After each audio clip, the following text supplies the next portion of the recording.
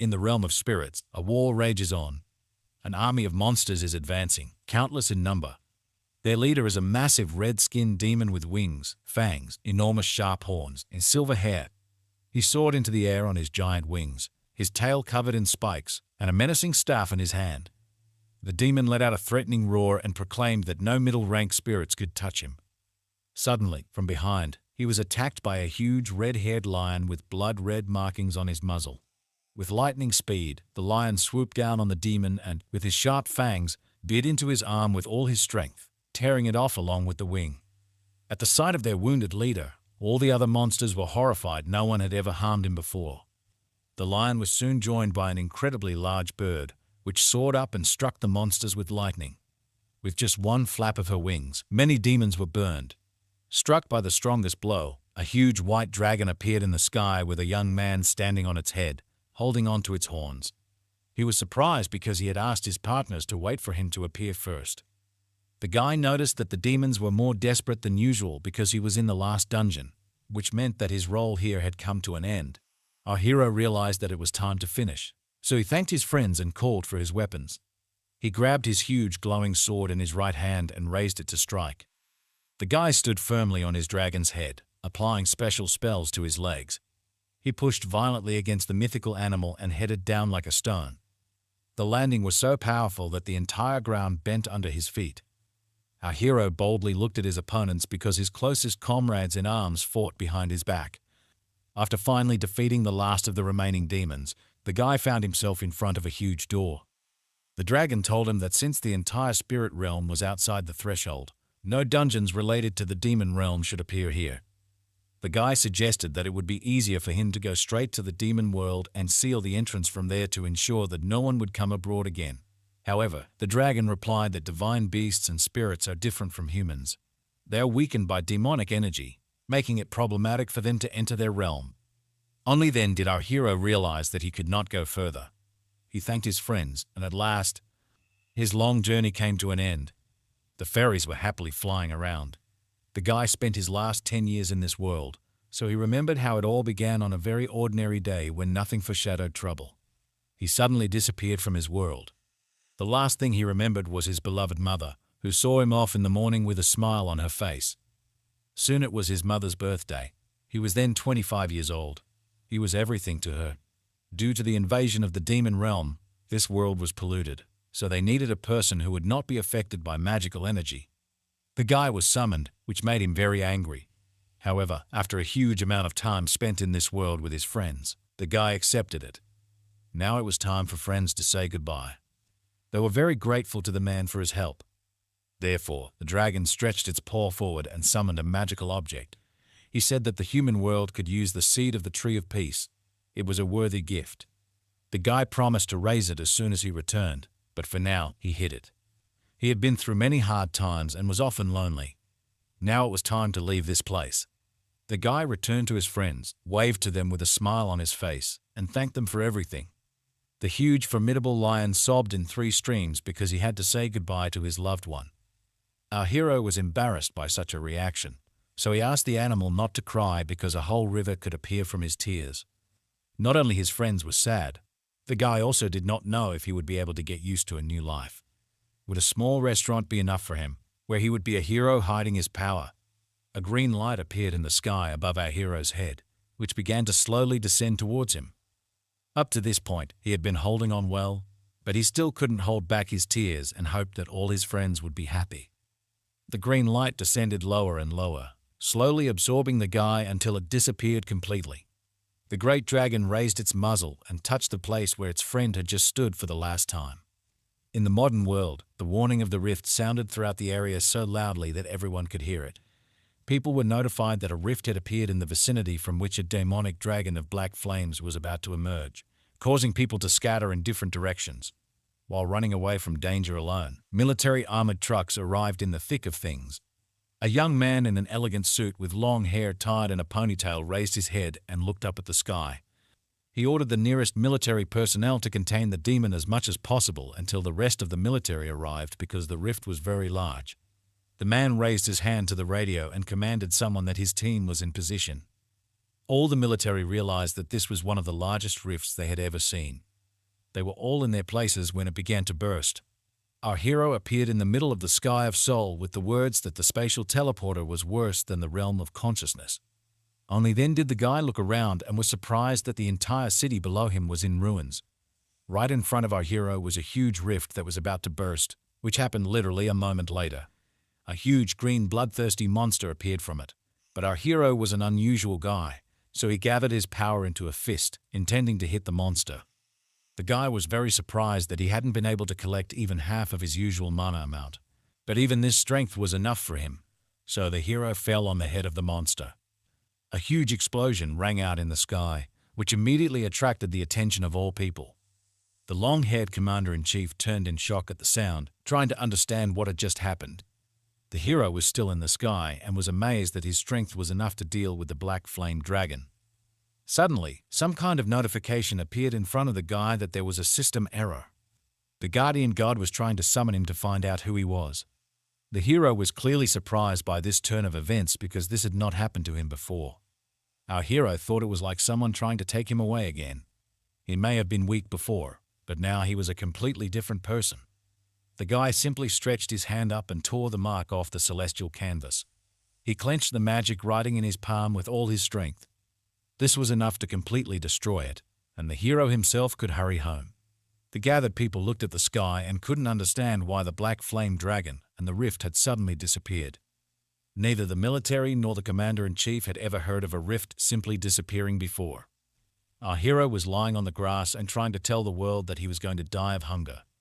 Costa rolled on the ground from side to side and shouted that it was a real absurdity to starve the savior of the world. He replied that spirits do not need food or other life-sustaining substances.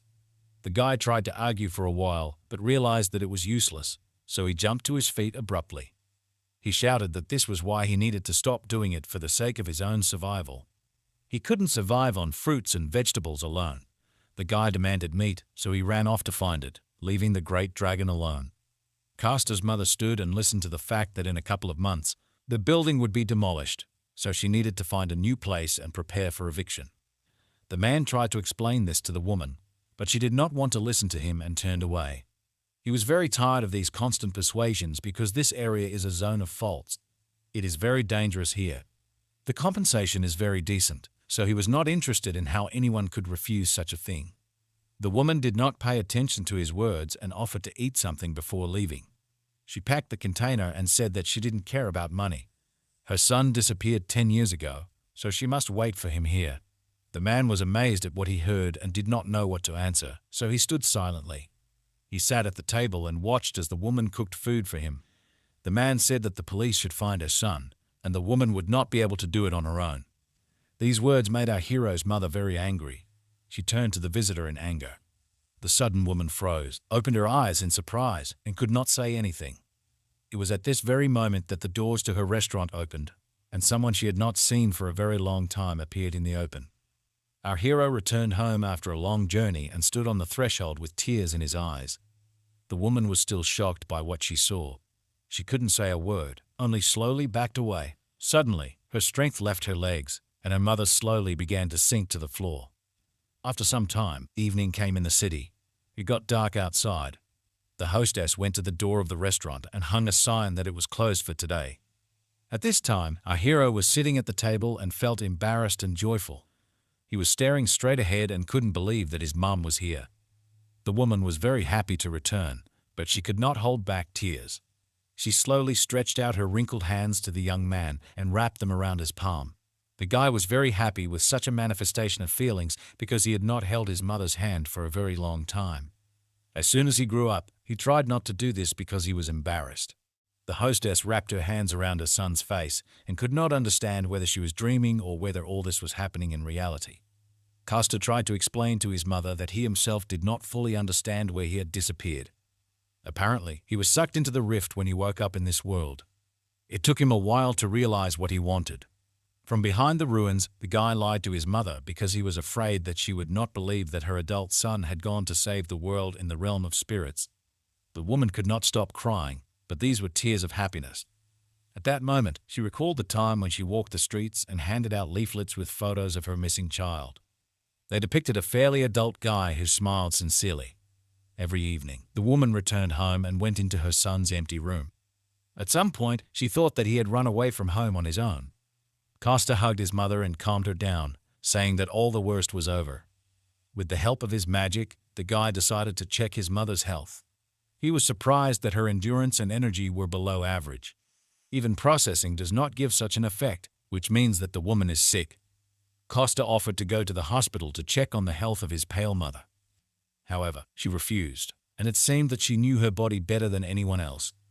In fact, the woman understood that her cancer cells had spread in her body. She went to the hospital too late. This news saddened her greatly. The woman wanted to know how much time she still had left to live. The doctor suggested about 6 months, so the owner did not want to spend the rest of her life in the hospital when her Costa finally returned home. Therefore, the woman smiled and shook her head from side to side, thus showing that she was fine. She was very happy to see her son, who was thought to be dead, so she offered to set a table for him. Costa realized that his mother was hiding something but decided not to torment her with questions yet. So he pretended to believe and went to his room. The guy calmly changed his clothes, sat down on the floor, and began to look around the room from all sides. He looked first at the ceiling, then at the wall, and at the dust that lay on his belongings. The young man realized that this place had also been empty for quite a long time. But the voice of his mother, who was calling for dinner, pulled him out of his thoughts. Costa went down to the first floor, and there were several plates with a very appetizing smell of food waiting for him on the table. The guy was amazed that his mother managed to cook all this so quickly. The woman was only happy with such words, so she also put her son's favorite meatloaf on the table. She admitted that she had been waiting for his return all the time because she did not know when the guy would return, so she cooked his favorite dish every day. The hero was very embarrassed by these words. They warmed his soul. The young man decided to remember old habits and took a piece of meatloaf in his hand. Then he began to carefully equip it with chopsticks and put more and more different food on it. After all, there was some rice, meat, spicy spices, and garlic on the leaf. Then our hero carefully rolled everything into the shape of a ball and put it in his mouth. The guy was delighted with the taste of homemade food, which he had not felt for many years. Costa ate food by the cheeks, and his mother was only happy with his appetite. Suddenly, the guy stopped for a second from the feeling that he was overwhelmed. He was so glad to stay at home in the company of his beloved mother that tears rolled down from his eyes. Our hero was extremely grateful to his mother. She only asked him to eat more slowly. The guy remembered that he was able to survive only because he thought about his mother, so he would not let the only person who supported him all the time suffer. The rest of the evening was spent on such nice conversations. At this time, somewhere else, a huge white wolf was asking his master why he had left the earth if he didn't have a reason to leave the place of the guardian god to him. However, he only replied that the brave hero who returned to his homeland would have to defend the land. The wolf was surprised that the fate of the entire planet was in the hands of an ordinary man named Costa. The owner continued to pass on information about the new protector to his animal, and he still did not cease to be surprised. At this time, it was late at night in our boy's city. Costa woke up, sat up on the bed straight, and yawned sweetly, scratching his head. The guy looked at his mother, who was lying next to him and sleeping soundly. The hero was amazed that the woman's pain was so strong that she winced even in her sleep. The guy realized that he had no time to lose. He needed to collect information as quickly as possible. Therefore, Costa got out of the house in the middle of the night and went in search of some information. The guy stopped after feeling the demonic energy of the summoned dungeon. He had a very bad feeling, but it couldn't be left so easily. Although the energy was quite weak, in the future, it might emerge as a creature, so he decided to reconnoiter the situation. He quietly got closer to the power source and saw a group of people with strange equipment.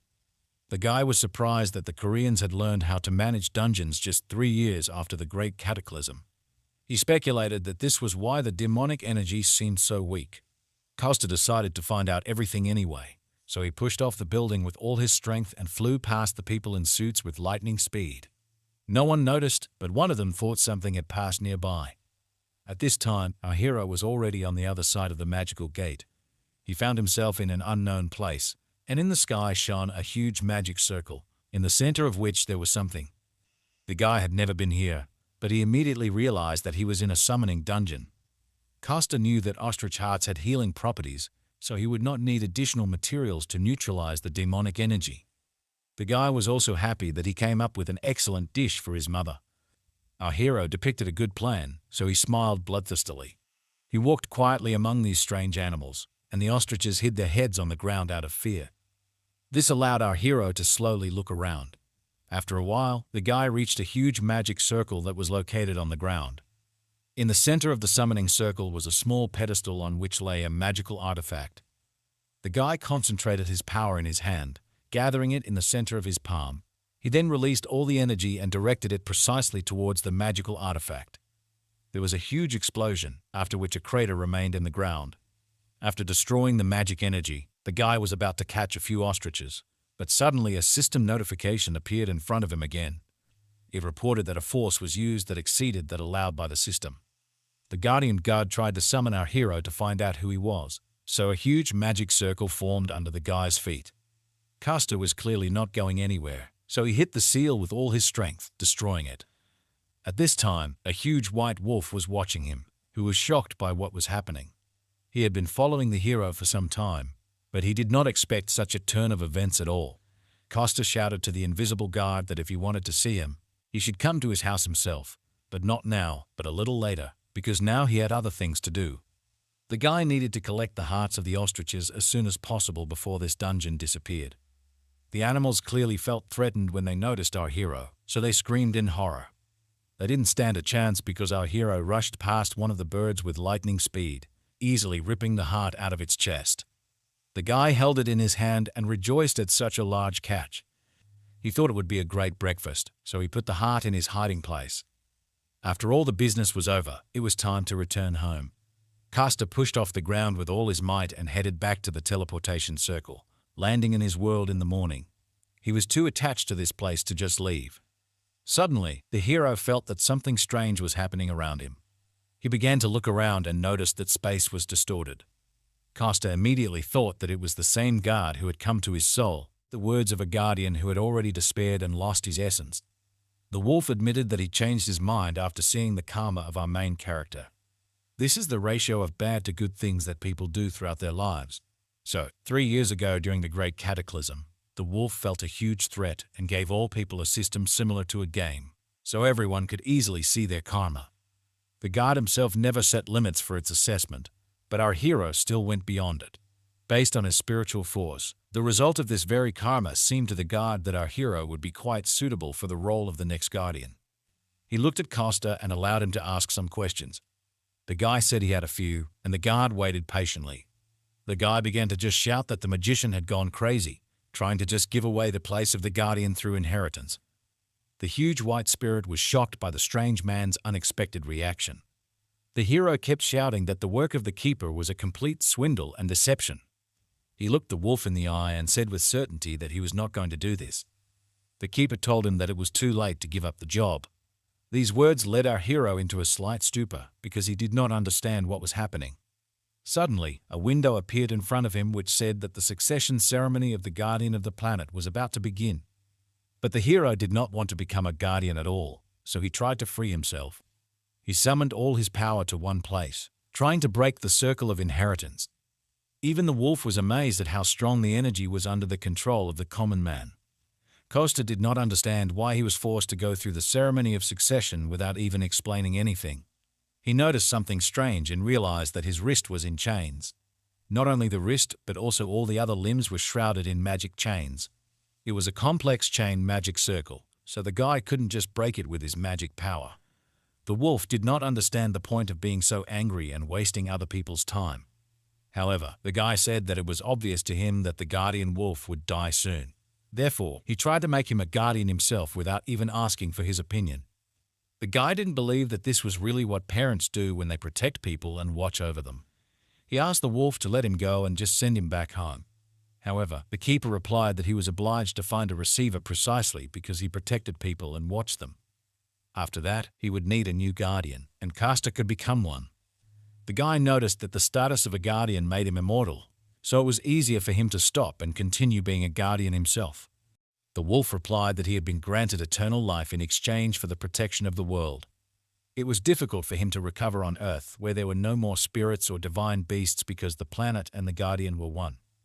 Even if it was destined to cease to exist, the Guardian could not just stand by and do nothing. After this explanation, Costa admitted that he was not going to be the successor of the Keeper. He tried to summon his magical power again and free himself from his shackles.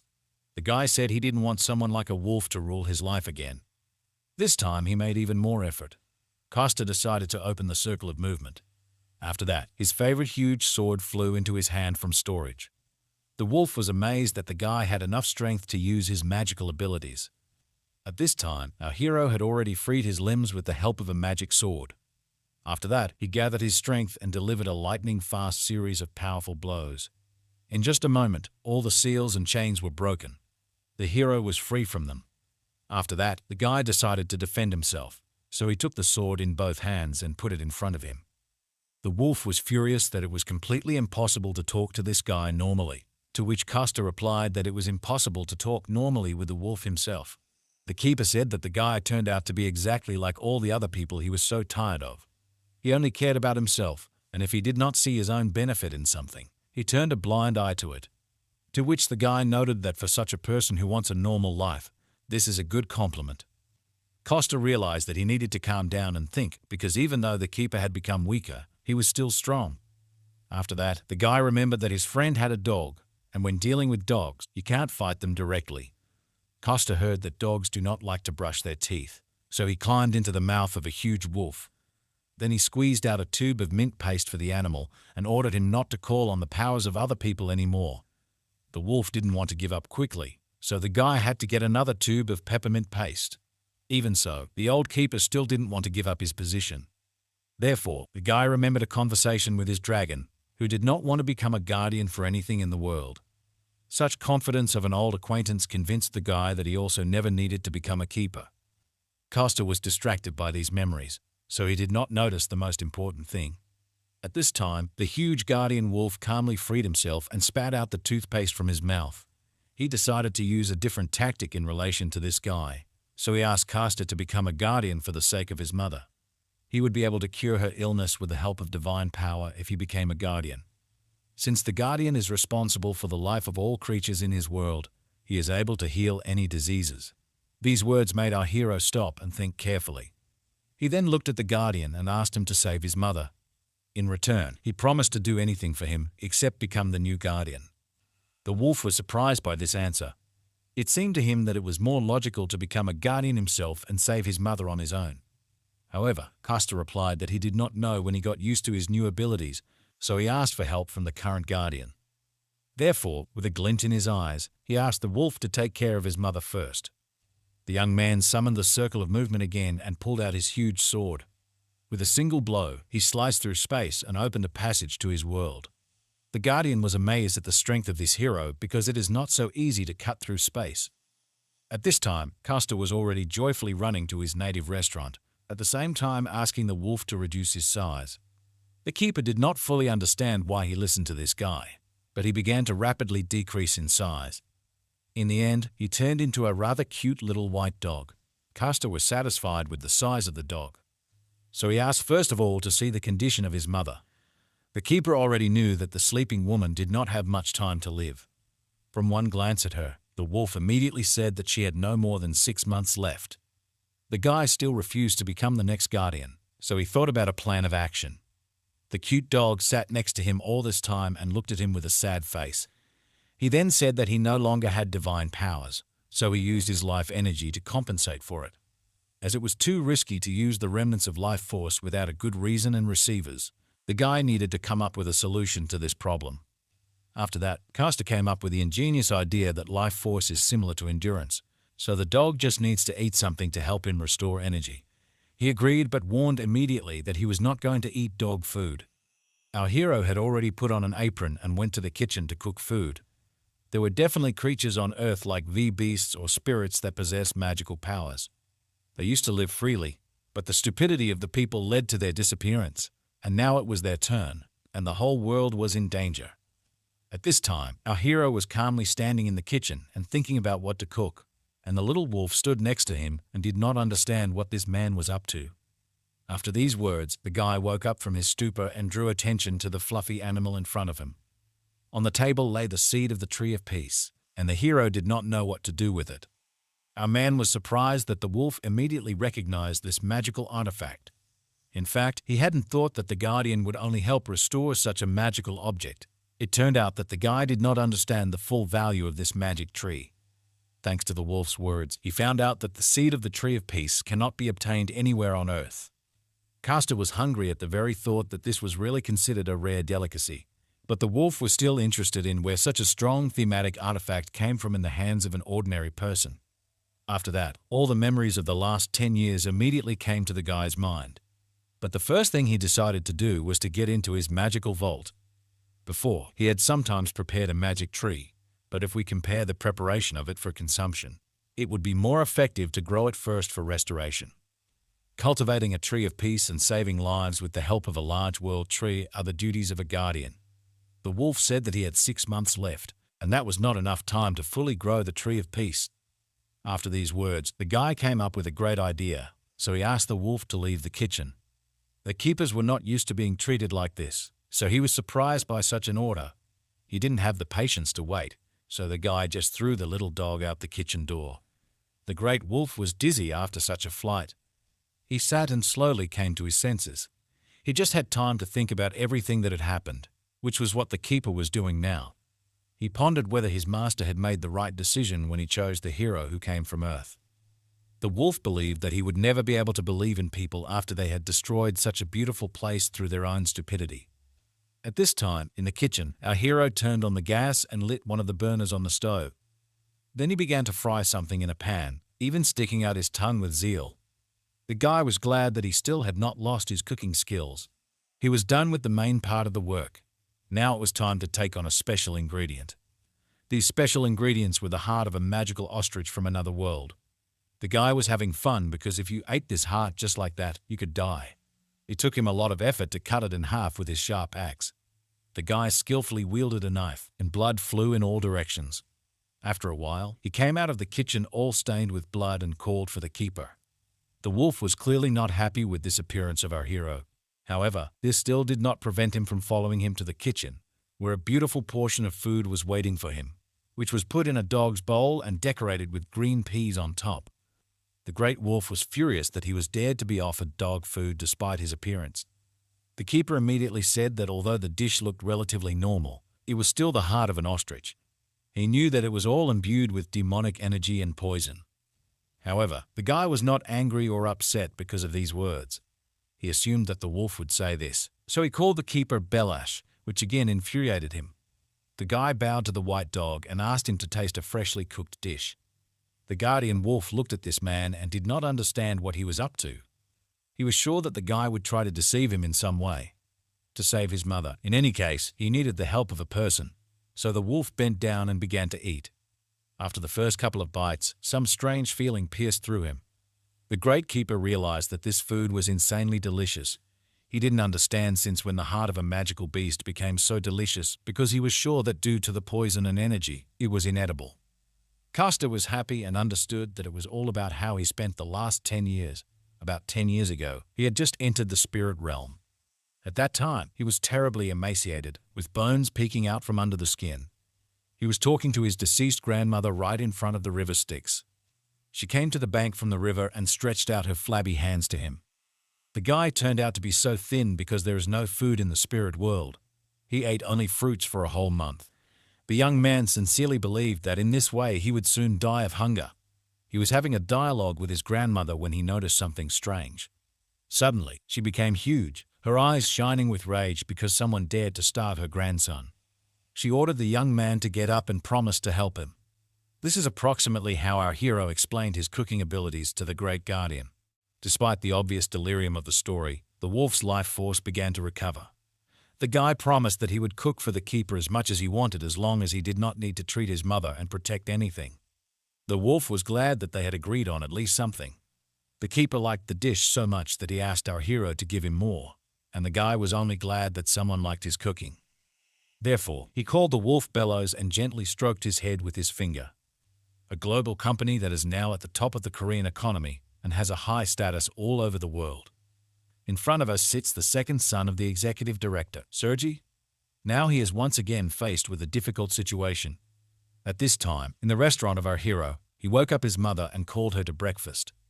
The woman woke up and saw a cute white dog in front of her who was cheerfully wagging his tail. She looked down at her leg and saw that it was covered in dog saliva. A couple of seconds after that, the dog approached the woman and began to lick her leg further. After a while, the woman, dressed in homemade clothes, went down to the kitchen. The dog was sitting under the table and eating from a bowl. The woman was surprised that a dog appeared because her son used to be afraid of animals.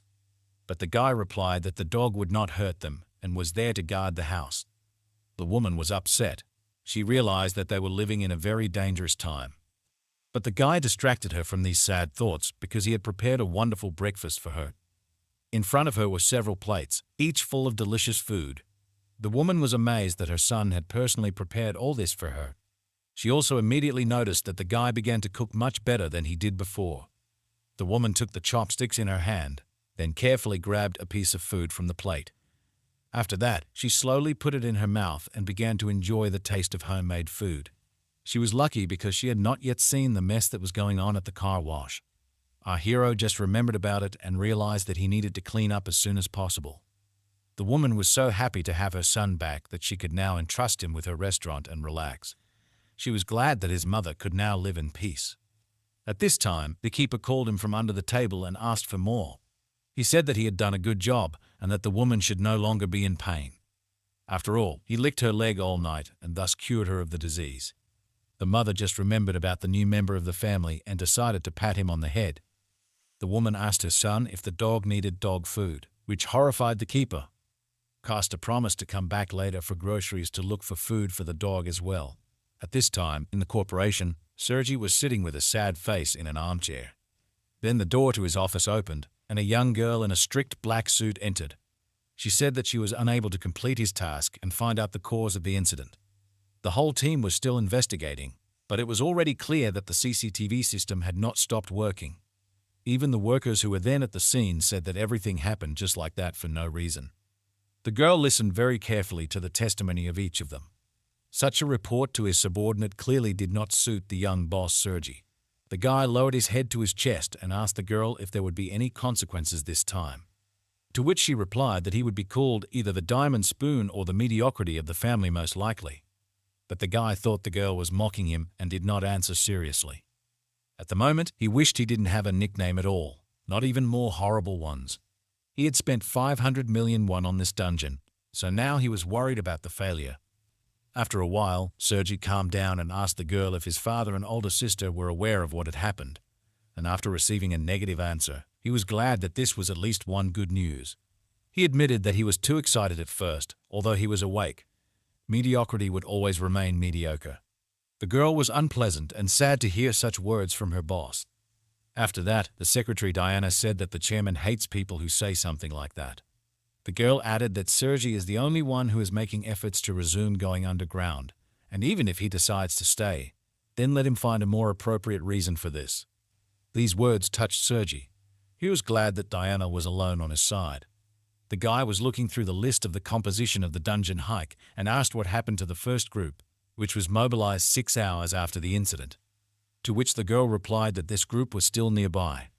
They are resting after studying the scheme of the dungeon hike.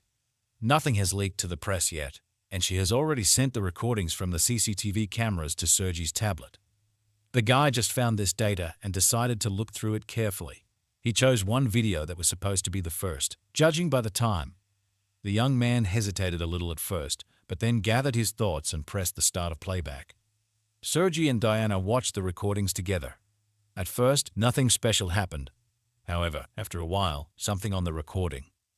1 in tens of billions, absolutely none of those present were delighted with the outcome of events. After that, Sergi noticed it was already late in the evening, so he thanked everyone who participated in such a long meeting. The next time they were supposed to gather was when the preparation for the trial and the materials for it were ready. For today, everyone was free to go home. Sergi had spent several days at work, so when he went out into the bright sun, his eyes watered. Diana and her boss walked slowly down the street, discussing the weather. The young man was upset that everyone was suffering because of him. He was very ashamed that he had kept his secretary waiting for more than 18 hours. To which the girl replied, "Don't worry, boss. I'm ready to follow you anywhere, just don't make it a marathon next time." These small words of support inspired Sergi very much. Some short time after the start of the walk, the young people stopped in the middle of the road. Sergi admitted that he still had at least one very good side in his office. Immediately afterward, the thought of his father and older sister looking down on him came to mind. Their success put a lot of pressure on him from a moral point of view almost from birth. Before these thoughts, the young man again fell into a stupor and did not move for some time. He woke up only when his secretary called out to him, standing in the middle of the road. The girl decided to cheer up her boss and offered to have a snack somewhere before returning. Sergi tried to refuse such an offer because he was embarrassed, to which Diana noticed. "Boss, you always scratch your forehead when you're nervous. Also, you always go to bed to relieve stress. Maybe you should try yoga instead?" Sergi was surprised at how well his secretary knew him, so he agreed to have a snack. The girl knew a good place nearby, so the young people got into the car. The secretary was driving and took her boss to a small restaurant with very tasty food. She looked around and wondered if all the buildings were destroyed because of what they found in the area. After some time of the trip, when Sergi had already begun to fall asleep, Diana said they had arrived. Of course, it turned out to be our protagonist's family restaurant, which was hosting customers for the first time since he returned. Diana asked for a table for two while the boss looked around. The girl was carefully examining the menu, and Costa thought he had come across very interesting visitors. Suddenly, the voice of the keeper rang out in his head, offering to show the guy the visitor status windows. The young man did not really like the fact that he spoke to him using telepathy. However, he agreed to look at the visitor status windows anyway. He saw that Diana was 30 years old and a kind swordsman of level 34. Sergi, on the other hand, was 32 years old and a rare kind magic archer of level 25. Immediately after that, Costa realized that his intuition had not failed him, but he still did not understand why people like them would come here. The voice of the guardian in his head said that people like them are called awakened. The guy was angry that the wolf could even read his mind, but he said that he was just too predictable. 3 years ago, after the great capitalism, magical power or particular classes began to awaken in some people, just like in a game. Costa thought that the awakened could give hope to people after the invasion of demons. At this time, he was thinking about this topic and observing his unusual visitors. He mentally asked the keeper how strong these people were right now, to which he replied that they are among the 10% strongest among all people and in the 30% among hunters. After this information, Costa decided that it would be difficult for them to resist even a mid-ranked demon monster. Diana wanted to place an order, but was surprised that there was only one dish on the menu. The girl was not only surprised by the quantity, but also by its price. Costa also saw the price on the menu for the first time, which had doubled over the past 10 years. The guy thought it was too expensive, but the girl said it was too cheap for the modern world. Sergi noted that the restaurant would go bankrupt if it sold food at such a low price. Hearing such words, the mother of our hero came out of the kitchen into the restaurant hall. The guy was very surprised that the prices of all goods had soared so much, which surprised everyone in the room. The woman replied that she had been working for the last 10 years not for the sake of earnings, but so that her son would have a place to return to. With her heartbreaking story, the woman surprised the unusual visitors of the restaurant. Despite everything that had happened, Diana noticed that the kitchen smelled very delicious. Sergi also liked the smell, so he asked to cook a very spicy dish and bring booze. The girl refused to drink with him because there was no spare driver. At this time, Costa was in a stupor because of how quickly events were unfolding. But his mother called him from the kitchen and asked him to help, so the guy had to force himself to move. Costa approached his mother and asked if they were selling their food too cheaply, but the woman did not listen to him at all. She was only glad that there were visitors for the first time in a long time. She came up with a brilliant idea, which she immediately voiced to her son. Since these were the first visitors since the guy returned, the woman offered him to cook his own food. The guy was a little shocked by what was happening, but his grandmother wished him good luck in his thoughts. At this time, at the other end of the city, something strange was happening at an abandoned construction site. A man smiled bloodthirstily as his victims begged him to spare them. He said they didn't have to make some kind of crazy out of him, just answer one question. He wondered which of these two connected people loved the other more. None of them could say a word, they just bowed in silence. The guy was very amused by this reaction of the couple. He looked down at them, then straightened his jacket and grinned.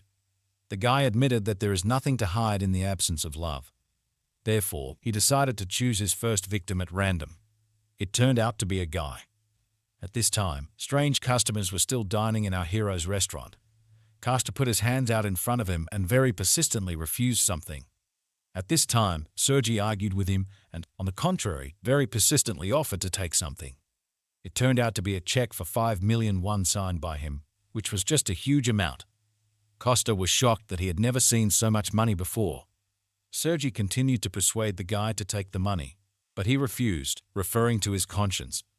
However, the unusual guest continued to insist that it was not only a payment for food, but also for the time spent. For a person like him who can't even eat normally because of work, the guy had tears in his eyes, and he said that perhaps today was the last meal.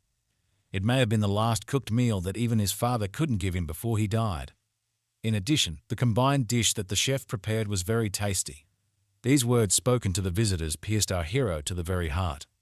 Costa even took Sergi by the hand because of how pleasant it was for him to hear such praise.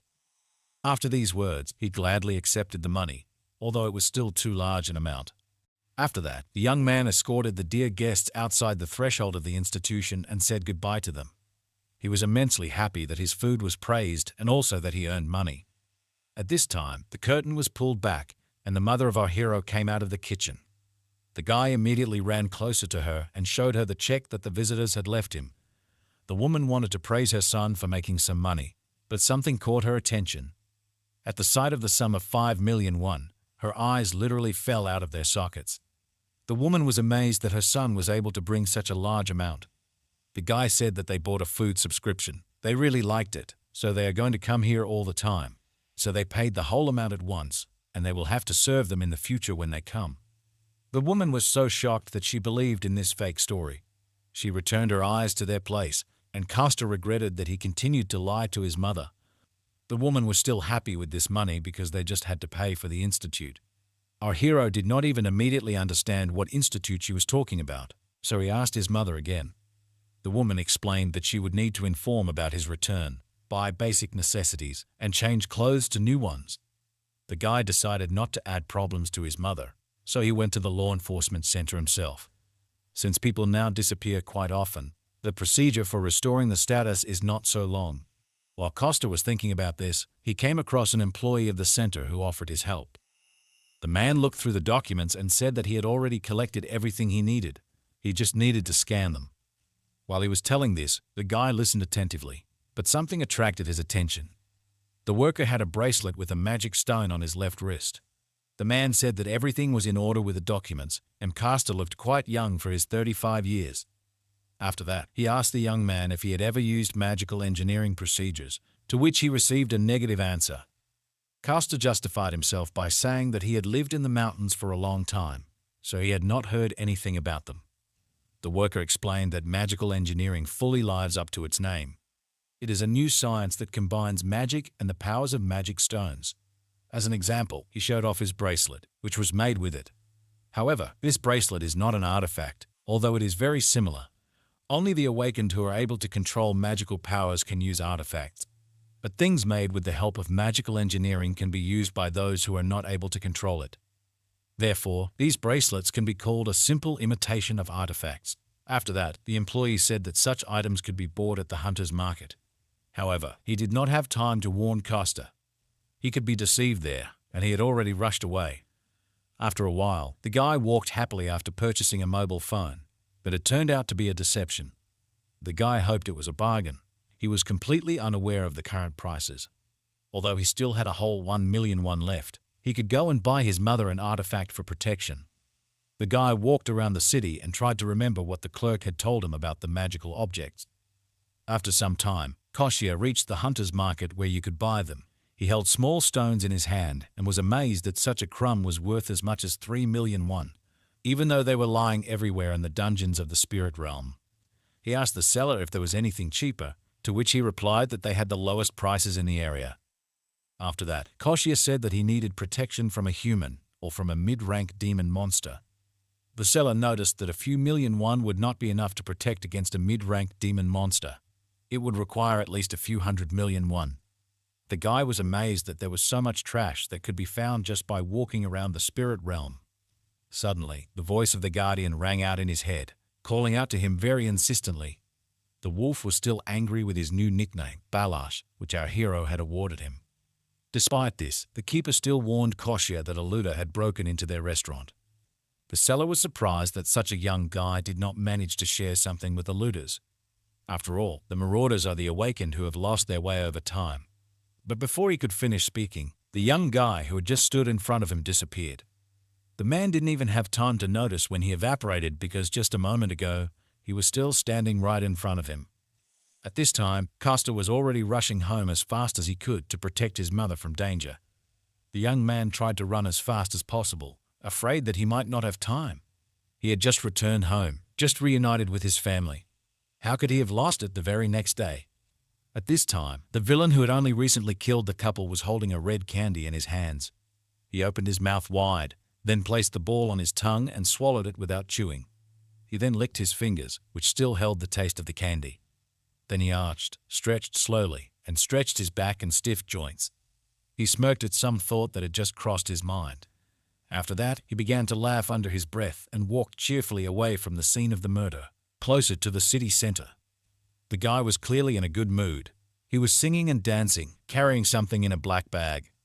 The mother of the main character was cleaning up the kitchen when someone entered the restaurant. The woman first thought it was her son who had come, so she was surprised when she saw another man on the doorstep. He was also surprised that he was called by a different name. In fact, his name was Misha. The guy calmly entered the restaurant and was amazed that only one dish was served there. But the woman's attention was more attracted by the fact that he came here with a suspicious package in his hands. The guy didn't care at all. He only asked if the restaurant specialized in this one dish. After that, he calmly approached the table, pushed back the chair, and sat down on it, throwing the black package right on the floor next to him. Something in this package haunted the woman, the smell or color of it. At one glance at this package, from which hair protruded, the woman fell into a stupor and could not move. Mike immediately realized that the woman had noticed what he had in the bag, so he said that if the food in this restaurant was delicious, then he would kill her painlessly. And if he didn't like the food, then the mother of the main character would end up the same way as these unfortunates. The woman immediately went to the kitchen to cook. The looter continued to smile and sat calmly at the table, throwing his legs over his legs. The keeper immediately sensed that this man was clearly a looter, so he was very angry. He looked at Mike and used his ability to see the window of his skills. The guy was 29 years old, belonged to the class of ordinary assassins, was evil, and had level 33. Judging by Misha's karma points, he didn't really try to hide. This was not the guy who should have climbed without using divine punishment. At this moment, the marauder also noticed the puppy, so he decided to play with him and called him to him. He didn't even have time to do anything when the door to the restaurant suddenly opened with force. At this time, Misha's attention was distracted by the keeper, who lay on his back and pretended to be cute. Therefore, when our hero appeared on the threshold of the restaurant, the looter perceived him only as a noisy snot. He continued to call the dog, but the dog turned his back on him.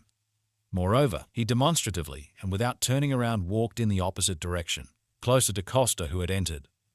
Only after that did the looter pay attention to the one who entered the restaurant.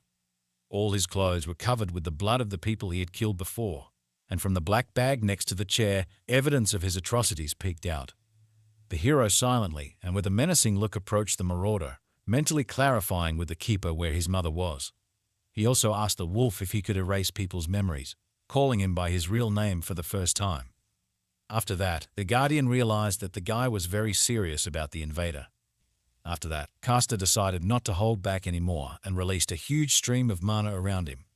It was so strong that many objects began to rise into the air. The young man said only one word, but he put into it a firm intention to kick the looter out of this restaurant and protect his mother. A moment after that, Mike was pulled out of the room with such incredible force that he slammed into the wall of the house standing in front of him. He was hit on the surface so hard that the guy instantly lost consciousness. With such a punch force, it wouldn't be surprising if most of his bones were broken, but Costa was clearly not going to stop there. Mike came to his senses and tried to find out from the guy who attacked him why he suddenly did this. However, our hero replied that such finished people as he should be silent. After that, Costa again used his power and squeezed the marauder from a distance. The young guy had already left the restaurant and even summoned his sword, intending to finish what he had started. At that moment, the voice of the guardian rang out in his head, warning that he would become a murderer. Still, the hero did not lower his weapon but froze in place and listened. The keeper continued to say that the looter was not the kind of person for whom you could throw away all your former efforts. This speech brought our hero to his senses. He began to calm down little by little. The guy realized that if he went even further, he would definitely become a murderer, and he couldn't let all that time turn to dust. Therefore, Costa hid his weapon, then approached the marauder and listened to him begging for mercy. The keeper mentally reminded him that if he left this guy just like that, he would definitely die. Therefore, Costa summoned a magic stone from the vault and slowly headed towards Misha. Then he leaned over to the guy, grabbed him by the hood, and lifted him off the ground. He ordered the looter to open his mouth and take medication if he wanted to live, which he did. The medicine turned out to be so disgusting to him that Misha almost died a second time from its taste and pain. In fact, it was a medicine that could restore absolutely everything in the body. Despite the taste and pain, it worked perfectly because Koshia had already used it himself before. After that, the looter was tied all over his body and taken directly to the nearest police station. At this time, our guy was preparing further, reasoning that it would be difficult to go straight to the dungeon right now. He needed to focus on rebuilding his stamina or making money in peace. After that, the guy stirred his soup, took some in a ladle, and brought it to his mouth to take a sample. The food tasted delicious, so he could set the table and call his mother to breakfast. At this time, the police station had already managed to deal with the looter who was lying in front of their doorstep.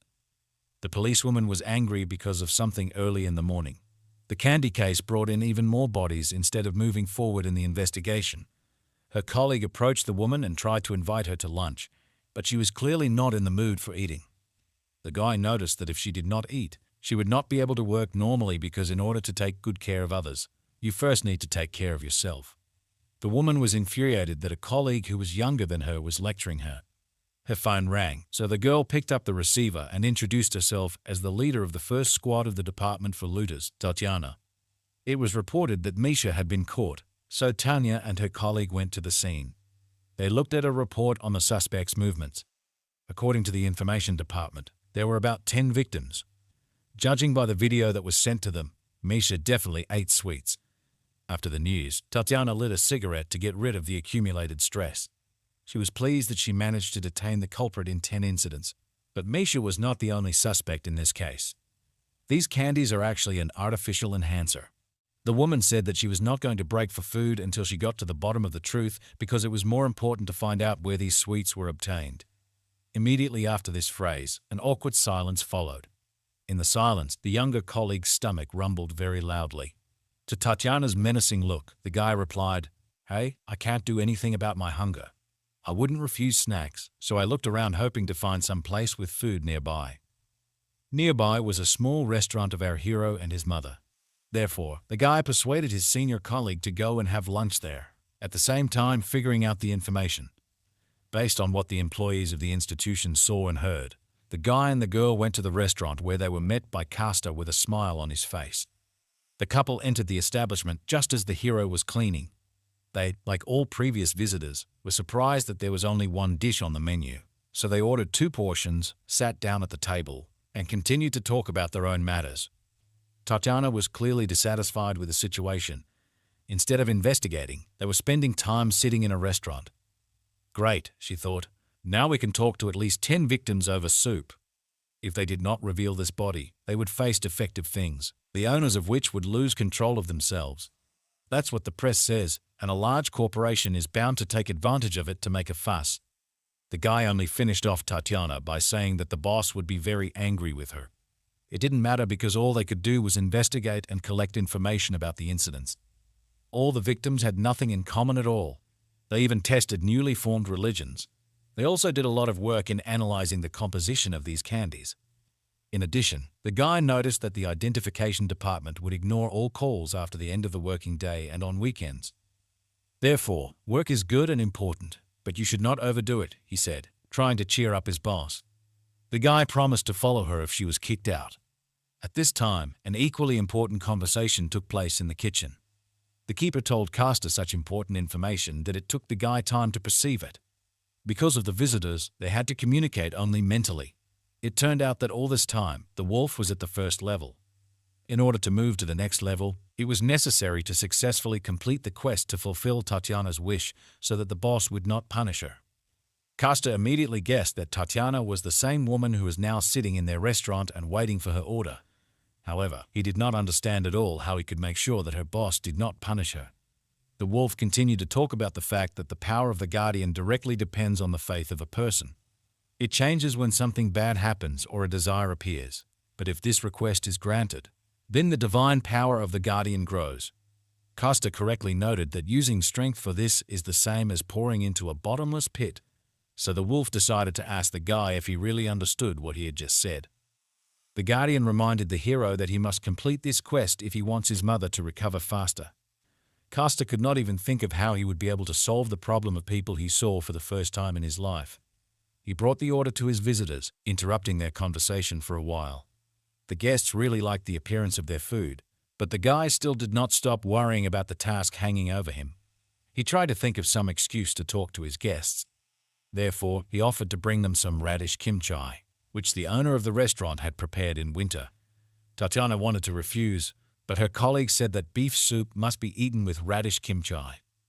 Usually, she does not like such an appetizer, but the rest of the food in this restaurant was really good, he said. So the woman decided to try it anyway.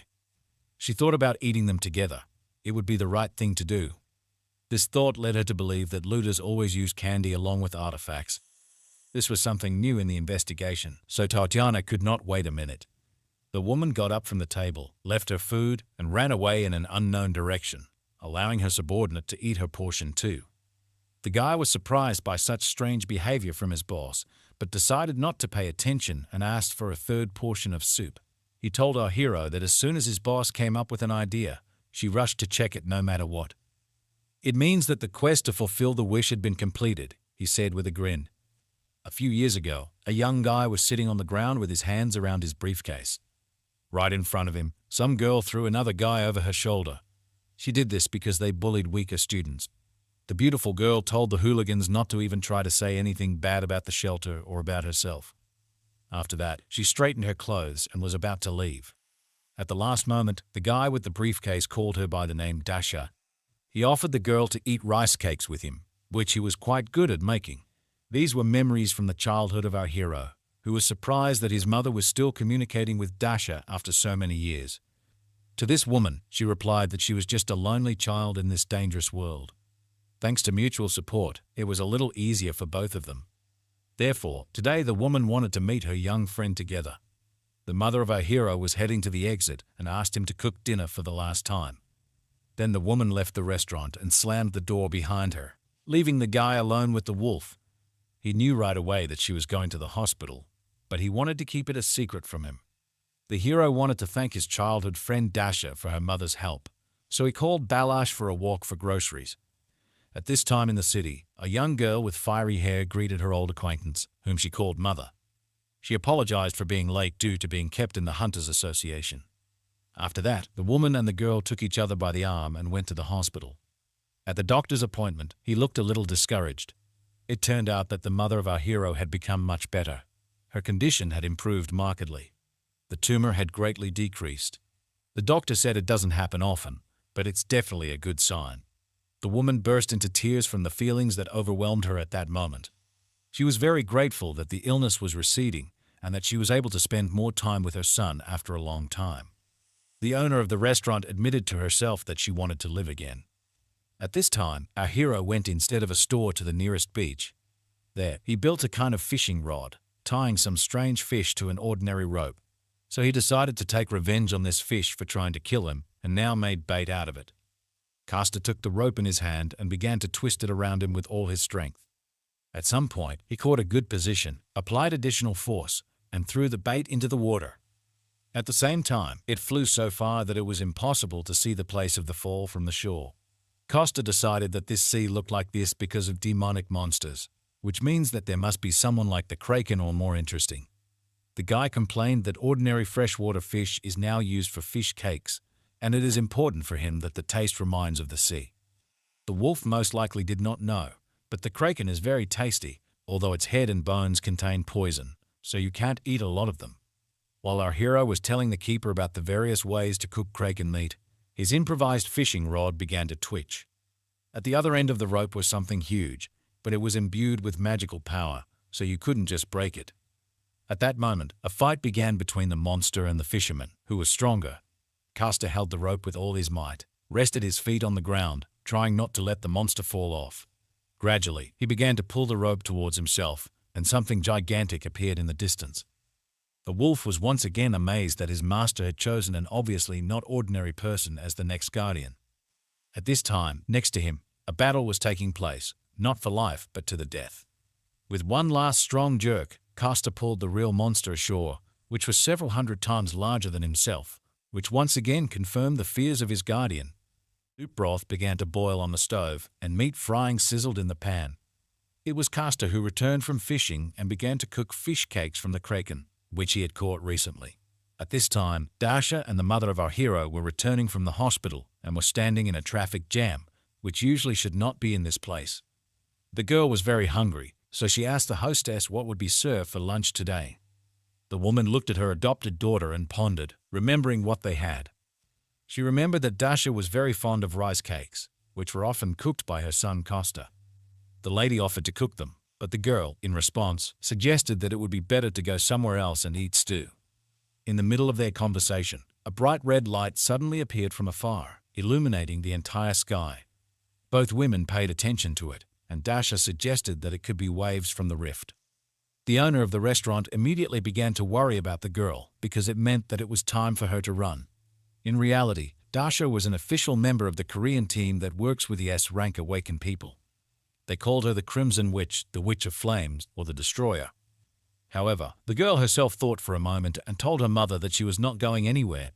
She noted that the rift had not yet appeared, but it should happen soon, and the government should have already sent competent people to a rift of this level. She herself had a day off today. Moreover, the girl was worried about the fact that her mother could not drive a car. She would have problems if she stayed here. But the hostess reminded her that she herself knows perfectly well how easily a person can simply disappear one day, hinting at her son Costa. Therefore, Dasha decided that she would stay in the car and stick with the woman. It was at this moment that the mother of our hero decided that it was necessary to inform the girl about the return of her son Costa. At first, Dasha did not even understand what she meant. Such incredible news seemed to her. The hostess said that the guy was sucked into the rift. He lost both his memory and the sense of time. He looks 25 years old, as he did at the time when he disappeared, which surprised Dasha very much. The woman admitted that this is why she looks so happy lately. She also added that she was so lucky only because she had the opportunity to help others and lived a good life. A son and a beloved daughter who returned 10 years later, as well as a short life that has become much longer. The woman said that the one who has known grief should become strong and, in such situations, make every effort to prevent this for other people. Then she looked at Dasha meaningfully and asked her not to worry too much. After all, the woman believed that the girl would have enough strength to save both her and everyone present here, so she would wait for her right here in the car until she came back. These words convinced the young girl, after which she got out of the car and went to the center of events to help. At this time, the people nearby were in a panic that the rift was about to open and the awakened had not yet arrived. After that, they turned their attention to a strange girl who walked right into the center of danger and began to release fire.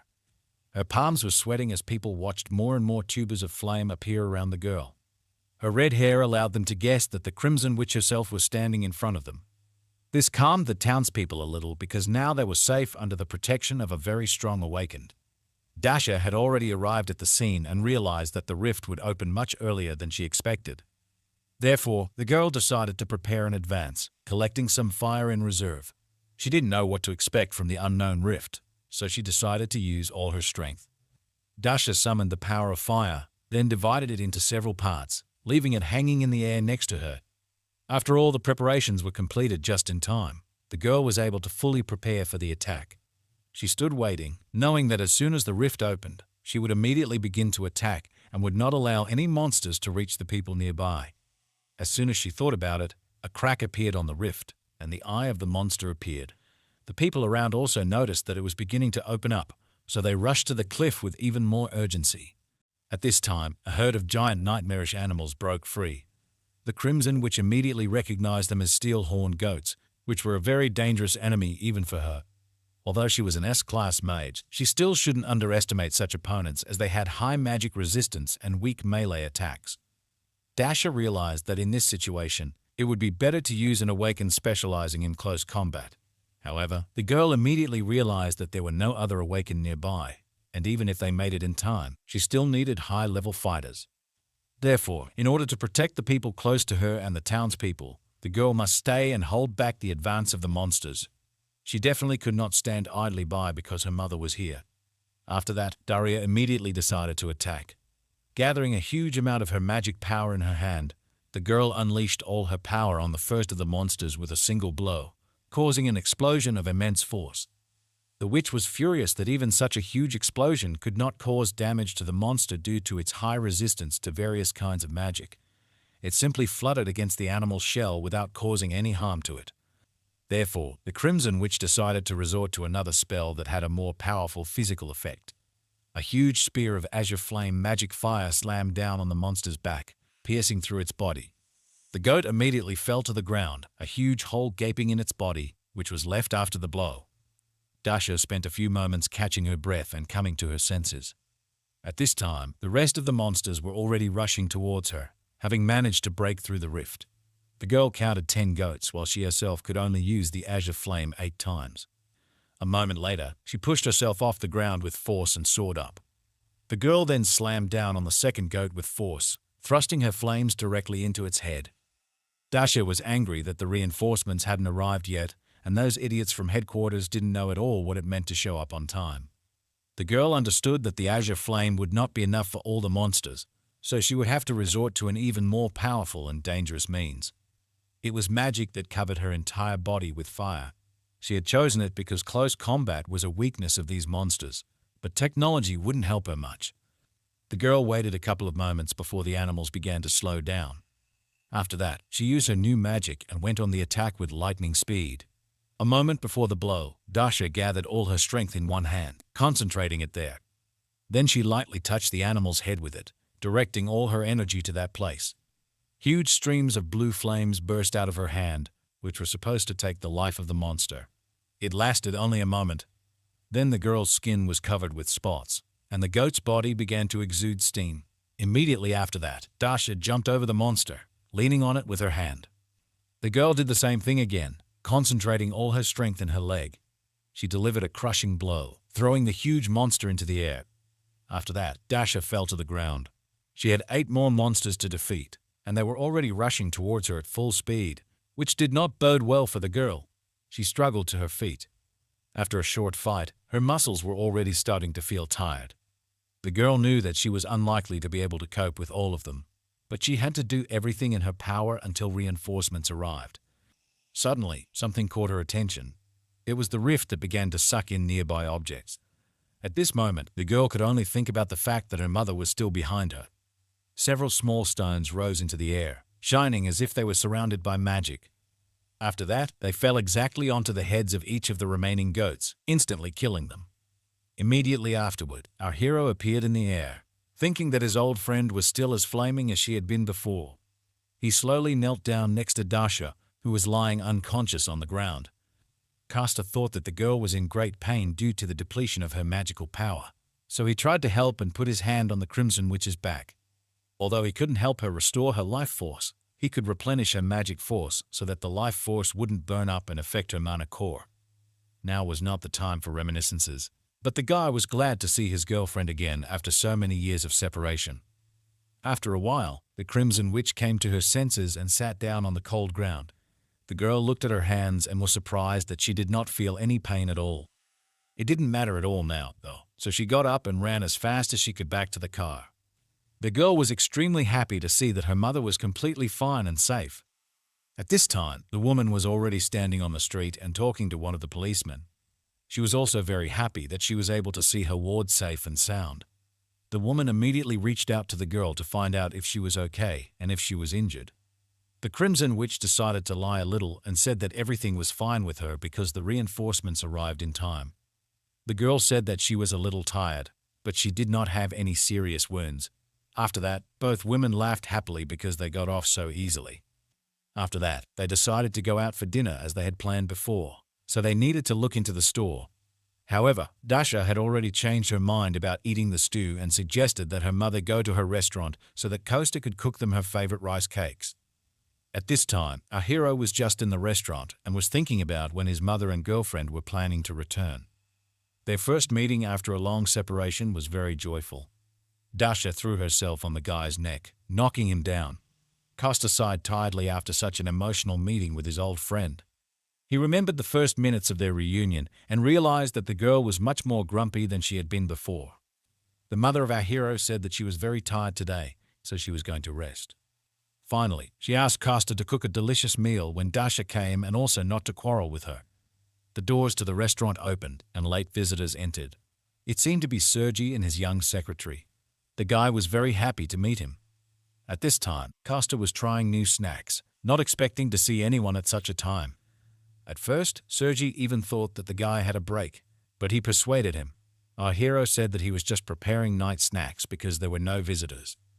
After that, he led his dear guest to a table and told them about tonight's menu. The young director remarked that the ingredients for such food were too difficult to obtain in their time, to which the hero said that the young people paid enough last time, and he thought that they needed to change the subject. The guy noticed that today the couple looked even more tired than last time. After these words, they generally fell into despondency, which greatly surprised the young cook. The guys literally wrapped their heads in their hands and were very upset about something. It turned out that their company's negotiations went badly, so they had to pay a huge amount of money.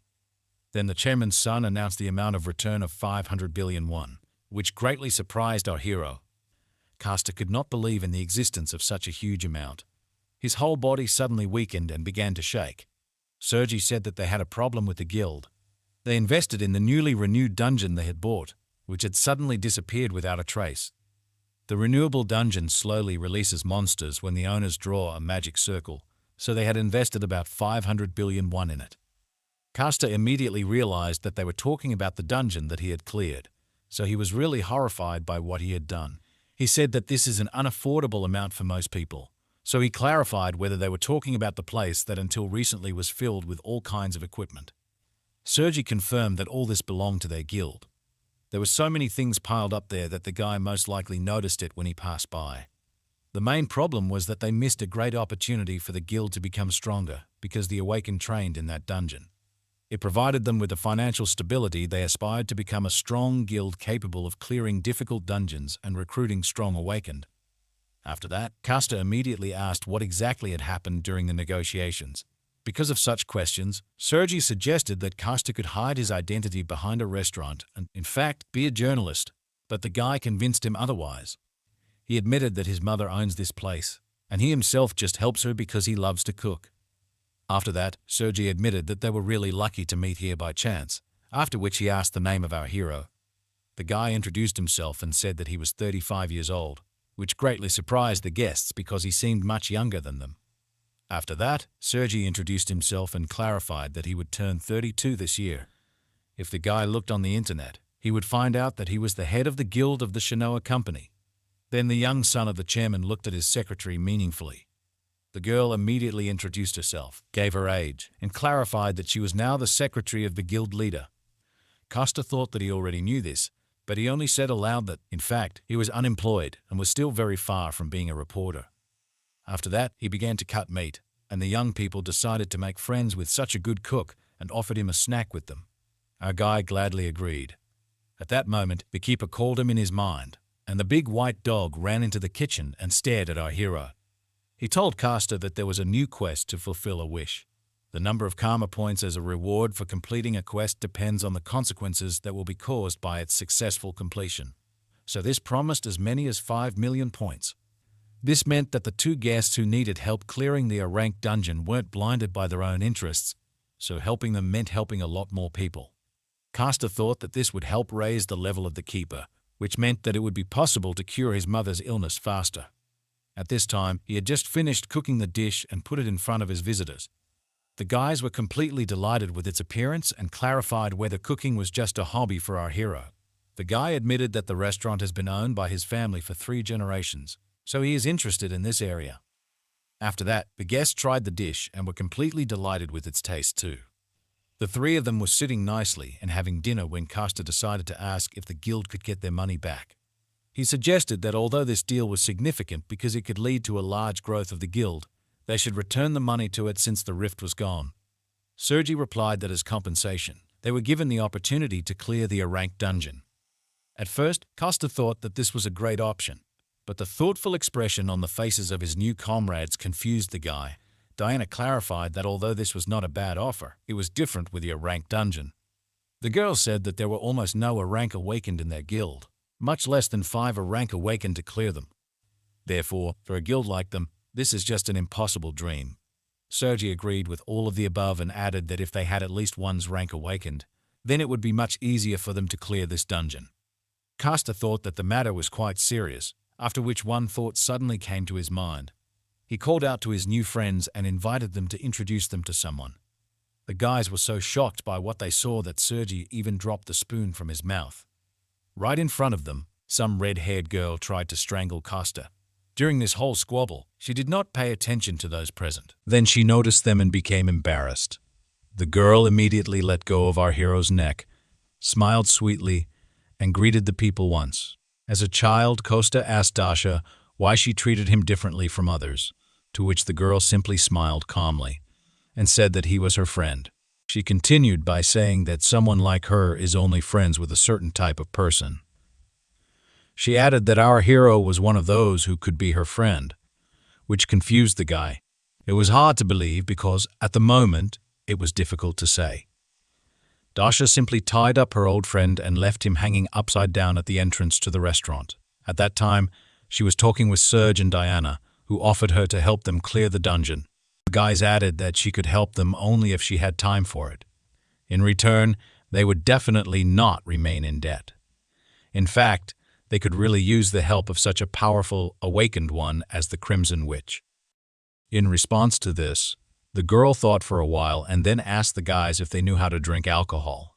This unexpected continuation of the conversation caused surprise on the faces of the restaurant guests, but they agreed.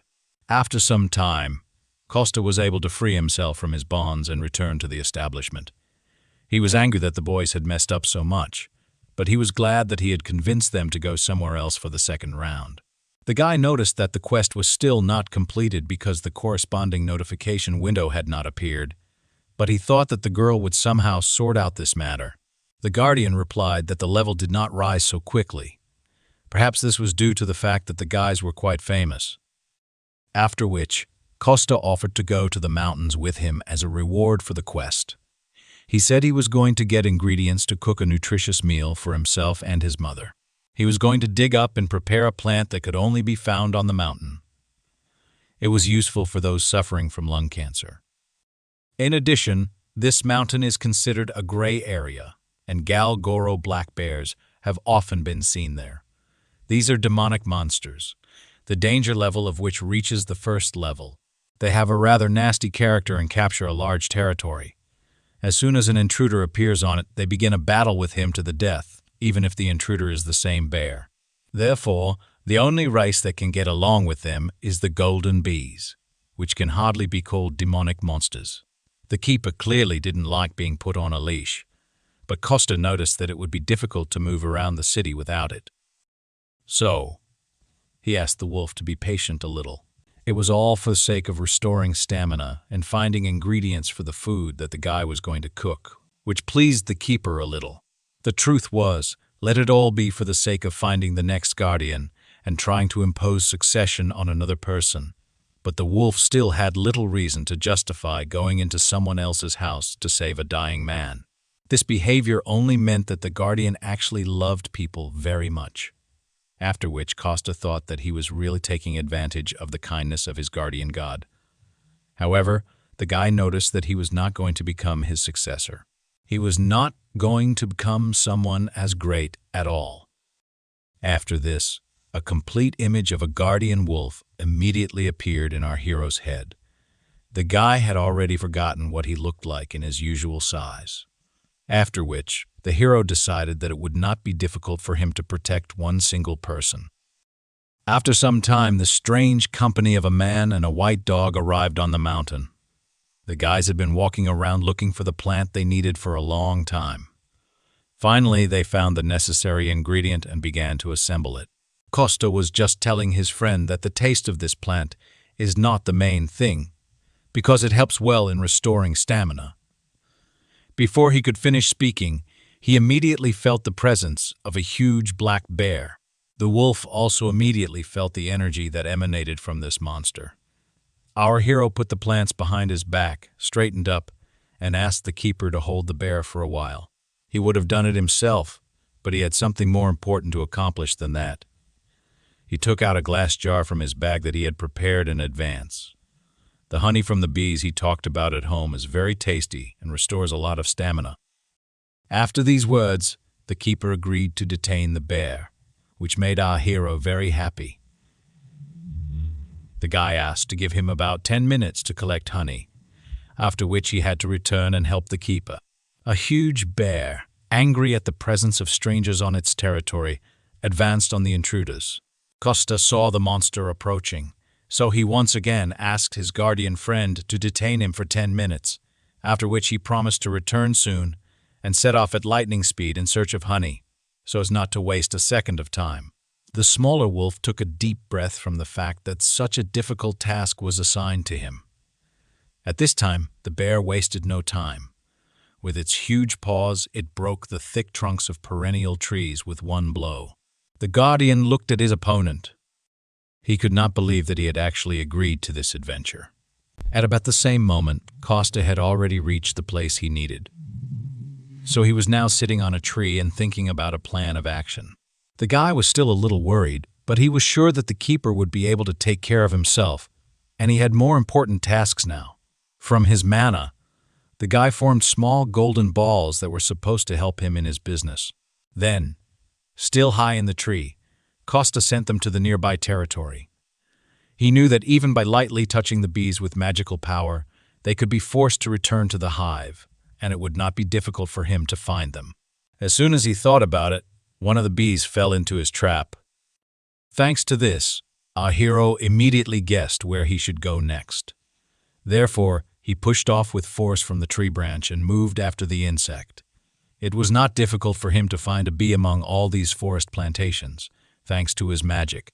After that, all he could do was follow her closely.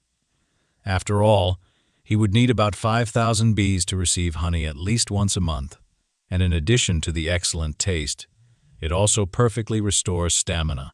Therefore, Costa was very happy that he was able to stumble upon a large flower field, which was completely filled with bees.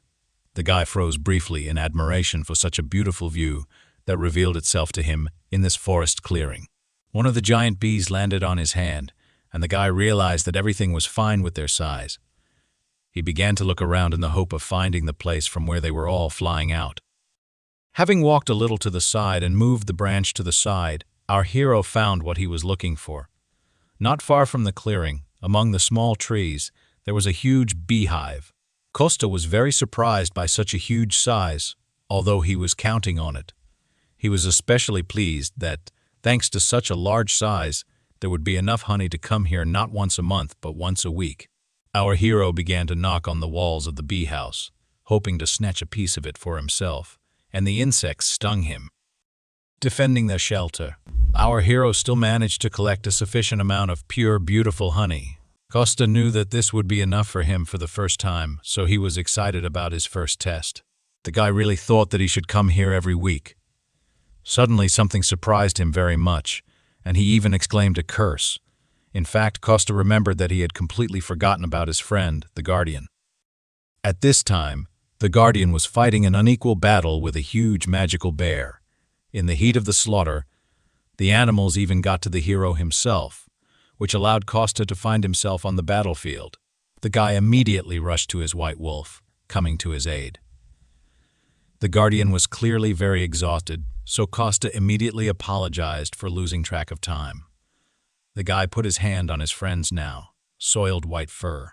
He realized that he had too high expectations for him because he was far from in the best shape. The hero realized that the keeper came to his house out of his kindness. He did everything he could to help him, but the hero took it for granted. He even sent his wolf, in his weak state, to fight a real magical bear. The guy realized that everything happened through his fault, so he promised himself not to kill the monster with lightning speed. He went to attack the monster and put all his strength into one single blow to the head. His intention was simply to euthanize the animal. About a week later, we then see the restaurant owner come out onto the porch to meet someone. She saw her son returning, all rumpled and dirty from a run on the mountain. The guy said that today they were very lucky. He was able to get fairly cheap honey and dug up some medicinal plants. But their conversation was interrupted by a company consisting of Sergei, Diana, and Dasha, who fell out of the restaurant with a hangover. They tearfully asked our hero to prepare hangover soup for them, and he was angry that they had the audacity to drink all night, and then come here again.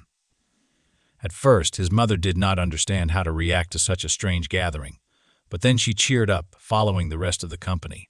She had no idea that this was a completely unusual honey. So she suggested making them some refreshing honey water to help them relax. Our hero asked his mother not to stress too much.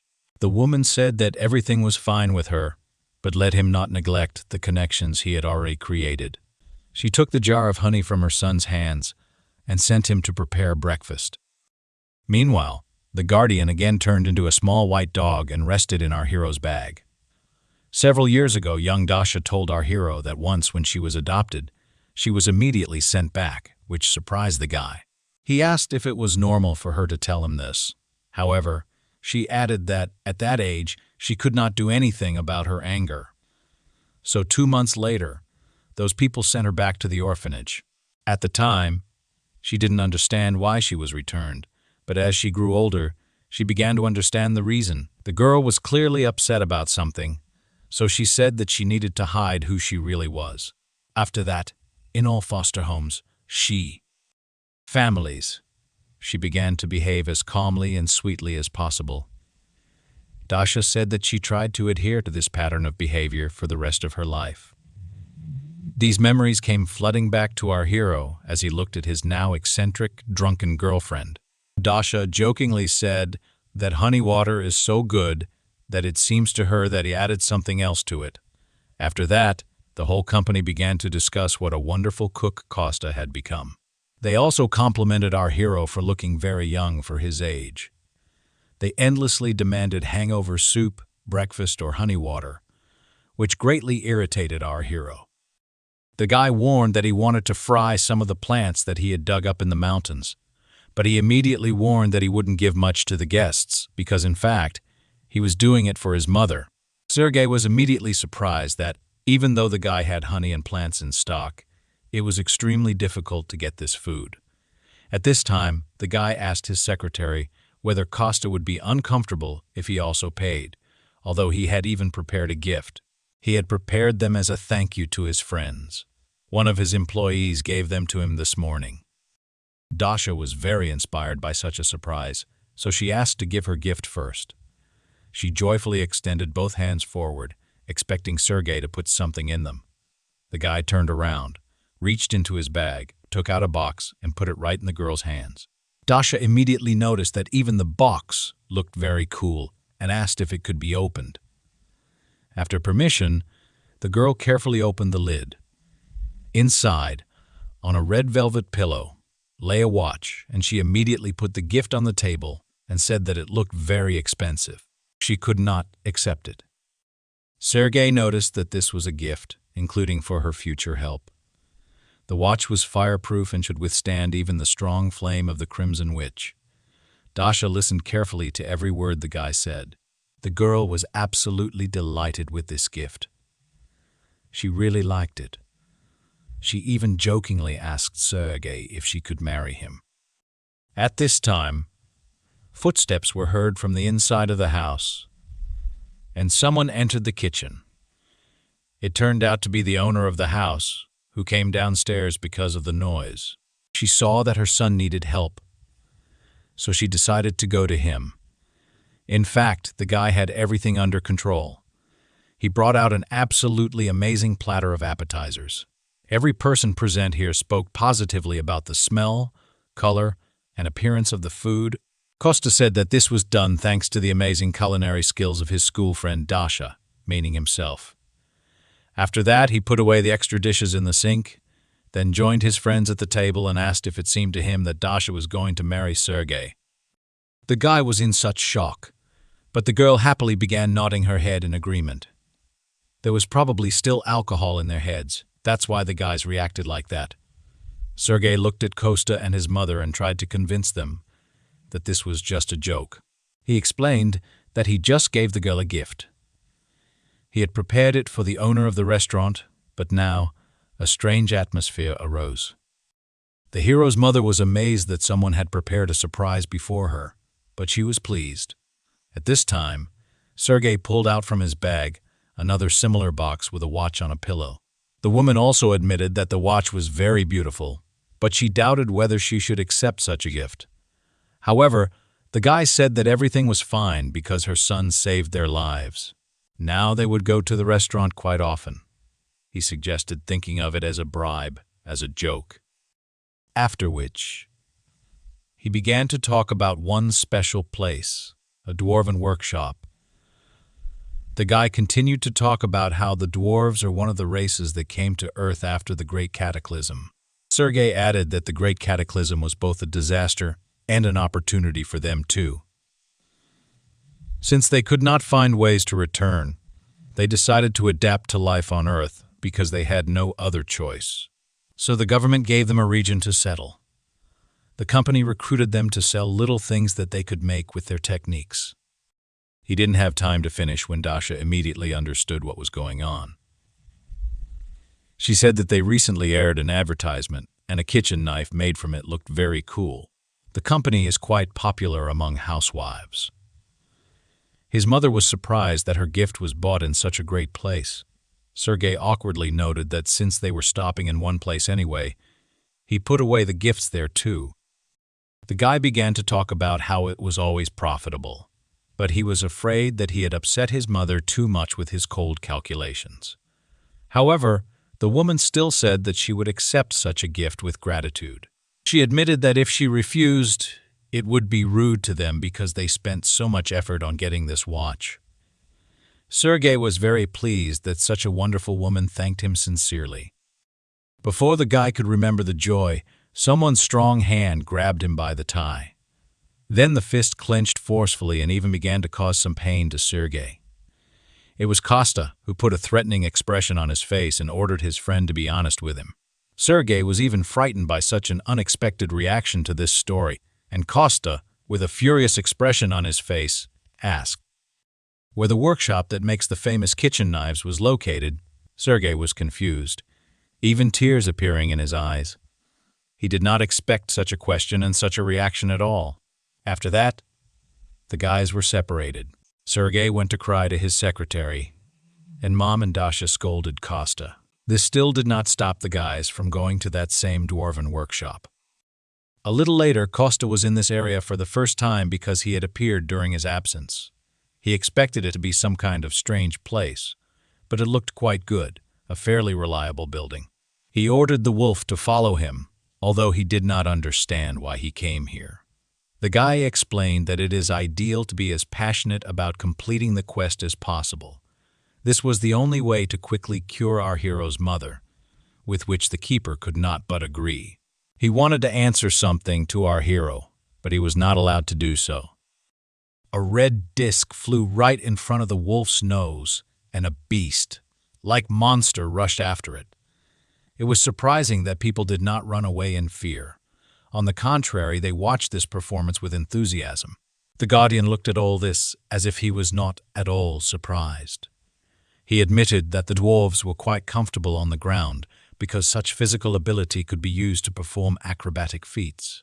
However, then, he looked at how some human child was sitting on the neck of an animal and added that they were a rather aggressive race, so their pride could be hurt. Costa looked around and noticed one dwarf whose fur color seemed familiar to him.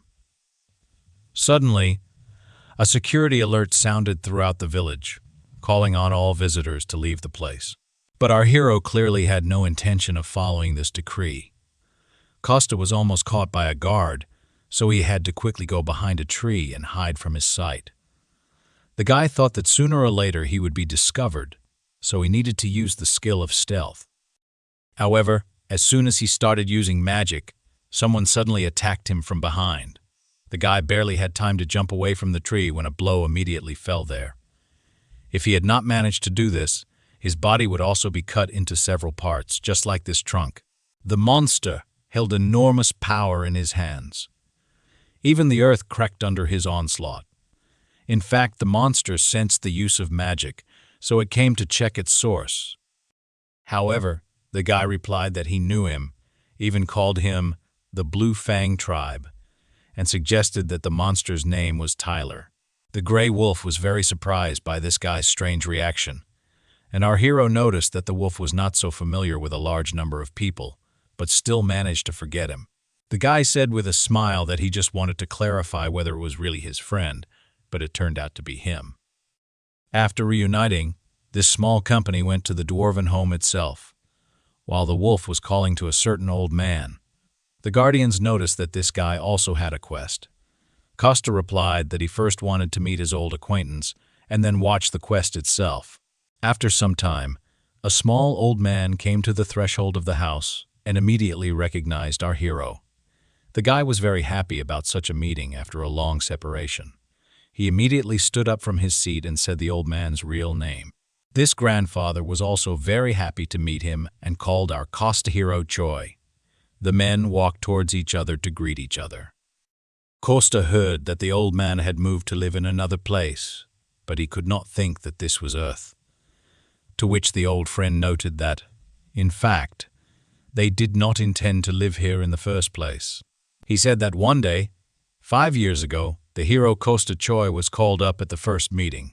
The old man immediately drew attention to the hero's strange sword, which had a blade that was too large for his body, and the handle was too thick.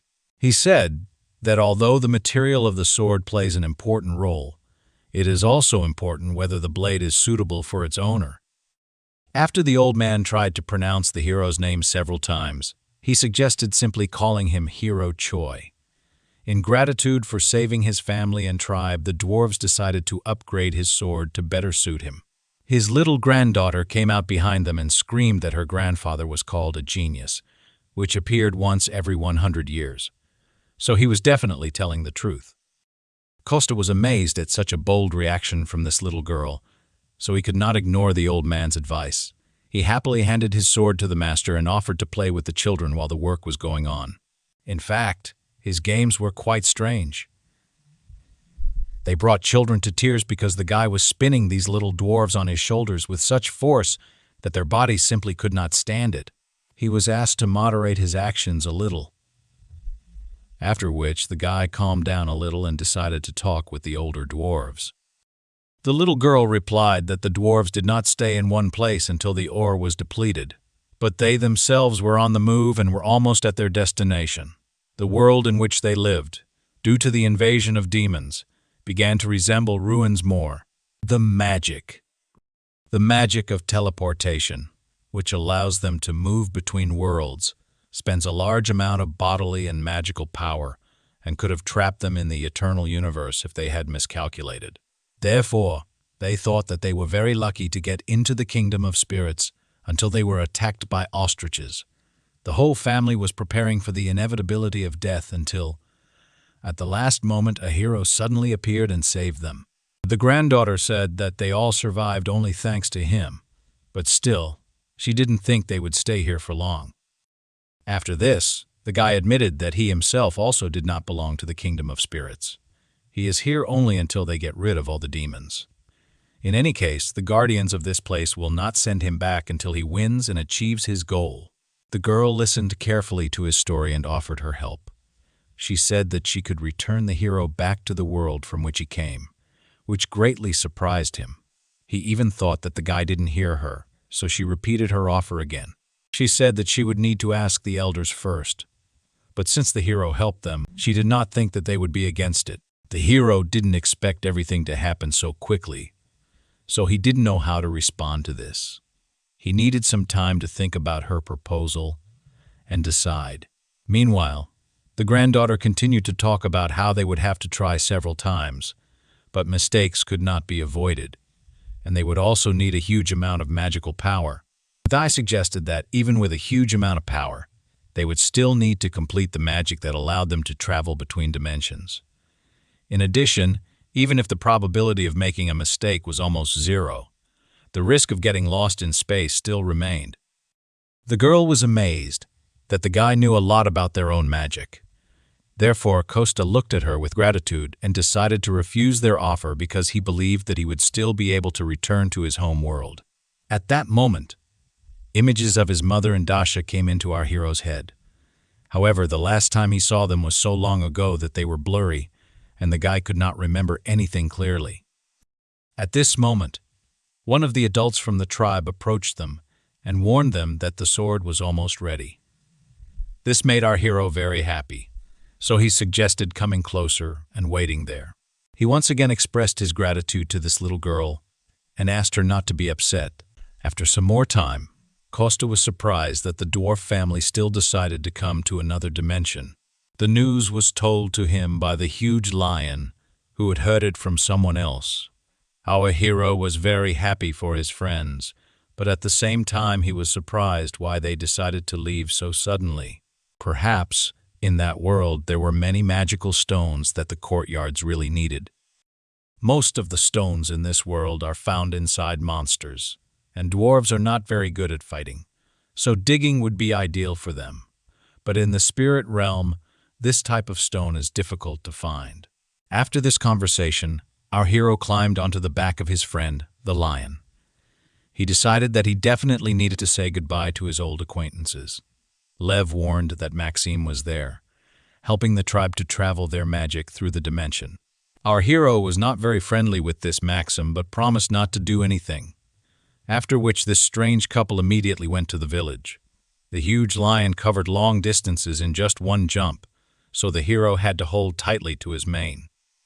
At this time, in the village, the elder was already running towards Costa.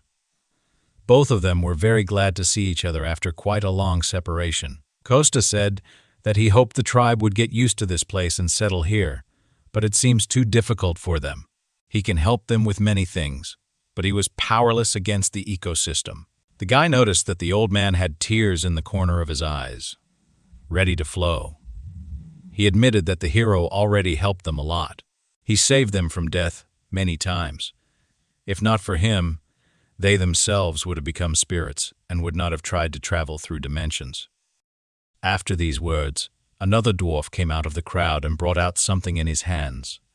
The old man asked to accept this as a small parting gift. This bow was made by one of the best blacksmiths in the history of their tribe. At one time, he was the 7th leader who became famous for his artificial skill. This bow does not need arrows. You can simply pour in magical power and the arrow will appear on its own. Costa was amazed and asked if they were sure that they wanted to give him something valuable. However, in response, the elder bowed to him and said that thanks to his courage, they themselves wanted to become better. This is their way of repaying him. He offered it himself because the bow is the treasure of their tribe. However, before this, they all consulted together, so this is a gift from the entire tribe. Only after this, Costa noticed that now not only the old man, but also absolutely all the inhabitants of this settlement were bowing to him. The magic portal had already been opened, so the old man finally added that he prayed that in the future there would be no difficulties on the hero's path. Remembering all this, our hero could barely hold back his tears from the surging emotions. But at this time, the whole company sat in the human world and enjoyed their reunion at the game. The old man admitted that he did not hope he would be able to see the hero again, so he was really happy. Then he added that he heard Costa wanted to ask him for a favor.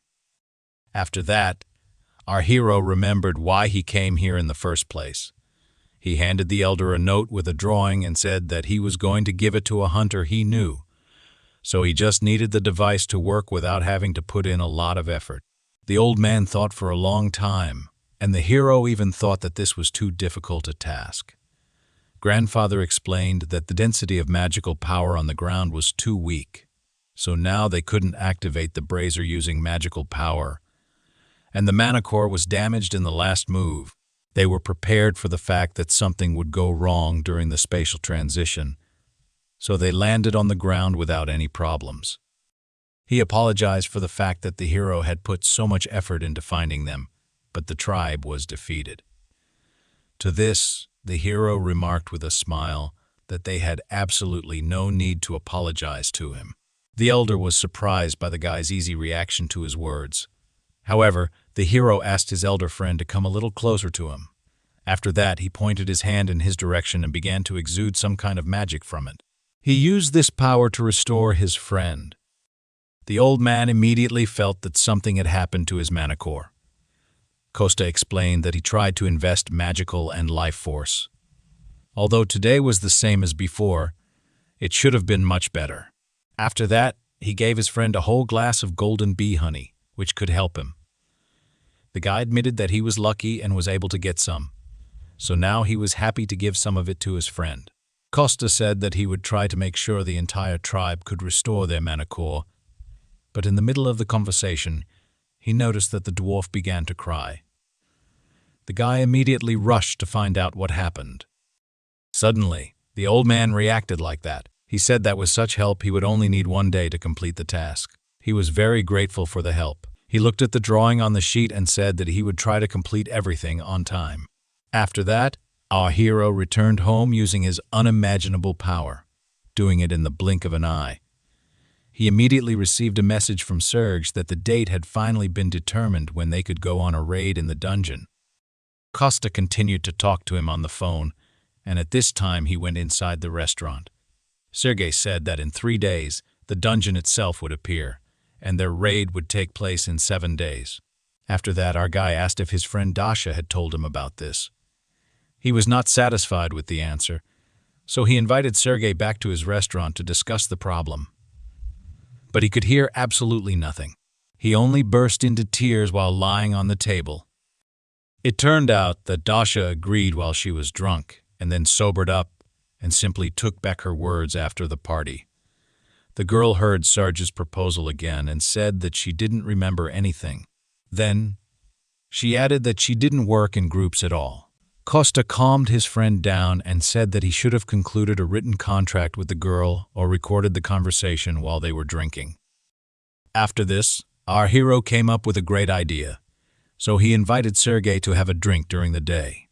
He added that Dasha herself loves to drink throughout the day.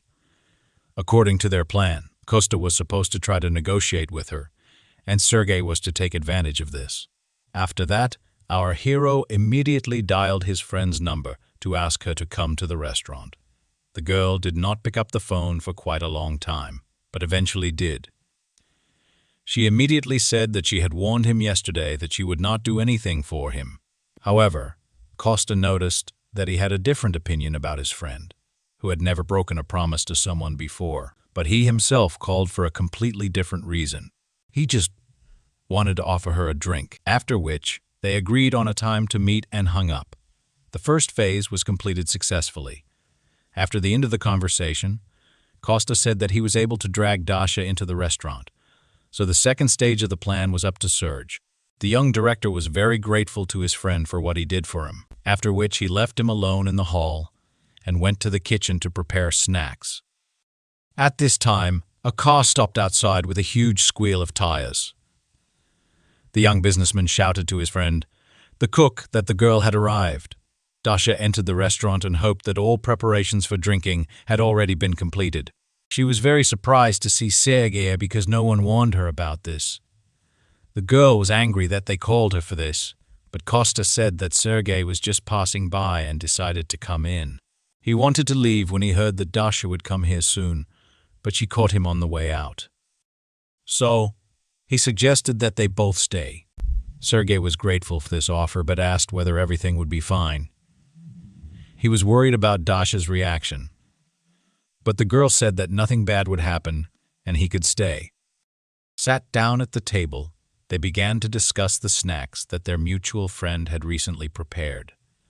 However, Dasha still noted that she would not change her decision, even if they all drank together, because she had never participated in dungeon raids. She was already responsible for the faults, and it was more comfortable for her to work alone, especially since a group of at least 5 people was legally allowed to clear the dungeon. The girl noticed that she and her team tried to work together, but most were focused on their opponents more than she was. They were strong enough alone, so teamwork did not go well. Sergei was jealous that they were strong alone, but the girl did not share his feelings. In fact, she didn't want the whole world to know that the more she used her powers, the crazier she became. If others found out, they would likely even publish an article saying that the Flame Witch had gone crazy. Before this, she had silenced people with money, but she couldn't imagine how to silence the awakened ones of the wealthy Shinoa Guild and their workers. While they were all sitting at the table and eating, the girl muttered something under her breath, after which Costa noticed that the girl easily breaks promises and refuses without even explaining the reason. He said that Sergei must please his father and not get caught by the yellow press. Everything was so bad that he was forced to ask for help from an unemployed guy from a street restaurant. So, he asked to take all this into account. He added that, even though what Costa said was true, Dasha should not feel obligated. The girl tried to appear again, but the guy didn't let her do it. Sergei repeated his phrase, this time emphasizing the word obliged. Dasha immediately realized that she was simply being manipulated, so she was embarrassed. She noted that it was useless to try to put such pressure on someone who had no parents or other family members to impress, to which Costa noted that, in fact, Dasha has him and his mother, so she has no right to say that. The girl replied that, for a guy who had been missing for 10 years, he had no conscience at all, but she still thought about something. After some time, Dasha said that she would still help Sergei with the dungeon if he stopped behaving like that, to which Costa knew that the girl had been constantly changing her mood lately. However, she didn't answer anything. She just continued drinking and praised the taste of the alcohol.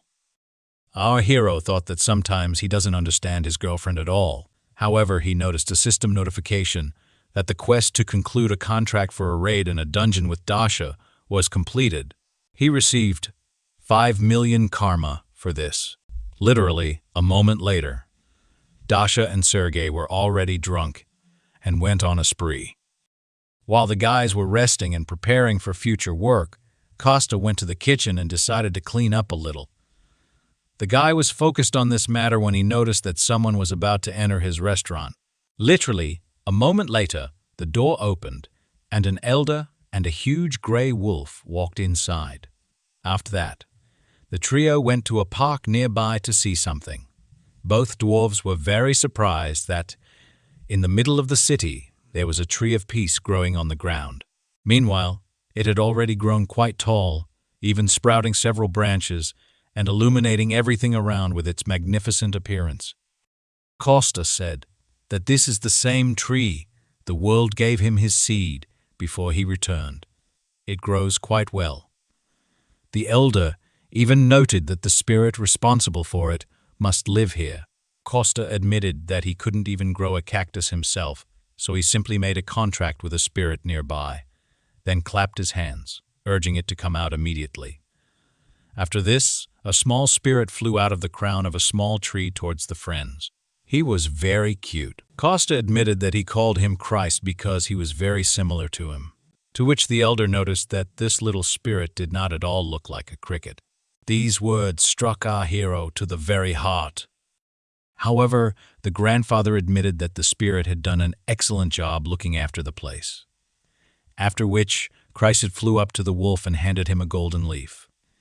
It was real moongrass, which he never ate because it is very difficult to find. Costa told him to try it, although the wolf would not be able to regain its true magical power, but it should restore a decent part of it. The huge monster looked at this small leaf, completely not believing in its miraculous powers. However, he still decided to trust his old friend and hastily tossed it into his mouth. As soon as he swallowed it, his mana core immediately felt a surge of power. The wolf noticed that this method worked. His energy immediately increased. Costa noted that this is a temporary effect, but moongrass grows here, so the wolf can sometimes come here and take it. He also asked his old friend, the elder, if he could enter into a contract with spirits on earth. But without waiting for an answer, Costa stepped a little to the side, bent down, and began digging in the ground, after which he pulled the small mole spirit to the surface, offering to try it on him first. He said that if something happened, he would help. His magical power. After that, both the elder and our hero extended their hands to the spirit. They laid down their magical powers in an attempt to form a contract. This method worked because the little mole immediately greeted his owner and asked for a name. Costa noticed that, as soon as the old man gave him a name, the mole would become his spirit. The grandfather was very embarrassed and decided to name his new mole Gray. Immediately after this, a contract between the old man and the spirit was concluded. The little mole turned into a shiny little ball and disappeared into thin air until he was called. The old man noticed that the hero constantly helps him, even in this world. He said that the thing behind the wolf's back was what the guy asked for. Costa took the burden off his old friend's shoulders and opened the box. He was amazed by the appearance and magical power of this beautiful bow. He was worried that the hero didn't like his gift, but the guy noticed that it even exceeded his expectations. After which, our hero decided to try it out first. He supported the weapon in his hands and noticed that it was beautiful, like any work of this master. The old man and the wolf looked at their friend, and one thought occurred to them. They realized that, no matter how much time had passed, this guy remained the same hero they had once met. Looking at this guy, they realized that he most likely chose the right path. He allowed them to live peacefully, so all they could do was help him without question. At this point, the meeting was over. The guys said goodbye until next time. Immediately after this, our hero's phone rang. He thought it was Sergei. However, as soon as he picked up the phone, Costa almost went deaf from the scream that came from the speaker. He was ready to kill his interlocutor for such a domestic attack, but he restrained himself. Sergei joyfully called him to report that everything worked out for them. He had just reported to his father, and since this was good news, he decided that Costa should be the first to know about it. He also added that tomorrow he would have to meet his father. The hero was very glad that he could help his friend. His sense of guilt only grew with each new word from Sarge, who kept saying this was entirely his fault. However, this was not all the news, because the young man once mentioned the hero in a conversation with his father. Therefore, he said that he wanted to meet with him. So, on the day of the dungeon raid, the whole team would have a snack at their restaurant. This news was so big that Costa was delighted and, at the same time, terrified of the upcoming cooking.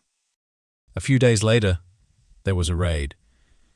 Costa carried boxes of food on the road. He looked around and thought that too many people had gathered here. Even his mother was tired under the influx of such a huge number of people. So, the hero sent her to rest until lunch. He told the woman he could do it alone, but in reality the guy was terrified of how much work he had to do. Suddenly, a man approached him wearing a very expensive shining watch on his wrist. He looked very good for his age. His appearance was clearly well looked after. The man introduced himself as Serge's father and extended his hand to our hero for acquaintance. Costa was surprised that, usually, people of higher status do not look at people of lower class. Serge's father clearly noticed the confusion on our hero's face when he turned to Costa. He immediately thought that something terrible would happen. For example, he could order to stop hanging around his son because they live in different rooms. The guy had a low status in the crowd, so he had to humiliate him in his refined aristocratic manner, after which he and his mother would be forced to flee into exile. This happened only in his imagination, but Costa had already begun to mentally apologize to his mother. He decided that if he apologized first, the man would be more lenient because he would take him by surprise. Therefore, the young guy immediately bowed to the man, hitting his head hard on the table. Instead of all this nonsense, he offered him to work for the company. Serge's father was amazed at such a strange reaction from our hero. The guy, who was bleeding from his head, did not expect such a generous offer at all.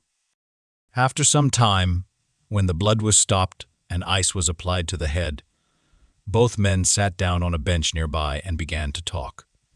First of all, Costa thanked his friend's father for his experiences and once again apologized for what happened. The man repeated that he would like to work with the young man, but noticed that he was going to refuse. Costa really noticed that now he wanted to devote himself entirely to his family, so he wasn't sure whether he could cope with his work. To which the man noted that they themselves like to read people by their facial expressions, or rather, it comes to many people with age and life experience. So, he looked carefully at the guy again and said that he makes people put their hopes on him. Costa was very grateful for this assessment and was even a little embarrassed. They would have continued talking about their business if a whole crowd of people had not suddenly run up to the president. They informed him that a raid on the dungeon would begin soon, and reporters were already waiting for him. He turned to Costa and said that he had already understood from the conversation that he had rejected his proposal. However, it still remains in force, so he asked our hero to think again. After which, he said goodbye and left. After that, Costa decided that he should go check on the guys. Just in time. Dasha looked so bad that Costa even clarified what was happening to her. The girl replied that she was so nervous that she might even vomit. The hero was surprised that his girlfriend could be nervous, for which he received punishment. The girl noticed that this was indeed her first experience of working in a team. Costa pointed out that if she refused again, Sergei would burst into tears. Dasha admitted to her friend that the more she used fire, the more she lost her sanity. So she was worried that this would cause bad rumors about the Crimson Witch's reputation. Costa tried to cheer her up and said that she had no reputation anyway. Hearing the words that no one cared about her, the girl flew into a real rage. Meanwhile, Sergei, who led the raid, gave interviews to reporters. He turned his attention to his friend Costa, who came up to him to say goodbye before leaving. The young entrepreneur immediately noticed that something had happened to his friend's head. In order not to embarrass anyone present, our hero walked away and stood nearby behind a tree. After that, Costa carefully examined his friend and noticed that he had been training a lot. The guy was delighted that someone noticed his external changes. He admitted that he was a little nervous and wanted everything to work out, so he did a little preparation in advance.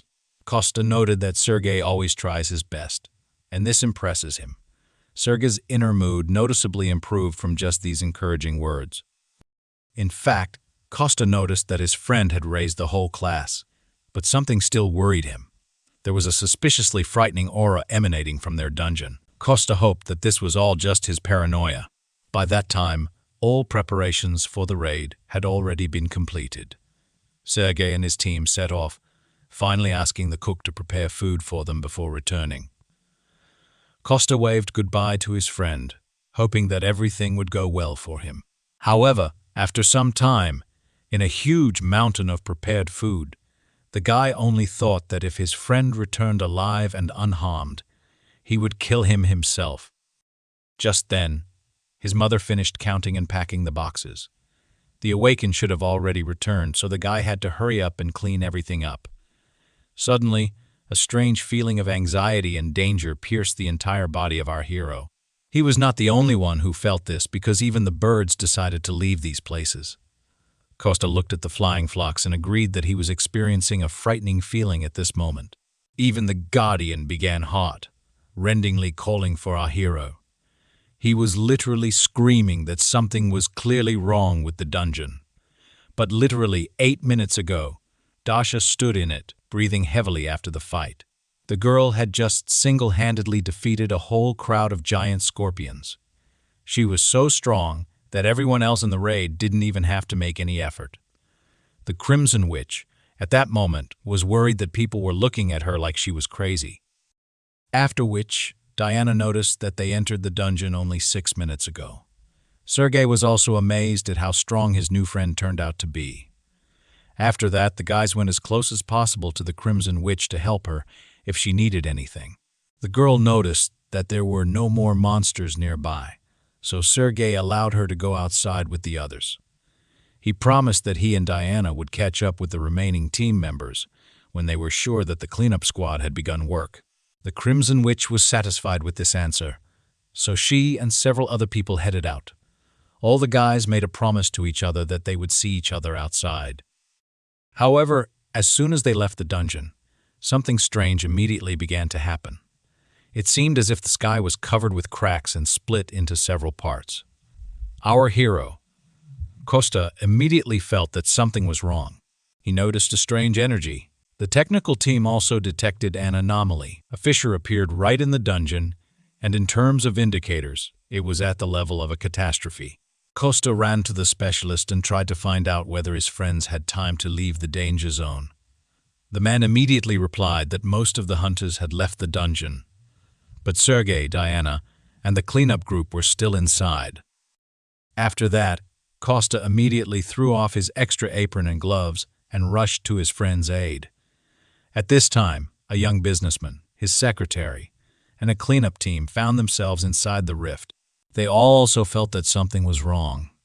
Not far from them, in front of the cave, they noticed a fissure of frightening force. Looking at it, the guys could immediately tell that they couldn't do it alone, and the cleanup group, which was even weaker, was truly horrified by what was happening. Everyone present was very scared because they did not know what awaited them ahead. However, something had to be done, so Sergei decided to take command. He decided to calm his guys down and ordered them all to prepare. In defense, he said that as soon as he and the secretary checked everything, everyone would head towards the exit if possible. He also convinced people that everyone outside should already know about the rift, so once things calmed down, they could assess the situation. He asked everyone present to remain calm, and on behalf of the entire company, declared that he would not let anyone die there.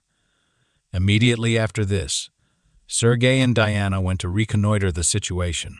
Sergei admitted that, no matter how much he ignored the strength of this fault, there definitely should have been a bladed panther there. The guy seemed absolutely right, because a huge, white, predatory cat came out to meet them. The young head immediately realized that this was a catastrophe on the level of the first great cataclysm. The last time this happened, there were more than 6,000 victims, and 2 entire islands were completely turned into ruins. The chance that the 2 of them could defeat her was close to 0, but the guy didn't expect to win anyway. He only believed and hoped that all his painful training had not gone in vain. They only needed to hold out until reinforcements arrived and the rest of the people were evacuated. At this time, our hero Costa had just made his way into the rift unnoticed. Finding himself in the dungeon, he immediately found himself on the battlefield. At that moment, Diana stepped forward to hold back the beast's attack, asking the head to cover her from the back. Costa thought that if Dasha had been here, they would not have been able to take control of the situation. However, if he intervened, he would then deal with the consequences. There, before him, urgently needed to figure out how to help his friends. At this time, literally with one blow, Diana went flying and crashed into a rock. The blow was so strong that the girl clearly suffered serious injuries. Sergei was horrified that even his strong friend was so easily injured. Now, he was the only one who needed to protect them both. Seeing such reckless actions of his new friend, Costa could no longer sit on the sidelines. He took the gift from the elder and threw it with all his strength right in the middle between the monster and Sergei. This caused the young director to jump to the side and lose his balance for a while. But then, a voice rang out in his head, ordering him to take the bow in his hands. The guy absolutely did not understand where it was coming from or what kind of bow he was talking about until he saw a weapon stuck in the ground in front of him. Only after this did the young man notice that the voice was coming from this very bow. He did not know that his friend Costa was speaking to him through it, ordering him to take up arms. Sergei had no choice but to obey this mysterious decree. Then, the voice ordered the guy to collect all his mana in one place, concentrate it in his hand, and turn it into the image of an arrow. Sergei himself did not understand how this happened, but as soon as he thought about the arrow, his energy also turned into it. The guy didn't hesitate for long, launching his arrow straight at the beast. The arrow flew quickly, hitting the huge panther right in the throat. It had such a strong impact that Sergei immediately lost his balance and fell to the ground. At this time, outside, the father of the young director was shouting that he did not care about the condition of the dungeon or any expenses. He only asked that his son be saved. Things weren't so bad at the rift. The panther was hit with just one blow. Sergei himself was shocked that he managed to defeat such a strong monster so easily. The guy lay on the ground and looked at the defeated enemy. At this time, the monster emitted its last death rattles, after which it completely stopped moving. The young master thought with joy that it was all over now. After that, he immediately remembered that he was not here alone. He rushed to his secretary, Diana, to check her condition. The head asked the girl if everything was okay with her, if her bones were intact, to which she replied that she was hurt, but overall feeling well. She actually looked much better than before. The girl, like Sergei himself, was amazed at how easily they dealt with this powerful monster, after which they could rejoice in their victory without any sense of danger. The young leader was glad that they had defeated the panther, although not without the help of some external circumstances. Although he spoke joyfully, Diana still realized that something was wrong. She turned out to be right, because literally, a moment later, without even having time to finish speaking, the guy began to fall back. He had lost too much of the strength he had put into that last blow. Fortunately, the secretary managed to catch her boss before he fell, after which the guy came to his senses a little. He was even able to sit up on his own. Diana noticed that the head of the company would definitely be pleased. She would tell him about what happened a couple of moments after this. A portal began to appear next to our heroes. A gate opened, allowing everyone locked inside the dungeon to leave. A whole crowd of doctors was already standing outside, and Sergei's father was worried about the condition of his son. He remembered the feeling he had when he was told that a rift on the scale of a catastrophe had arisen inside, and no one could contact the people who were stuck in it. At one point, the head of the corporation was even told that the chances of his son returning were 0. However, now the danger had passed, and all the hunters were returning home. Sergei and Diana had already left the dungeon and noticed the director nearby. The man immediately rushed to hug his son, which embarrassed him a little. First, he checked to see if everything was okay with his boy, if he was safe. Immediately after this, Sergei reported that he was able to deal with the panther that came out of the rift. Her corpse should have been enough to cover the losses of the guild, but everyone present was more amazed by the fact that the guy dealt with her himself. Diana only confirmed his words, saying that by that time she could no longer fight. Chairman's father noticed that his son had done a good job, but the reason for his excitement was not the panther. In fact, the total would be enough for him to return his son safe and sound. Costa and Dasha stood nearby and watched the reunion of relatives. A few days later, Sergei joyfully entered our hero's restaurant and presented him with great news. However, Costa was not so happy about this. He was rather amazed. The young president admitted that he decided to build an institute for the awakened on this site. He added that it was quite difficult to get permission to build outside of a designated residential area. But after his victory over the panther, he was gladly given permission. He also planned to change the location of the guild office, but promised not to touch the alley with his friend's restaurant. But the problem was that Costa hated loud noises. He hoped to live in this place like a lazy, retired billionaire. Sergei continued to say that he would like his friend to be in charge of food for the builders. However, the guy didn't even have time to agree when a bun flew into his face. Costa ordered his friend to turn up and get out of this territory, to which Dasha noticed that she and her mother had already agreed to this proposal. The girl said that the hero's mother really liked this idea, though lunch would last only 30 minutes. They would pay for the ingredients, and since there would be a lot of work, they would provide good compensation. After that, Costa had no choice but to agree with the proposal of his friend Sergei, who had already eaten the bun. At this time, the Guardian was enjoying the message that they had successfully completed 2 whole quests and received additional points for them. A whopping 65 million karma points were awarded, which allowed him to immediately rise to the 3rd level.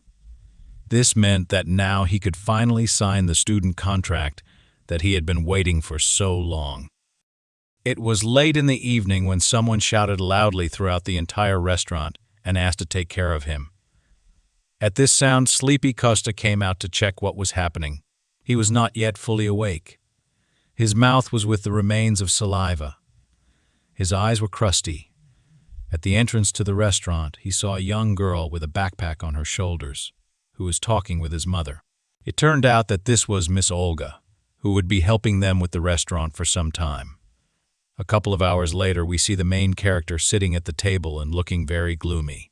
The keeper pesters the guy with questions about whether he was kicked out of the kitchen, to which the guy snaps and orders him to close his mouth.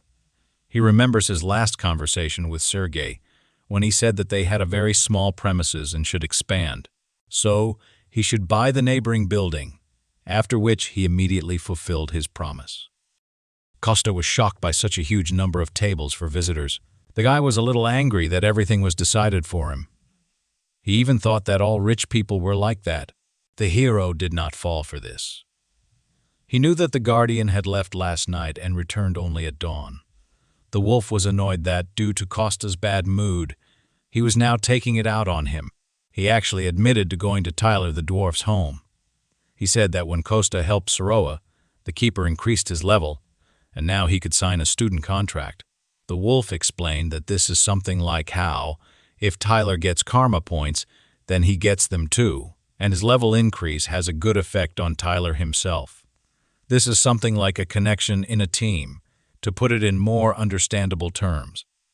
The Guardian also said that if Costa could regularly complete quests for him, then he would be able to completely cure his mother of her illness, as soon as she reached level 5.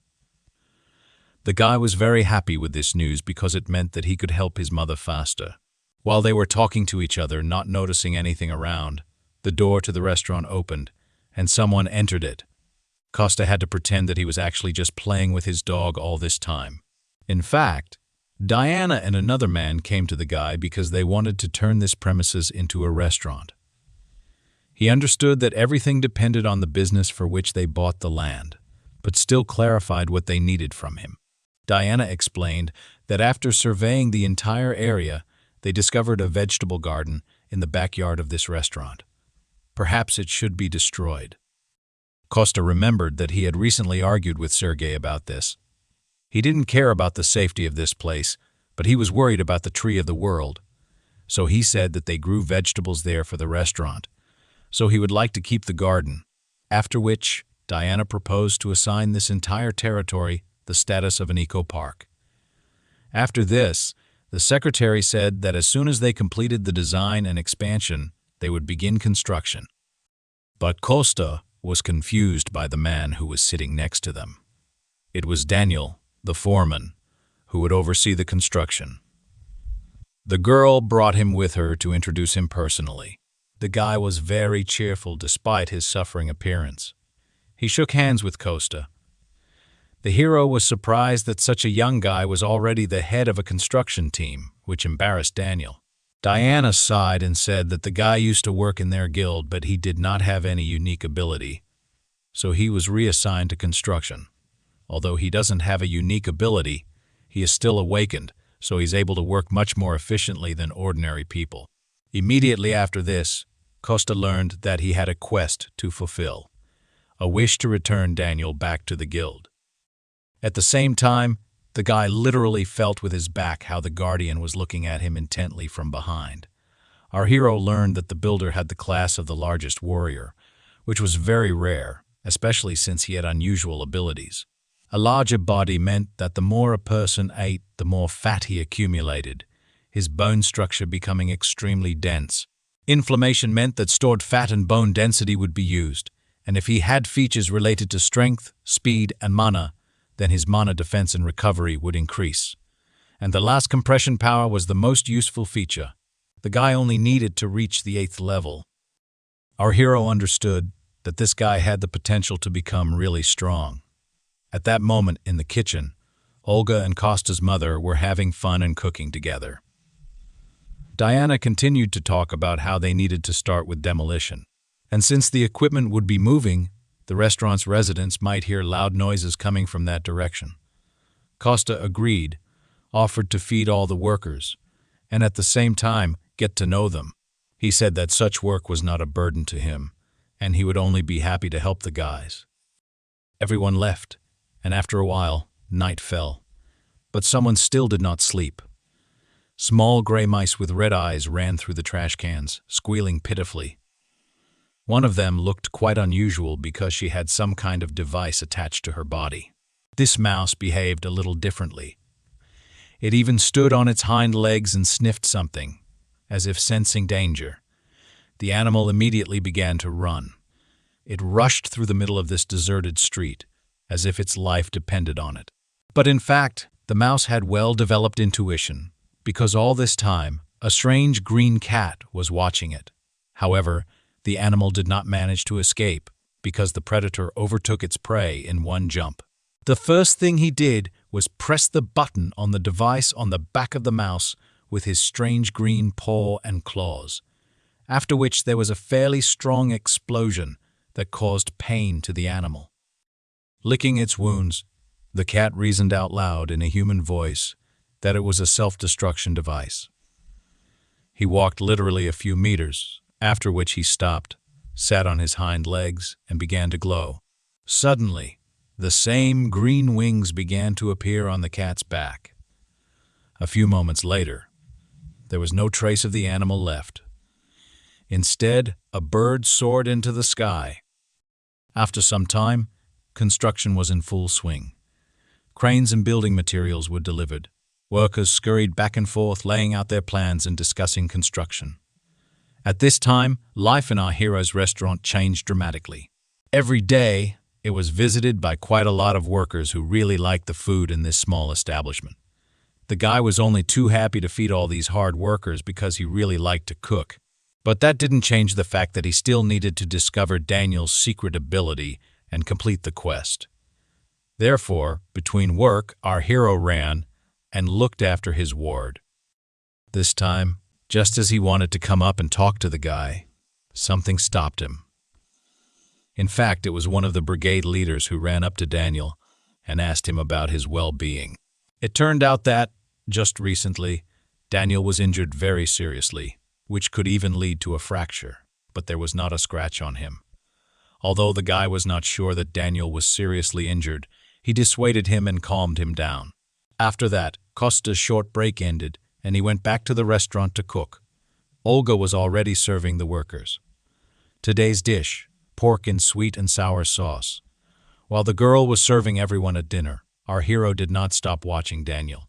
He lost sight of him for a while, but after just a couple of minutes, he found him again. Costa climbed onto the roof of a building under construction and looked down at his charge. It even seemed to him that sometimes he was going overboard with all this surveillance. The guy was worried about his traumatic plan, but he knew. Costa knew that he wouldn't die from this anyway. He was ready to use his strength and test his ward, but he was suddenly interrupted by the appearance of Olga, who came close to Daniel. Costa was surprised that these two were hanging out together. He even thought that they were close. Just at this time, Daniel blushed deeply and sweated with excitement. He looked at the girl and asked her if she had thought about the proposal that he had recently made to her. She clearly did not want to continue this conversation because she hesitated at such a question. The girl looked straight at her colleague and said that this would be a little problematic for her. The guy immediately realized that there was no chance for him here, so he decided to silently agree. Olga continued to criticize him, saying that although he was a good and kind person, she was embarrassed by their large age difference. They also had differences in many other trivial matters, and if they couldn't even agree on this, then disputes would always arise over other issues. At that moment, the girl enthusiastically said that she hoped to quickly pay off her student loan. For some reason, Daniel began to apologize, which embarrassed the girl a little. Costa hid on the roof at this time, realizing that he had heard something unnecessary. He was embarrassed because he came only for the quest, but overheard someone else's personal life. The guy looked down again and saw that Daniel was a little upset, so he decided not to disturb him now. All he could think of was that it was better for him to leave these two alone for now. However, suddenly something changed in his surroundings. There was a strange sound. Costa realized that just a second ago, he had accidentally used force and moved the beams a little. He tried to warn the sweet couple below, even shouting to them to move aside. However, the girl was so interested in the conversation that she didn't even pay attention. But Daniel saw all the danger and reacted to it instantly. He immediately rushed towards the fragile girl, stretching his huge arms forward with all his strength. The guy pushed the girl in the opposite direction. Although her landing was not very soft, it still helped Olga avoid the falling beams. There was a deafening blow, after which the girl could not see anything for some time through the rising dust. After a couple of minutes, the clouds dissipated, presenting a terrible picture. At the loud, piercing, desperate cry of the girl, all the people in the area began to run toward the scene. Olga sat on her knees, and with tears in her eyes, tried to move the huge, heavy beams to the side.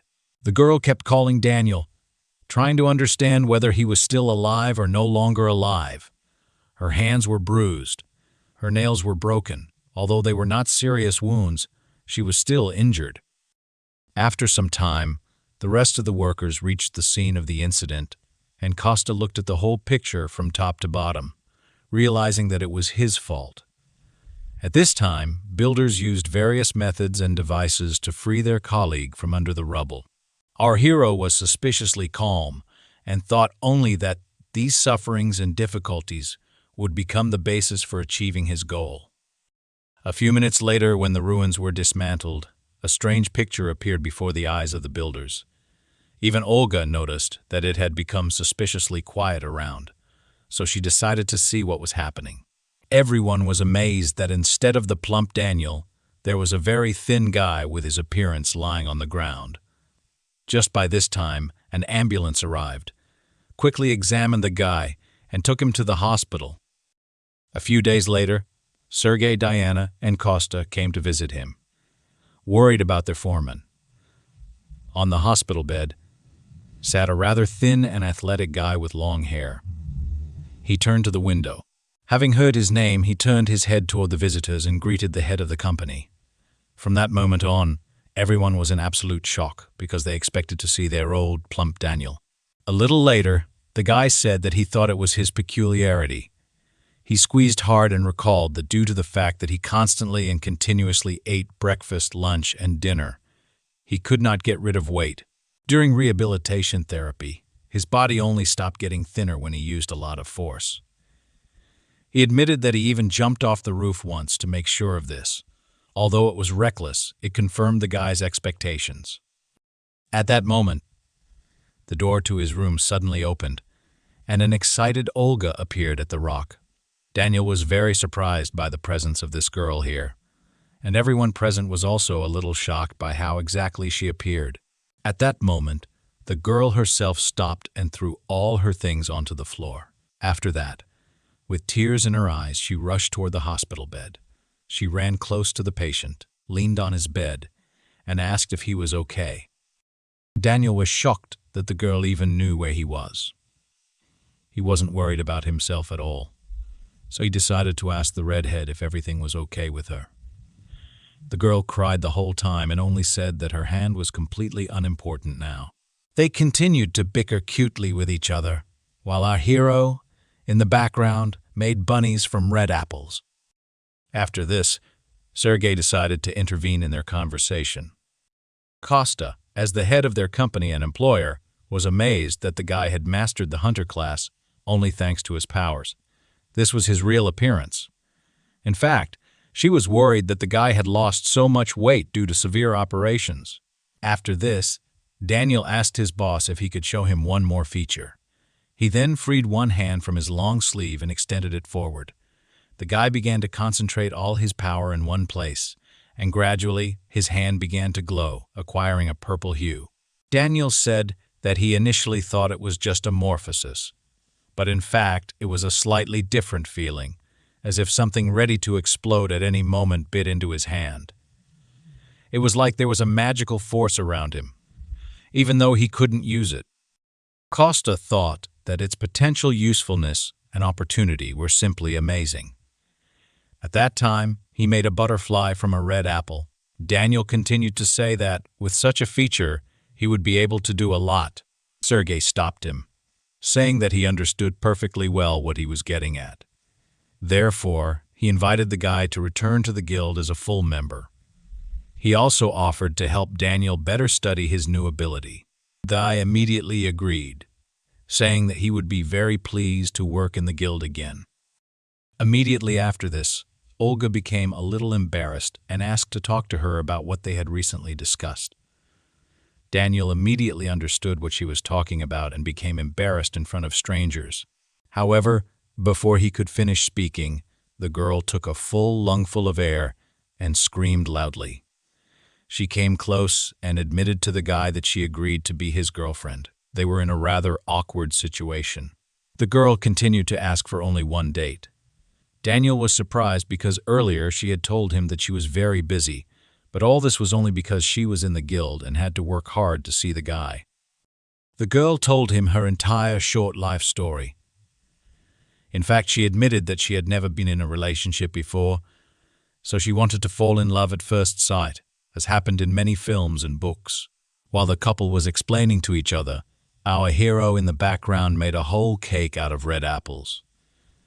Olga ended her speech by saying that all this love at first sight stuff didn't really suit her, so she invited Daniel to learn everything from scratch with her and go on a first date. After some time, everyone began to leave the hospital for their homes. Just at this time, Costa thought that Diana looked quite distracted today, so he went up to talk to her. However, the girl was clearly not in the mood for conversation, so she politely said goodbye to him. Of course, Costa couldn't just take her word for it, but he decided to let her go for now. Instead of talking, our guy decided to simply follow Sergei's secretary. He was very surprised by the place the girl went to immediately after visiting the hospital. It turned out that she went straight to the guild's training center. Diana calmly walked up to the horizontal bar, attached her work pass, and walked on. Costa couldn't just get into this building, so he approached and asked if he could arrange a tour for the awakened ones.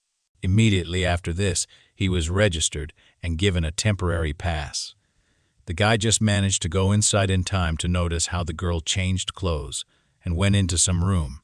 The sign on the door said that this was the guild's training room. Costa used his invisibility skill and quietly went inside until the doors closed completely. There, he saw Diana standing alone in the middle of an empty room, inside of which her power was growing. At this time, the girl was already fully prepared for battle, reaching for her sword that hung on her belt. Then, with a lightning movement, she pulled it out of its sheath and pointed it forward.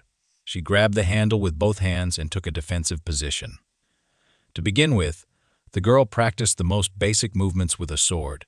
Costa watched her and thought that her movements were good and that she was not deprived of talent. After that, he recalled the last case of the use of magical powers, be it Sergei with a bow, or even Daniel's recently discovered new excellent ability. It took him quite a long time to compare all these facts. Costa thought that the girl trains every day because she awakens so many people from her environment. After that, he waited until the end of the training and quietly left the center, heading home to feed his guardian. The guy was sitting on the floor on his knees in front of the wolf, and his eyes literally glowed.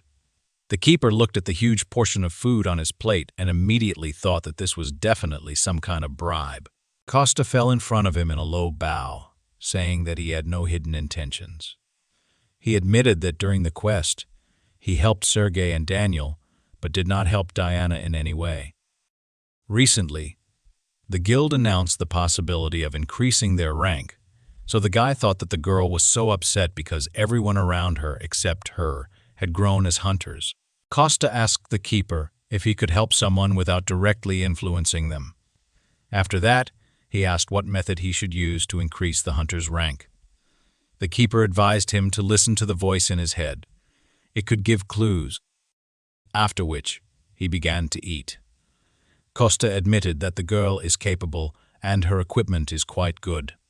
So, if she continues in the same spirit, she will be able to rise to the 5th level of swordsmanship. However, Diana could recognize his voice, so he asked the keeper to help him with at least some resources, although the guy used to say that he did not want to help others. In fact, for him, it was something like a habit. He wanted to help without personal involvement. The Guardian did not think for long about this request from his new acquaintance. After some thought, he decided to give a final answer. He promised to help if a quest appeared for Diana because people have something like destiny. Meeting someone like Costa is also a kind of fate, and a little extra luck. The hero noticed that these words sounded as if they were being spoken by some stubborn old man.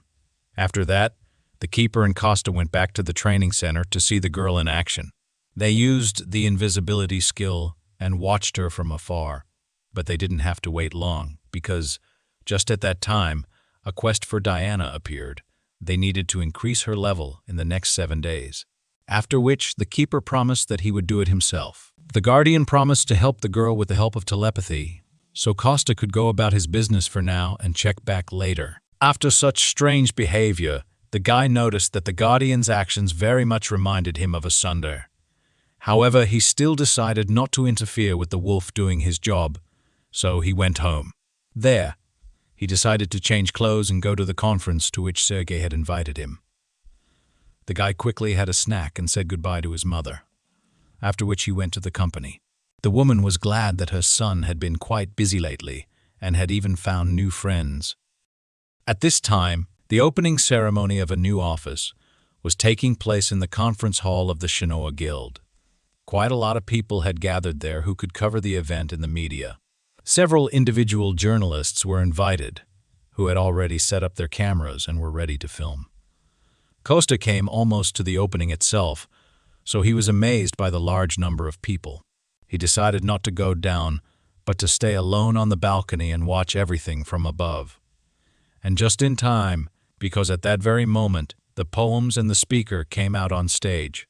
It turned out to be Sergei, who immediately thanked everyone who came to the opening ceremony of the new office and decided to personally see the birth of a new project.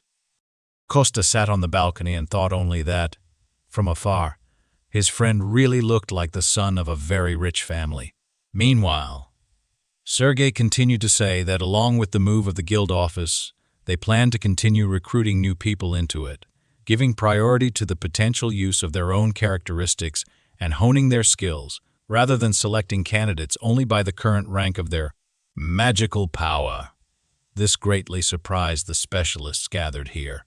The chairman snapped his fingers, drawing attention back to himself. As a first step on this path, he announced that today, what was happening was not only the opening of a new office for the Shinoa Guild, but the creation of a private educational institution for hunters. Immediately after this, a forest of hands appeared among the people who wanted to ask questions. Sergei chose one of them and asked him to voice his question.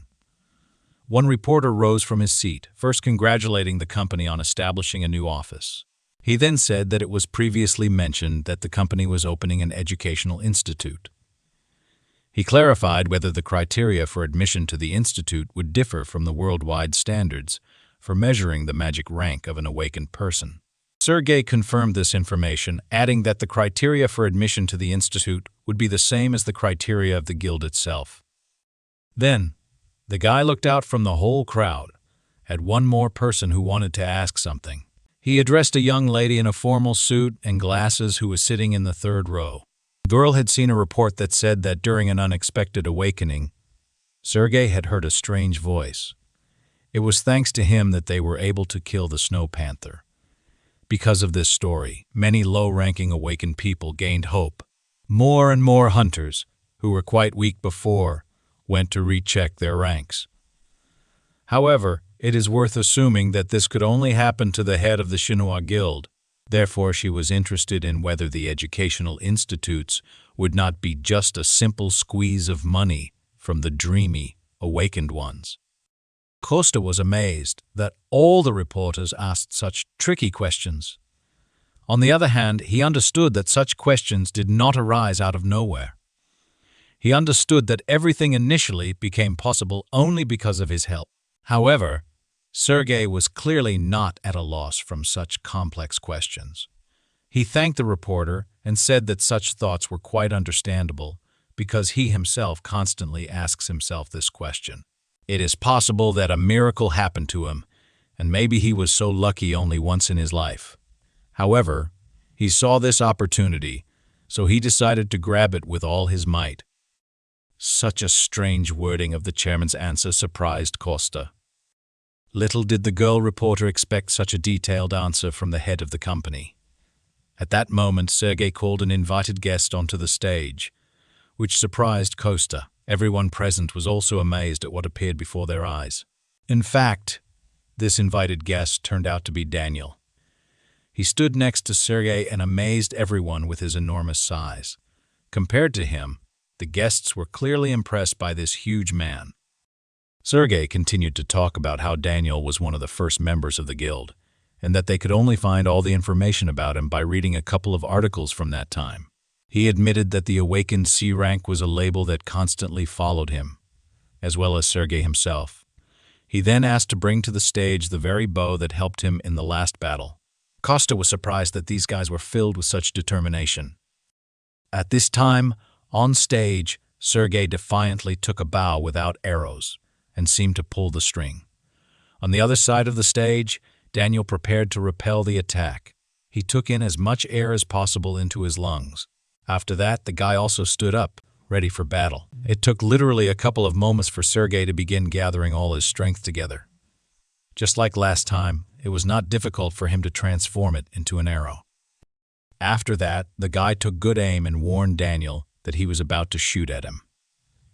All the assembled reporters and guests were horrified by what was happening on stage. Literally, a couple of moments passed, and after a short sigh, Sergei released the bowstring. An arrow of magical power immediately burst out of his bow and went toward its target. Some people even screamed in horror, thinking something traumatic would happen before their eyes. Even the cameramen left their cameras and looked at the stage with all their eyes. At this time, the arrow reached its target and hit Daniel right in the chest. Sergei calmly lowered his bow and exhaled, saying that everything went well. At this moment, a cloud of smoke rose on the opposite side of the stage, hiding everything that was happening behind it. Costa came to the dwarven village and looked for his old friend at his house. The old man was surprised by his arrival and asked him to warn him next time, although he had said before that he could come at any time. After that, the old man laughed and said that all this was said out of emotion. He was just heading to the workshop, so Costa asked to go with him. The old man agreed to go there together since the young guy wanted to look at it. After this, the keeper suggested splitting up. He himself wanted to go to Tyler. The hero was even glad about this course of events and smiled very much. The guardian looked at him and said that even without completing the quests, he was not so weak that any person would take care of him. At this time, the old man was completely oblivious to the fact that two people next to him were almost ready to fight. After that, the company went to the workshop, which was filled to the brim with various types of weapons. Some dwarves were just now engaged in forging new products. A huge magical furnace was flooded, which helped them in their work. The guy admitted that it was quite stuffy in the workshop, just as he remembered the last time. The elder announced a short break for all workers, but Costa could not stand it and even took off his shirt. After which, the old man noticed that an ordinary person would not be able to enter this room because of the heat, as the average temperature rose to 80 dec. After that, he summoned a huge piece of magic stone from behind the portal and asked Costa to make a shield out of it. The elder was delighted with the appearance of this stone because it was an excellent material that would never be seen on Earth. Costa admitted that he received it after a battle with that huge panther. He remembered that the world had really tried him, as he had never encountered such a monster in the spirit realm. The elder looked at this huge stone and said that his old friend's request would be fulfilled. But he admitted that this metal is too tough for the local equipment, because to create an account, you need a very high temperature. But due to the structure of the earth and the absence of the spirit of fire here, their capabilities were very limited. Costa thought for a minute and concluded that they just needed a spirit of fire, like that cute mole. However, the elder noted that such a spirit of the earth was lucky to be born in this world thanks to the tree, and it was unlikely that they would be so lucky again. In addition, they also needed a place that could withstand such temperatures. Costa was horrified at how expensive these premises could cost them. Costa was actually indignant that people were so obsessed with money. However, he admitted that in their situation there was still no choice.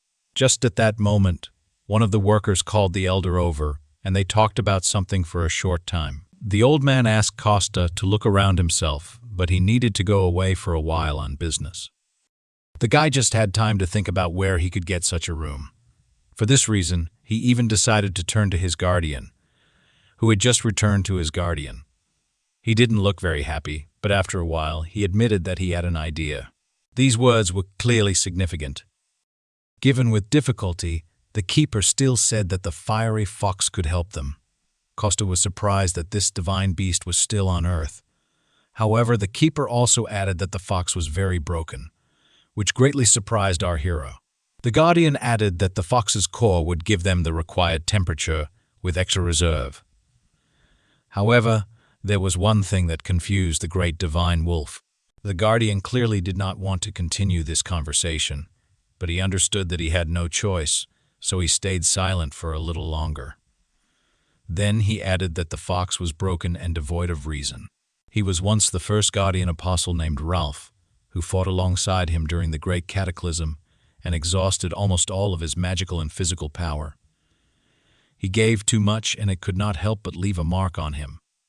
Costa listened carefully to everything that the furry guardian told him. Then he decided that he should see everything with his own eyes. He admitted that they would still have to go to him to steal the fox's core. After that, the guy squatted down and began to think about their further plan of action. The guardian said that the fox was in the west, in a black valley where there was a mountain overflowing with demonic energy. There was not a ray of life, giving light there. That cave was teeming with all kinds of monsters. The guy was delighted that he now had the coordinates of Ralph's location, and he decided to go there immediately. He grabbed the keeper by the scruff of the neck, pushed off the ground with force, and jumped straight in the direction that the guardian had indicated to him. After some time, they landed not far from the required location. The divine wolf even felt a little seasick from such chaotic movement. However, he quickly came to his senses and began to look around. There was something to see because the whole ground was strewn with dead animals. All of this was done by one huge fiery fox, whose mouth was covered in blood. It stood over the small, lifeless animal corpses right in front of them. The guardian was surprised that his former apostle had already come to this. He looked at what was happening, and it seemed to him that he had guessed why reason did not return to Ralph. After all, when divine beasts who do not need food become weak, they instinctively begin to look for something to eat. If they try to replenish their magical power by absorbing monsters, it leads to only one outcome. Demonic energy is like poison. So if a divine beast swallows a lethal dose, it will suffer an overdose of energy. But before he even had time to finish his sentence, an attack of hot fire immediately flew at him. It went behind him and exploded somewhere behind him, destroying everything in its path.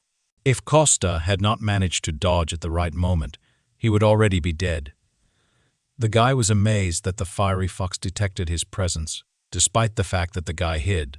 However, he was absolutely not going to give him time to think about further actions. Preparing for the next attack in this hot ball of flame, the guy managed to see something strange. He was amazed that divine beasts were using demonic energy instead of divine power. However, at the same time, Costa needed to defend himself, so he also began to release his energy outward. He had very little time, since the beast had absolutely no intention of waiting for him to prepare. Costa barely had time to create a shield and protect himself and the guardian from the blow. The wolf only shouted that the fox could not think straight now, so whenever possible, they just needed to take away its core without causing harm. Costa was glad that the guardian was so worried about his former comrade, but noticed that he had not even done anything yet. He also added that if they left him just like that, it could be a disaster if he becomes a monster. At this time, the powers of the fiery fox only increased in volume. Even the ice that Costa used to freeze his flames began to heat up. With one quick movement toward the guardian, our hero threw him aside as far as possible. After that, the shield was destroyed, and the attack achieved its goal. The guardian stood aside and just watched as all this flame fell on Costa. He was horrified that his new friend could die just like that. However, it was too early to give up, because our hero was experienced in this kind of battle. His clothes may have been burned, but he himself escaped serious consequences. At the last moment, the guy applied force to his legs, which allowed him to jump high into the air. He admitted that the fox's fire was indeed powerful, which was to be expected from someone who had absorbed such a large amount of demonic energy. Costa decided to first get away from there to somewhere far away, and then think about how he could get the core. However, before he even had time to finish his thought, the fox moved into a new phase of the offensive. While still in flight, our hero began to be surrounded on all sides by tubes of flame. Therefore, he had to exert quite a lot of force in order to summon a new defensive technique. A whole huge horde of water appeared around the guy, which developed at his order. At this moment, the fiery tubes headed straight toward our hero. They crashed into the huge body of water with which the guy protected himself. This gave Costa a little time to land calmly on the ground and take a short break. It was at this moment that the hero finally abandoned the idea of preserving the entire forest intact. Even through such a dense shield of water, one of the attacks managed to break through and almost hit our hero. Even such a small blow could cause quite a huge amount of damage. Behind Costa's back, the guy noticed that when the body is absorbed by foreign demonic energy, this divine beast is able to demonstrate enormous power. At this moment, our hero was called by the guardian, who had been standing at a distance all this time. The guy wanted to protect his new friend, so he ordered him not to approach, but the guardian reminded him that now Ralph should not be perceived as an ordinary living divine beast. In his current state, he was ready to use any methods and means to achieve his goal. The hero didn't quite understand what exactly the fiery fox wanted to achieve, but he took note of it. The beast suddenly summoned even more of its power and began to approach our hero. It even seemed to Costa that its whole body had increased somewhat in size. At that moment, he realized that the fox wanted to burn the entire territory to the ground. So, in desperation, he rushed towards the guardian to protect him. The guy clearly didn't have time to run, so he decided to use his magical power. He imprisoned the guardian in a small space that was completely filled with his mana. Then he placed him in a ball and sent it high into the sky. At this moment, because Costa was no longer using the name of the guardian, the fox's memory began to revive. Memories of wanting to protect his friend, his master. Making sure that the keeper was safe, Costa went on the offensive. He opened the portal again, intending to graft his weapon from it. This time, it turned out to be his favorite huge sword, which the dwarves had once made for him. Ralph did not stop watching our hero for a second. He only became even more furious because he couldn't get hold of some pathetic person. This next boost made our hero dodge even more often. Costa stepped a little to the side in order to gain a little time for the attack. He only had a few seconds to come up with his next strategy. The guy grabbed the hilt of the sword with both hands, swinging it with all his might.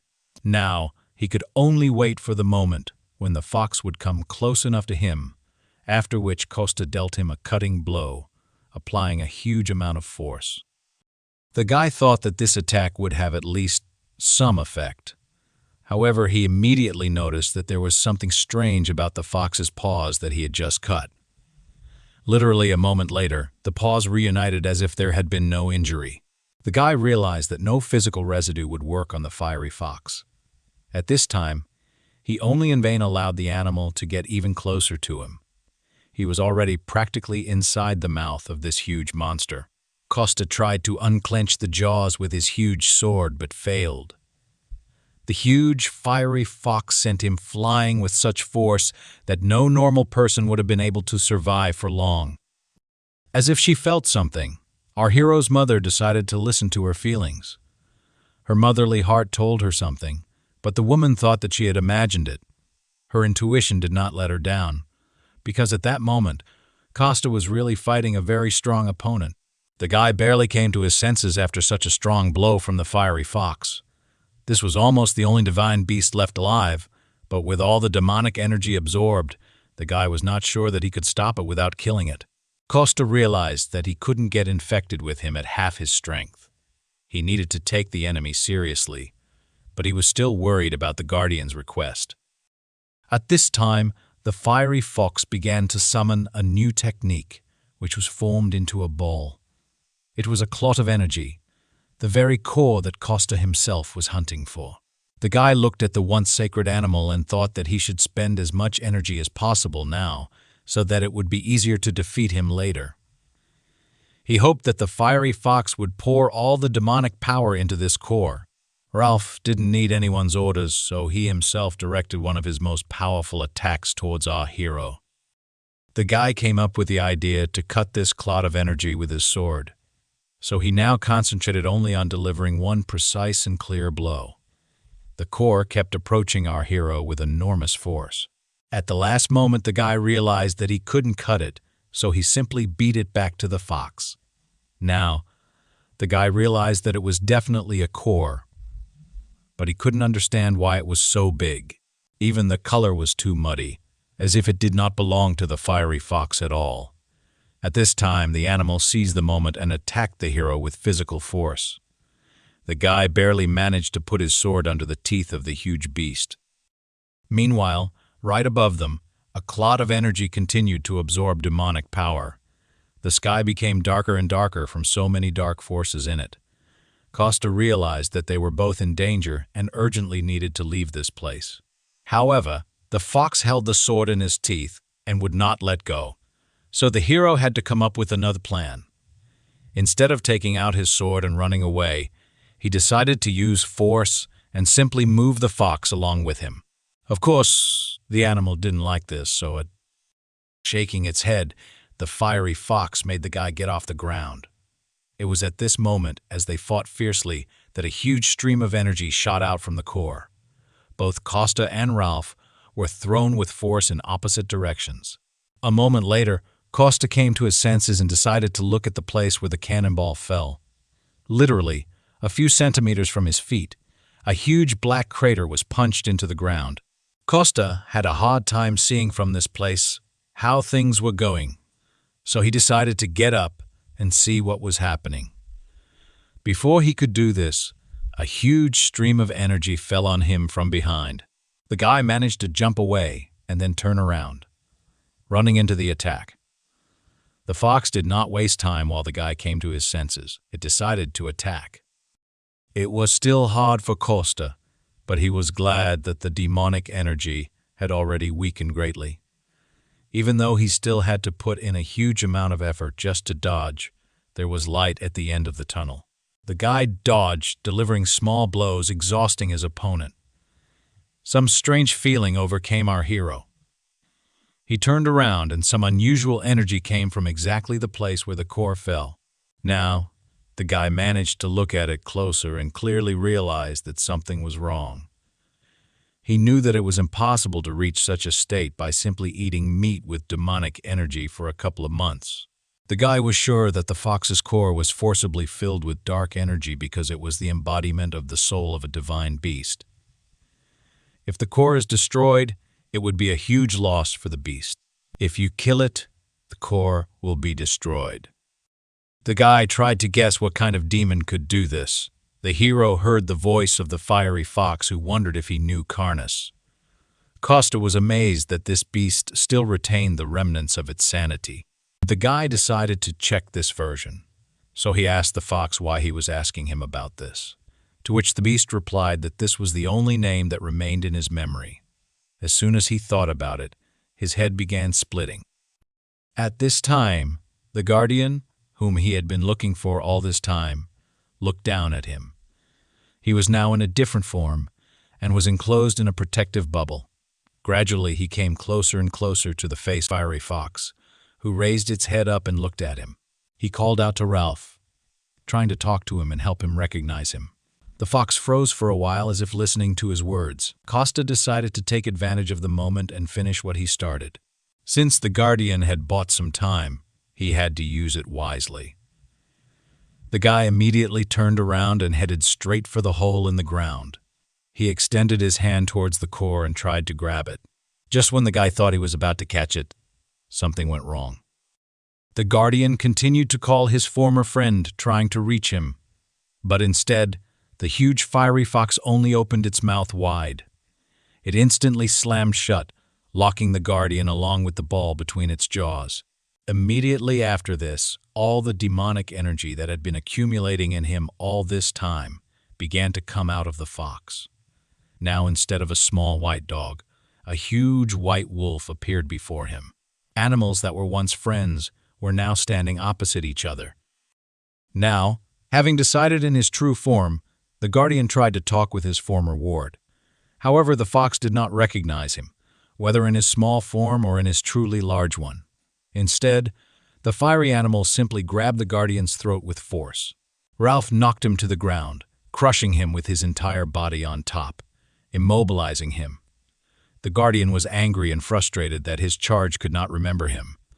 However, he still needed to continue defending against his attacks. So, our wolf used water magic, which made the fox jump away.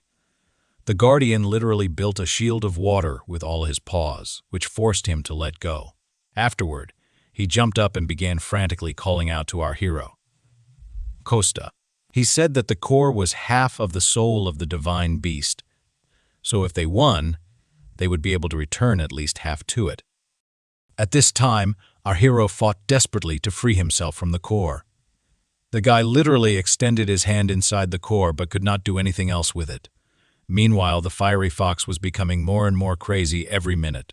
His grin became even more menacing, and his entire mouth was covered in blood. The guardian looked at his former friend and realized that he was in great pain. He literally watched the demonic energy condensing behind him.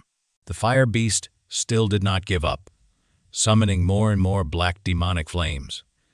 In response to this, the guardian summoned light drops of water that could resist fire. Our heroes, at this time, tried to deal with the core. The deeper it sunk, the stronger the recoil. If the demonic power was burned from within, it could destroy the core. While in this state, the beast was in torment, and at the same time, the guy himself still had to simultaneously dodge all the attacks of both animals. The guy was angry because he had put in such painstaking work, and these two animals acted as if he wasn't even there. The hero tried to concentrate in order to set fire to the foreign body and not lose control. He was very afraid that the core would split, but the keeper said that there was nothing to worry about. After all, in fact, the core of this embodiment of the soul is a fiery fox. As long as it is not destroyed entirely, the core can regenerate and return to its previous form. After hearing this, Costa decided to get away from the two animals. He climbed onto one of the tall stone columns that were located in the forest. After the keeper gave permission to break the core, the guy's task became much easier. Now, he did not worry about the safety or integrity of his soul. He could apply more force. At this time, the fox began to feel that something was wrong with his core. Costa had already found the right place. All he had to do was literally apply a little more force. But at that moment, the fiery fox turned his attention to him.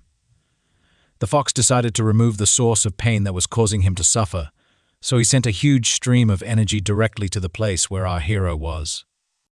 At the very last moment, the guardian pushed off from the ground and covered our guy with his body. Of course, Costa saw what happened, so he was worried about his friend. The keeper only said not to worry about him but to get on with his work. However, he asked the guy to hurry up because even his strength was not that much. After that, Costa concentrated even more, putting in the rest of his strength. It was this last movement that allowed him to finally break the core's defenses and shatter it. Immediately after this, the guy was able to exhale calmly, sweat still rolling down his face. Our hero held in his hand a small fragment of the fiery fox's core. Immediately after this, all the demonic energy of the beast disappeared at once, and he fell down. Literally at the last moment, the keeper managed to substitute his shoulder and soften the blow. Only now could the keeper stop worrying about his old friend. After some time, Costa came down from the cliff and ran toward his keeper. The guy immediately asked if everything was okay with the fiery fox. The keeper replied that he was simply lost in knowledge, but not for long. So he would wake up soon, but in fact he was more worried about the body of the guardian himself. What was more important was that the wolf was grateful to the man for the return of his comrade. He even touched his forehead with his nose and promised to get better soon. After this, Costa demonstrated to his friend that the core had split into several parts. The keeper was satisfied with this situation. In fact, he thought there would be even more damage. These fragments were enough. The fox would be able to recover if he did not absorb demonic beasts in the future. Just at this time, Ralph stretched sweetly and began to wake up. He had just recovered from a long sleep and still didn't fully understand what had happened. The beast was terribly surprised to see his old guardian comrade right in front of him. He was in real shock that his master had come with a man. After this, the wolf asked his ward how he was feeling. The fox was a little confused by what had happened and did not know how best to explain. Then he began to talk about how he thought everything that was happening was just a dream. He admitted that he had been consumed by this darkness a long time ago. He thought that he was deep in his dreams and that it was already too late. He believed this so much that he would even believe his master had forgotten him. After which, the keeper looked at his ward and said that he could never forget him in this world. The fiery fox replied that he wanted to believe it, but it betrayed the meaning of his life, in which no one would lend him a helping hand. The hero stood nearby and watched the explanations of the two old friends. After this, the keeper invited his ward to go with him.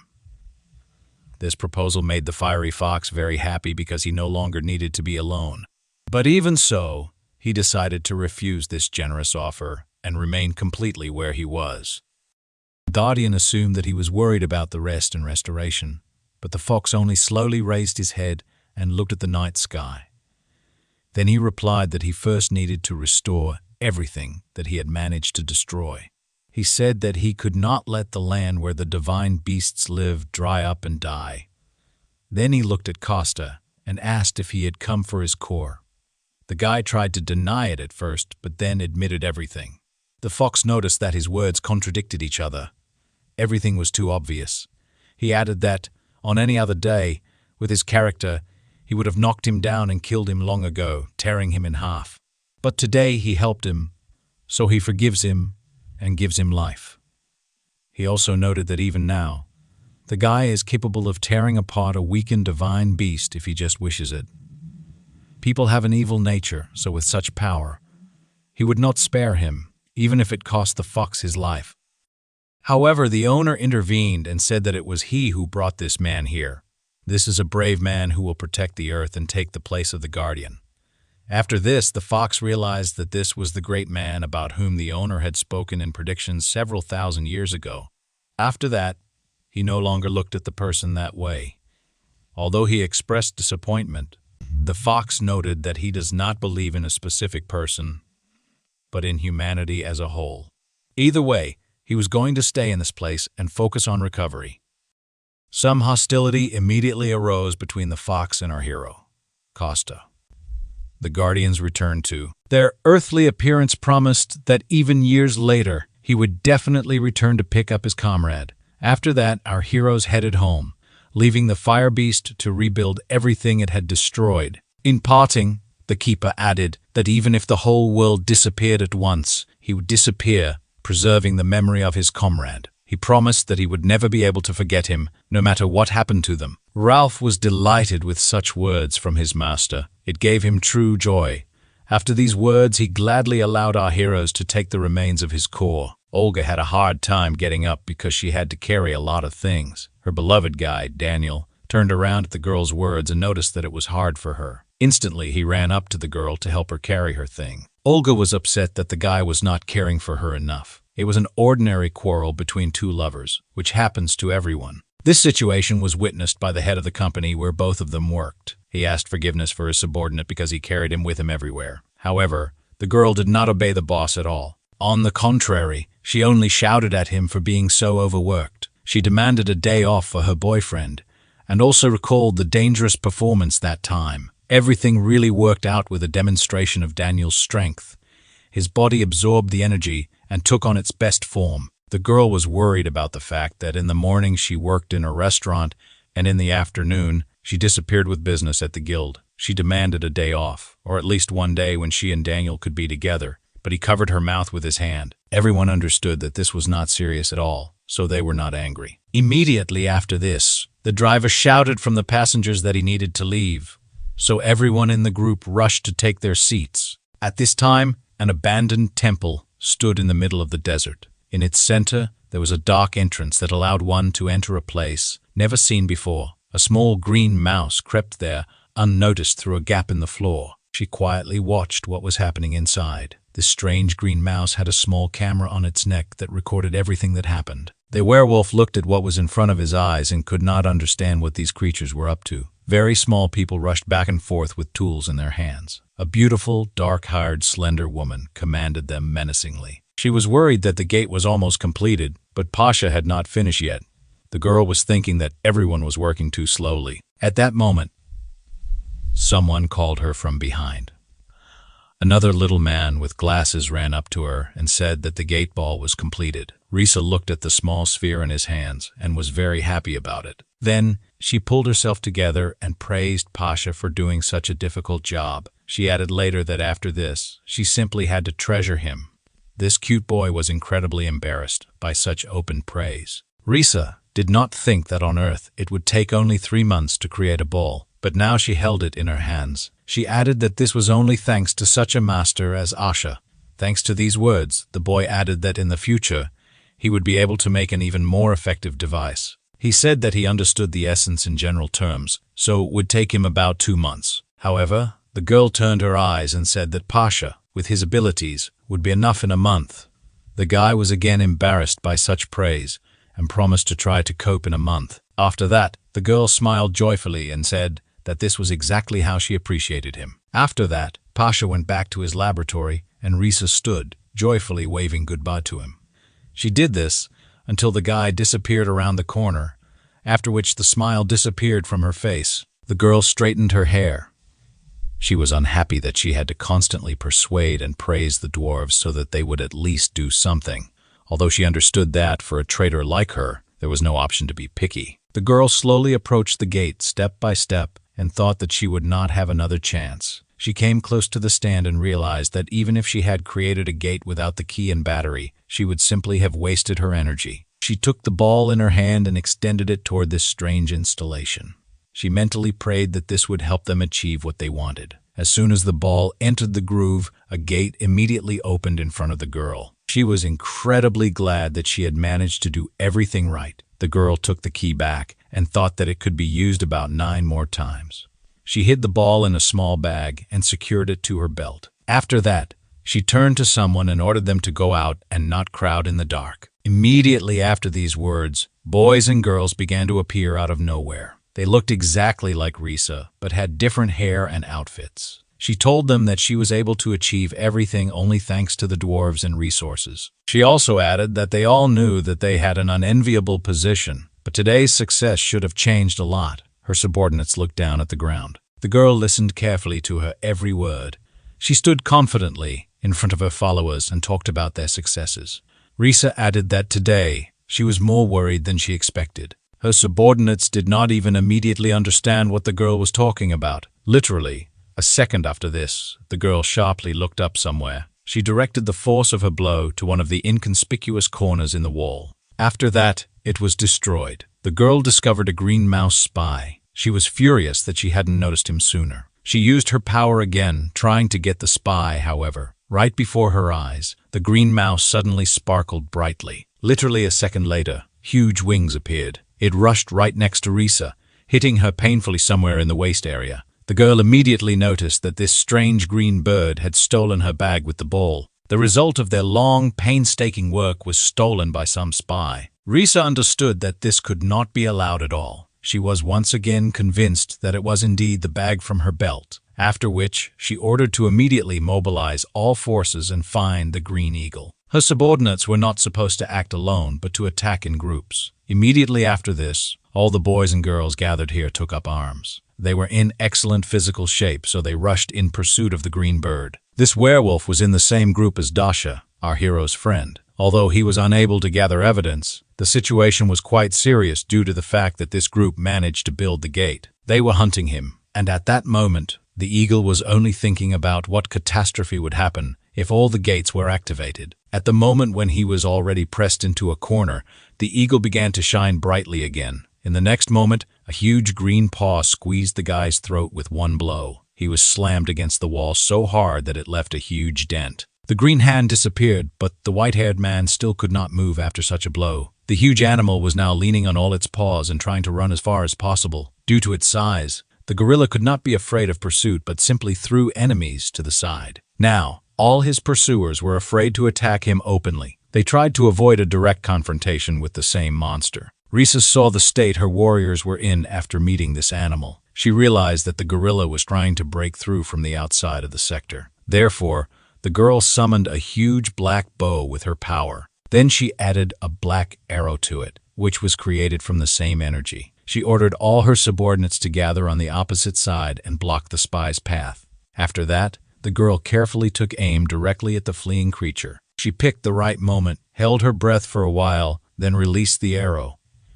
It rushed straight to its target with lightning speed, hitting the green-furred spy right in the middle of the thigh. Severe, piercing pain made the animal scream sharply. At this time, even more warriors managed to run toward the call of their commander. Risa ordered them to chase the gorilla because with such a wound it could not run far.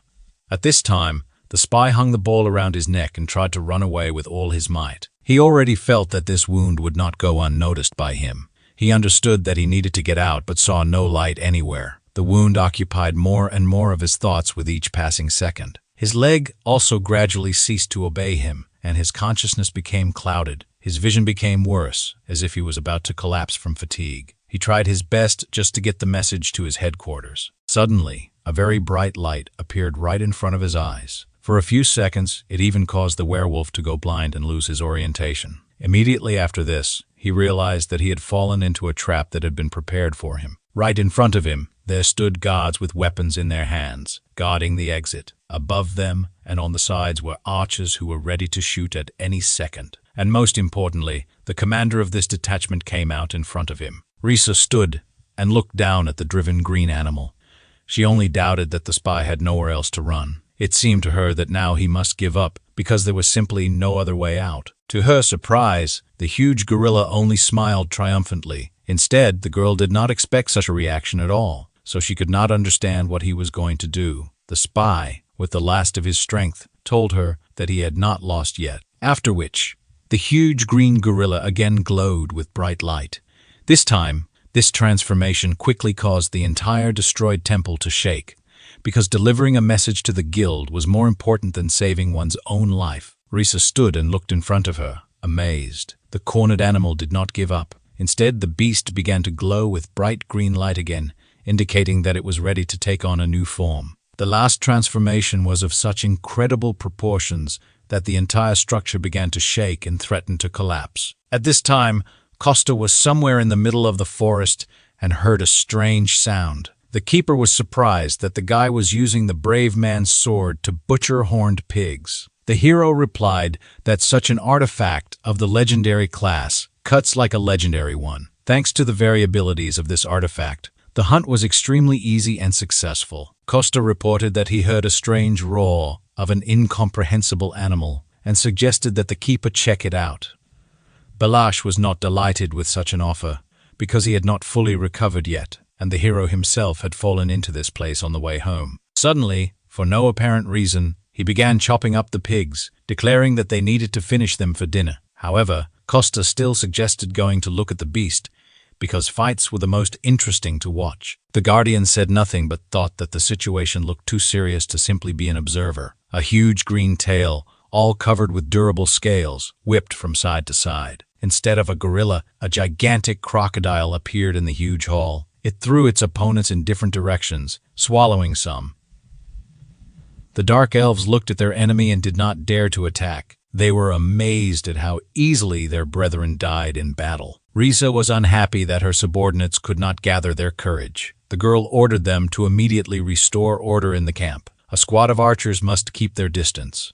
Spearmen must stand in a row and prevent the beast from leaving the camp. The crocodile was amazed that just one order from the commander was enough, and the system was already in order. The girl reminded them that the beast could not use its left leg, so she ordered them to attack there and kill it. In any case, they needed to return the gate ball, and she did not care about the fate of the spy himself. Initially, the crocodile planned to take the ball and find out its key properties and deprive them of it. However, he understood that most likely he would not be able to escape with the ball. Therefore, the awakened one threw the bag with his loot as high as possible. Risa was horrified by such careless handling of such a great artifact.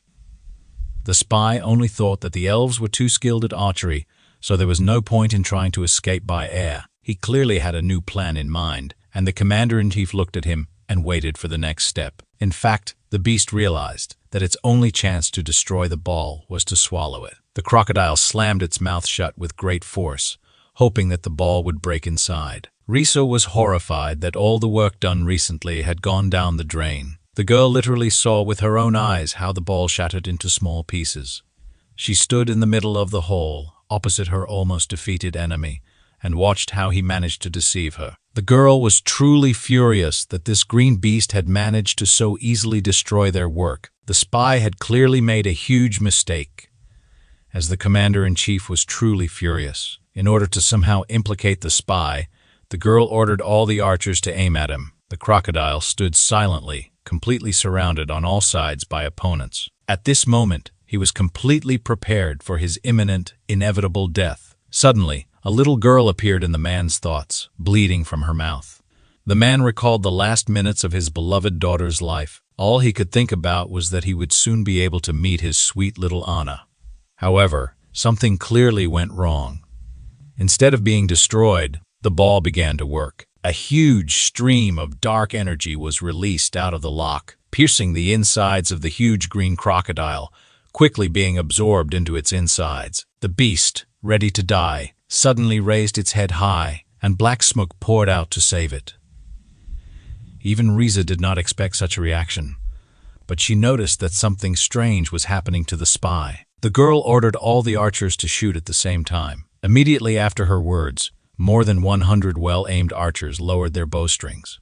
The crocodile was pierced by sharp arrows into literally every part of its body. Suddenly, as if from a crack, a strange, thick smoke began to appear.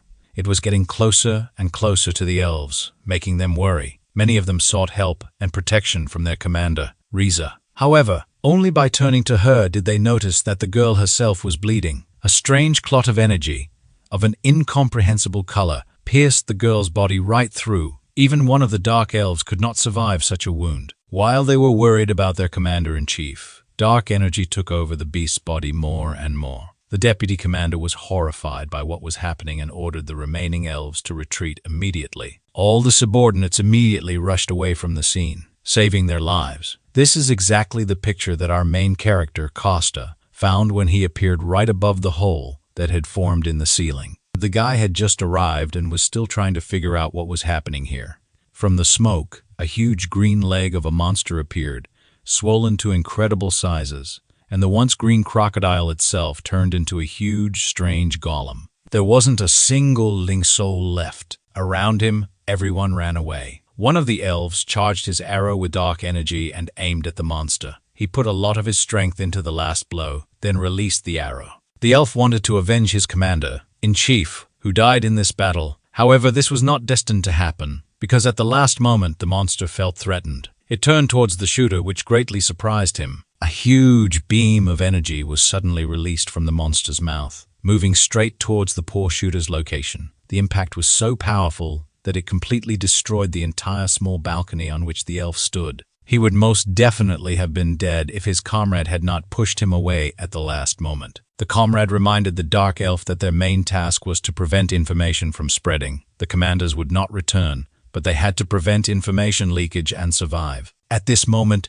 the energy began to spread in all directions and strike chaotically. The two elves barely managed to avoid inevitable death and escape deeper into the castle. Our main character calmly watched all this from above. The Guardian even clarified whether Costa was going to capture these dark elves. However, he noticed that the Keeper himself had forbidden him to do this just recently, to which the wolf replied that this does not apply to other races. After all, karma is given in different quantities depending on the reasons and its volume. Costa realized that last time. The Guardian stopped him because, having harmed a person, he could not become a protector god due to changed karma.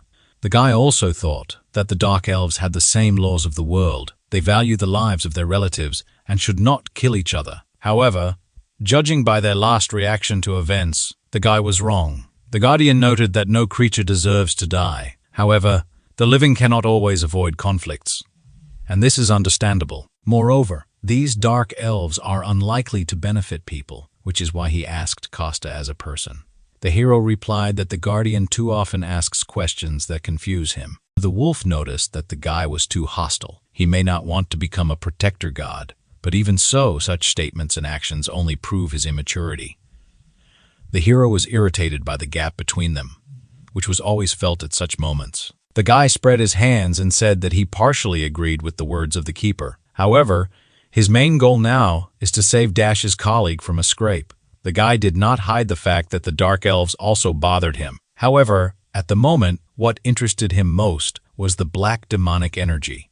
After all, at the moment it was very similar to what had recently been hiding in the fiery fox. Costa was simply interested in what kind of lousy demon was plotting these intrigues. It was unlikely that this was the work of the Dark Elves. In any case, the hero needed to save the man, so he jumped down. The guy carefully landed right in front of the huge green monster. It just noticed him and slowly turned towards the new enemy. Costa was not at all afraid of his enemy. Turning to Dash's colleague locked inside, the guy called upon his powers. In the palm of his hand, he promised to free the man soon. Thanks to his abilities, small and large stones began to rise from the ground.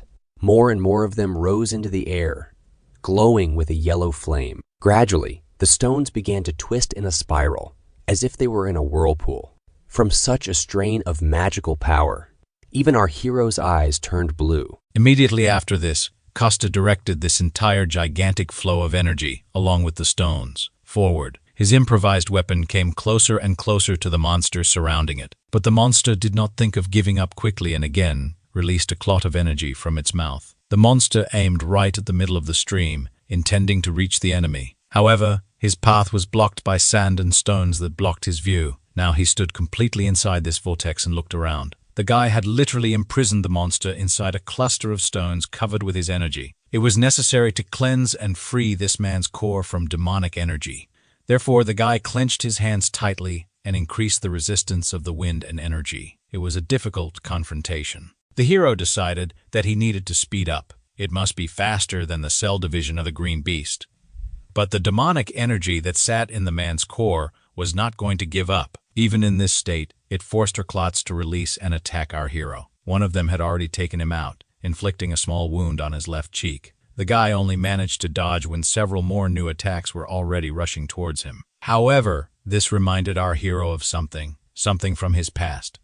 He understood why this reminded him so much of the Firefox's situation.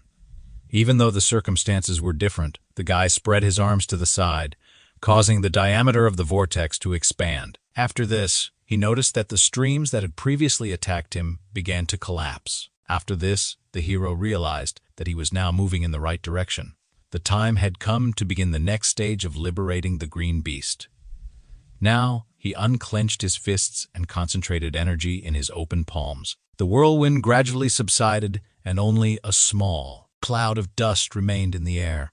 Gradually, the face of a man with green hair appeared, covered in cuts. Only now could Costa breathe a sigh of relief, but he failed to do so. After all, his friend Dash's colleague was still lying in front of him, covered in blood. The man was unconscious and clearly in very bad condition. The guy sighed wearily and told the keeper that he had assumed such an outcome of events. What interested him most now was why this man's blood was black. The keeper did not understand why the guy was hesitating. He even shouted at him, and Costa, meanwhile, carefully squatted down in front of the man. He carefully touched his hand to the leaked black remnant of demonic energy and realized that it was someone's creation. However, the guy decided that he would deal with this a little later. Now he had more important business. Therefore, the hero grabbed the man, who was lying unconscious in front of him, by the clothes. Costa carefully placed the man on his shoulder, trying to cause as little pain as possible. The guy noticed that this man's mana core was destroyed, so now he needed to restore it.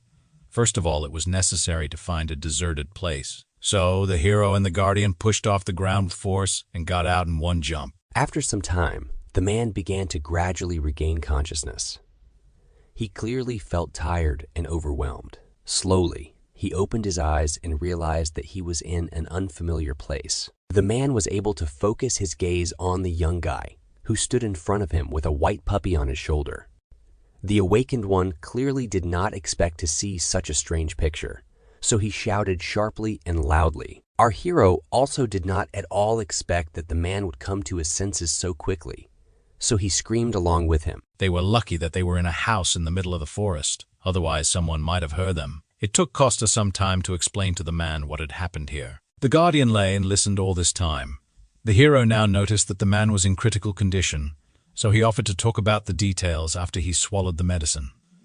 The green-haired man thought for a while, then asked to convey his words to the association. The man remarked with a resigned air that his life, as a whole, had no regrets left. However, the hero did not even listen to him to the end and interrupted, saying that everything was too easy for him. He noticed that he found a man just while walking his dog, and now he wants to die in front of him because he didn't save him, even though he could have. The guy respected the green-haired man's reasons, but said that he would not die today. The man noticed that the guy behaved very impudently for his age. However, the hero noted that he was already 35 years old, after which the man resigned himself and did not appear to protest further. He even agreed to take medication and be patient while our hero treated him. The man felt that something had split his mana core in half. Even the best healer from the Hunter Association could not cope with such a severe wound. Costa knew all this, which is why he used one of the only 3 pills that he grabbed before his return. He ordered the man to put it in his mouth and hold the cloth between his teeth so as not to bite his tongue. The medicine, like a magic chain, must circulate throughout the body for it to be effective. Now, the man's mana core was fragmented, and the magic chains did not function. Therefore, Costa himself was going to infuse magical power into the man and help distribute the medicine throughout his body. He added that this pill was like a defibrillator, only resuscitating the flow of mana, not the blood flow. As soon as the man took the pill into his mouth and bit into it, the guy suddenly added that now he should not lose consciousness. But it was already too late, because not even a couple of moments had passed before the awakened one passed out. Costa remembered that he himself was preparing to die for the first time and fainted 100 times. However, this man could not lose consciousness, so the guy hit him sharply on the head. He ordered him to endure until the last, because this green beast was one of the best in the country. He might die as soon as he loses consciousness, but the man already felt his body. He began to hear some strange sounds and was even preparing to die peacefully. However, Costa ordered him to think about his family, which forced the man to go inside himself. The guy directed his hands to the man's body and began to gradually pour his energy into him. At this moment, a quest appeared from a member of the state-controlled Rainbow Six. The Green Beast, whose real name is Yegor. Often, when people talk about a person with a high position in government agencies and someone who is in the top 6 of the country, they immediately imagine his brilliant past. Yegor's life before becoming the Green Beast was very mediocre. He had a wonderful, loving wife and a beautiful little daughter. The man sincerely considered himself the happiest person on earth. Finally, he had everything he had dreamed of for a very long time. He was an orphan and his name was firmly rooted in the first lines of the boy's register. Not only did he not have a single relative, but his birthday was also considered the day he arrived at the shelter. The guy lived his days quietly and peacefully in an orphanage, but everything changed dramatically when he took even one step beyond it. Without parents, whether a troublemaker or a quiet one, it didn't matter. They were all called problematic. Because of this prejudice, he was unable to make a single close friend. Therefore, the guy grew up alone, without a single close attachment. He felt it only in relation to animals. They lived on the mountain behind the school, where he climbed at every opportunity. Perhaps they were the reason why the guy later became a zoo worker. To him, the man who preferred animals to people, wonderful words were later addressed. The girl admitted that she liked how Yegor always took care of animals like people. She was very embarrassed but still took the first step and invited the guy to meet. He was also very embarrassed by what was happening, because it was his first time, but he agreed. It was this girl, and later their daughter, who gave Yegor the opportunity to return to the human world again. A man deeply immersed in his thoughts and memories was brought out of this state by his little daughter. Yegor asked his Anna not to cling to him like a monkey when she sat on his neck. The man took the girl off and moved her into his arms in front of him, telling her to look to the side. The girl reluctantly obeyed her father and slowly looked around. At the moment, they were standing right at the foot of a beautiful waterfall. The girl was delighted to see a rainbow so close to her for the first time. Yegor explained to his daughter that this was a waterfall, and water from the lake at the top of the mountain collected in one place and fell down. Anna was interested in what happened to the fish that lived at the top of the mountain. The man joked that they were diligently swimming up the falling water. Back home, the girl did not believe her father, but promised to check with her mother later. She asked to buy her a chocolate bar if it turned out that the man had lied. He suggested replacing everything with vitamin juice so that their mother wouldn't scold them for such harmful things. Just at that moment, the girl found her husband and daughter and ran up to them. She was worried because she couldn't find him for a long time. Yegor was simply showing his daughter the waterfall. Although her parents initially assumed this and even suggested that the girl relax and wait, the wife said that there was a beautiful rainbow in front of the waterfall, so she would like to submit photographs. Yegor had the camera, and they all headed together closer to the water. People struck a pose and began looking for the best shot. The girl had to work hard to make the rainbow clearly visible. To begin with, she made a family portrait of her parents and husband with their daughter. She really liked the photo, so the girl suggested taking a few more pictures. Meanwhile, her parents were chatting with their granddaughter, trying to make her laugh. The girl screamed with joy, the smiles of her relatives until they ran out of energy. After that, Yegor handed his daughter into her arms and asked her to take his place. The girl ran to her parents so that she could take a photo with them. Little Anna began to teach her grandparents how to make a heart with their fingers. She even made 2 hearts at once with both hands and addressed them to her loved ones. Meanwhile, Yegor was catching good shots and taking pictures of his joyful family. The guy did not notice at all how something strange began to happen with the waterfall. Not far from them, the space in front of him began to literally crack into pieces, like glass. Yegor noticed the crack only when it had already reached a fairly large size. The next moment, the space split and a huge black hole appeared in it. Then, this happened several more times near the first crack. From one of them appeared the head of a huge shark with yellow eyes, which immediately attacked the first person it came across. A huge bear crawled out of the other and immediately knocked down and pinned some guy to the ground. All this happened before the eyes of Yegor, who was just beginning to understand that he had built an ideal life. He subconsciously believed that this happiness would leave him sooner or later. After all, nothing is given for free, and for him, such a life was a luxury. Therefore, he thought that someday it would definitely be taken away from him. The only thing the guy wanted all this time had not come true. He desperately prayed that if something terrible happened, it would not be in front of his eyes. However, he was unlucky because behind his beloved family was the biggest crack. A huge insect immediately got out of it and rushed at the nearest people. The guy was desperately trying to stop the monster from harming his loved ones. Yegor rushed with all his might to help his family, hoping to save them. The man saw from afar that his beloved wife was wounded. There was a huge, deep cut on her back. At first, the guy even tried to convince himself that the girl had simply gotten dirty in something, and during his delay, The monster had already managed to completely get out of the crack. Now, it hung directly over Jaeger's relatives, who were now all lying on the ground, unconscious. The guy realized that this huge mantis had deprived him of everything with one blow. Jaeger fell to his knees and began desperately calling his beloved wife by name. He looked at the girl's back, and his whole body were shaking with fear and the awareness of misfortune. As soon as the guy decided and found the strength to touch his wife's body, he was not allowed to do so. The huge mantis lashed out with its claw, cutting through the air with incredible speed. It hit right at the place where Jaeger was literally a second ago. The guy was thrown back with incredible force and speed. It seemed to him that from just one contact with such claws, his body was torn apart. However, this was not the case. The guy flew quite a long distance and landed hard on the ground. At this time, the monster raised its head up and let out a victorious cry. It stood right above the green beast's family and waved its huge claws menacingly. The love for his family, and especially for his daughter, made Jaeger come to his senses. He rose to his feet and was ready to fight the monster.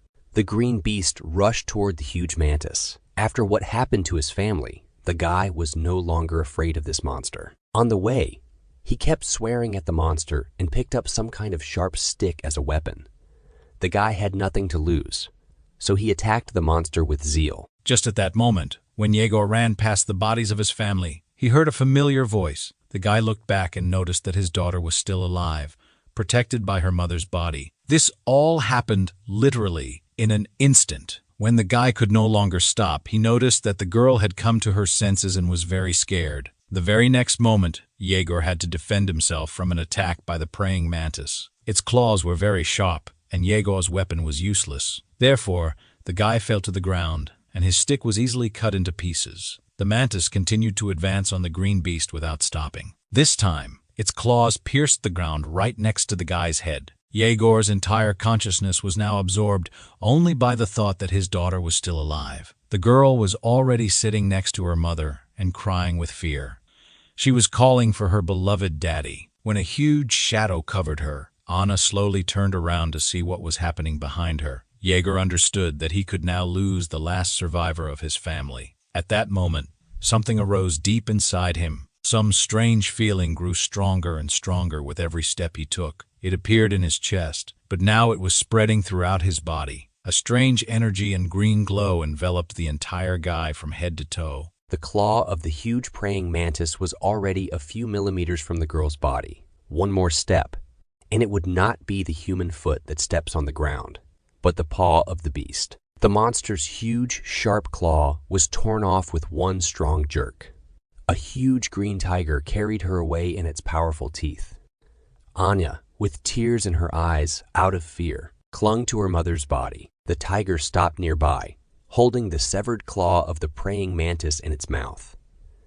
At that time, it roared in pain and became furious from its wounds. Something green and striped quickly flashed before the monster's eyes. The huge tiger spat out its claw and rushed back to the monster. This time, its target was the head of the monster with two huge yellow eyes. The tiger opened its mouth wide and sank its sharp fangs right into the neck of the mantis. Not even a moment passed before the headless monster fell to the ground, and the tiger rushed away, carrying in its jaws part of the enemy it had defeated. It stopped nearby, walking inside and looking at the monster. Another moment, and Jaeger, in human form, was rushing towards his daughter. He ran to Anna, hoping that everything was okay with her. However, the man immediately realized that he was late. His hands began to tremble. In front of him, on the ground, lay his dead beloved wife and wounded daughter. The young man looked at the body of his wife, which was becoming paler every minute. Then he turned his gaze to the little girl who lay unconscious next to her. The man was already sweating from tension. His whole body was becoming numb from fear. He looked at what was left of his family, tears flowing from his eyes. Jaeger saw that his daughter was still alive, but she was too weak to even sit up on her own. The man had to carefully put his hand under the baby's head and help her rise. He tried to calm the baby down all the time, promising her that he would think of something. Anna complained that her stomach hurt very badly, and the man could not stop the bleeding. He held his little daughter in his arms and understood that she would die any minute. Under the girl, there was already a whole pool of blood that flowed out of the wound on her stomach. The girl said that she felt cold, so Yegor tried to hug his daughter as tightly as possible and warm her up. Anna was glad that Dad came to her aid and did not leave her alone. She even laughed. The girl smiled and said that she loved her daddy more than anything in the world. She wanted to touch her father's face with her hand, but the strength left her. Anna no longer made a single sound. Yegor realized that his daughter had just died in his arms. It took him a few seconds for the thought to sink into his head. Then the man burst into tears, leaned over to the girl and said that Dad also loved her more than anything in the world. After some time, the man carefully shifted the girl to the ground. Now, in front of him, lay the dead bodies of his beloved wife and daughter. Daughter, wife, father-in-law, and mother-in-law.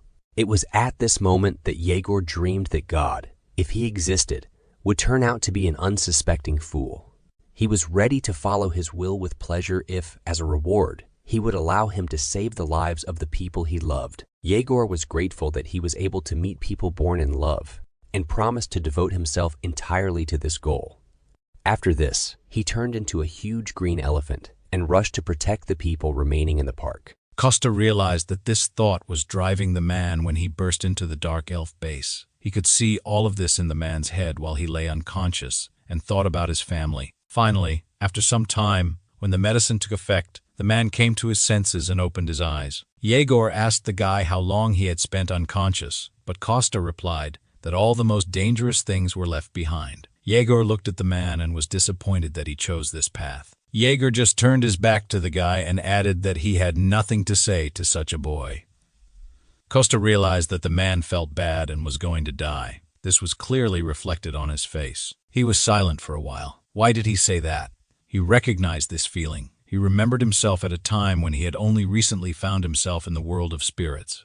It wasn't the same feeling, but he thought they might be similar and smugly concluded it. The guy recalled the feeling when he stood in the pouring rain, which helped hide his tears. He added that death leaves nothing behind. When someone dies, there must be someone left to remember the dead person. But now, the only one who will remember all of this is Costa. All these little things that Yegor's wife and daughter loved, that made them happy, now he alone remembers. Absolutely all these little things that make up a person's personality. These words made a huge impression on the green beast, who was still lying with his back to the heroes. For some time, they remained in silence. Yegor lay facing the wall, and Costa sat behind him. After a while, the guy sighed heavily and decided that he was minding his own business. He asked Yegor to forget about his last words. He simply said it for moral reasons. However, these words still had an effect on the man. He sat up and asked the guy to help him restore his mana core. Costa was surprised that the man still chose to continue living. Yegor still could not immediately answer this question. He sat thinking for a long time and then said that he still had a lot of things to do, and there are people who rely only on him. Costa was surprised by such an accurate answer, but agreed with him. A light came on in a house in the middle of the forest, which marked the beginning of a new life for the green beast. Sometime later, Costa was furious that they decided to throw a party in his restaurant to mark the release of the green beast. 3 weeks later, the guy had to urgently prepare a lot of food. His mother and assistant had to run around with boxes. He cursed at Dasha because his family wanted to live in peace, and she was throwing another party. Although she reassured him that there should only be 3 people, herself, the beast, and Costa, the hero tried to calm down. He had a lot of experience and friendship with this girl. If he started to be indignant now, she would come running and mock him. Instead, he suggested finding a more reliable place because information from the conversations of such guests should not leak out. However, Dasha noticed that there was no more secluded and reliable place in Seoul than this restaurant. Therefore, the girl promised to come tomorrow and agree on the date and time of the reception. The devil's vine, its size justifies its name, is strong enough to swallow even a black bear, which represents the first rank of danger at once. She's just looking for a beast that the demons will keep as a pet. However, even demons can be in danger if they let their guard down before the monster of disaster. Costa sits at the table, holding his head in his hands and thinking that he should have just ordered pizza. The keeper was amazed that the guy was awake simply because of some pizza.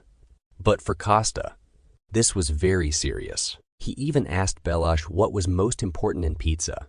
The Guardian was not going to succumb to provocation and answer him. He ordered him to go to bed. However, he did not listen to him at all. He jumped up and shouted that the most important thing was cheese. That is why he needed the devil's vine. The keeper did not understand how he came to this conclusion. Demonic vine, one of the disaster class demonic beasts. Although in the human world, this plant is called a cannibal plant. There are not many of them left in this world. They mainly grow on Gangan Island. Costa did not know that these plants still remained in their world because he was sure of the opposite. The Guardian added that the animals are specially lured to this area so that the plants will deal with them. The hero was amazed that someone was feeding these monsters on purpose because they should have become gigantic. The keeper confirmed his assumption and was puzzled as to why the guy was so worried. Costa explained that although this monster looks like a plant, it is still a monster, and with such excellent nutrition, it should very quickly grow to incredible sizes. After this, its roots harden, after which they replace its legs. This species is reaching the side of the Earth at this rate and is using all the planets as a pot. Neither the keeper nor our hero were absolutely happy about this prospect. There was even a slight panic. Costa ordered the keeper to quickly call Taylor for help. He suggested giving the wolf some real training while simultaneously hunting for cheese.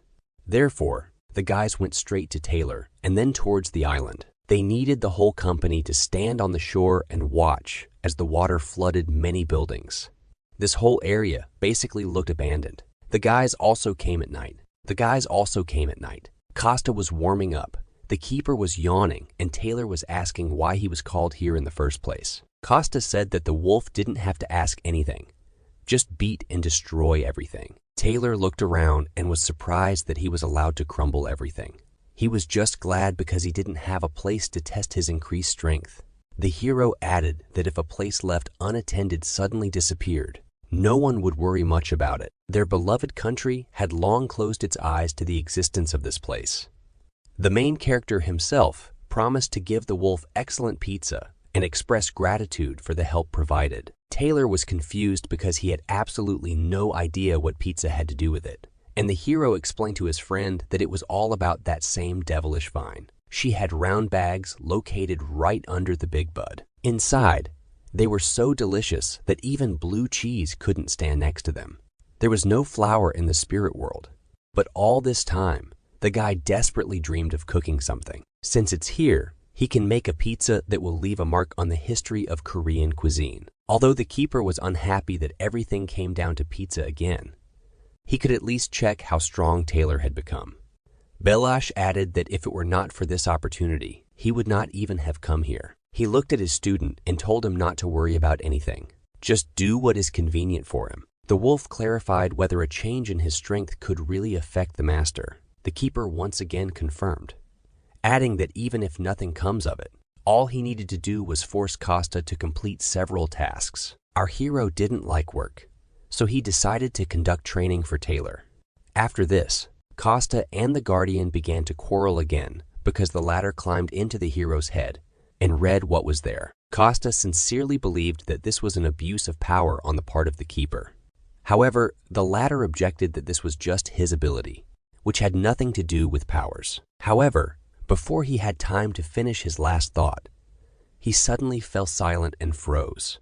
Someone's huge shadow bent right over our hero, covering him from the light of the moon. This would be a great opportunity for Taylor to test his new powers.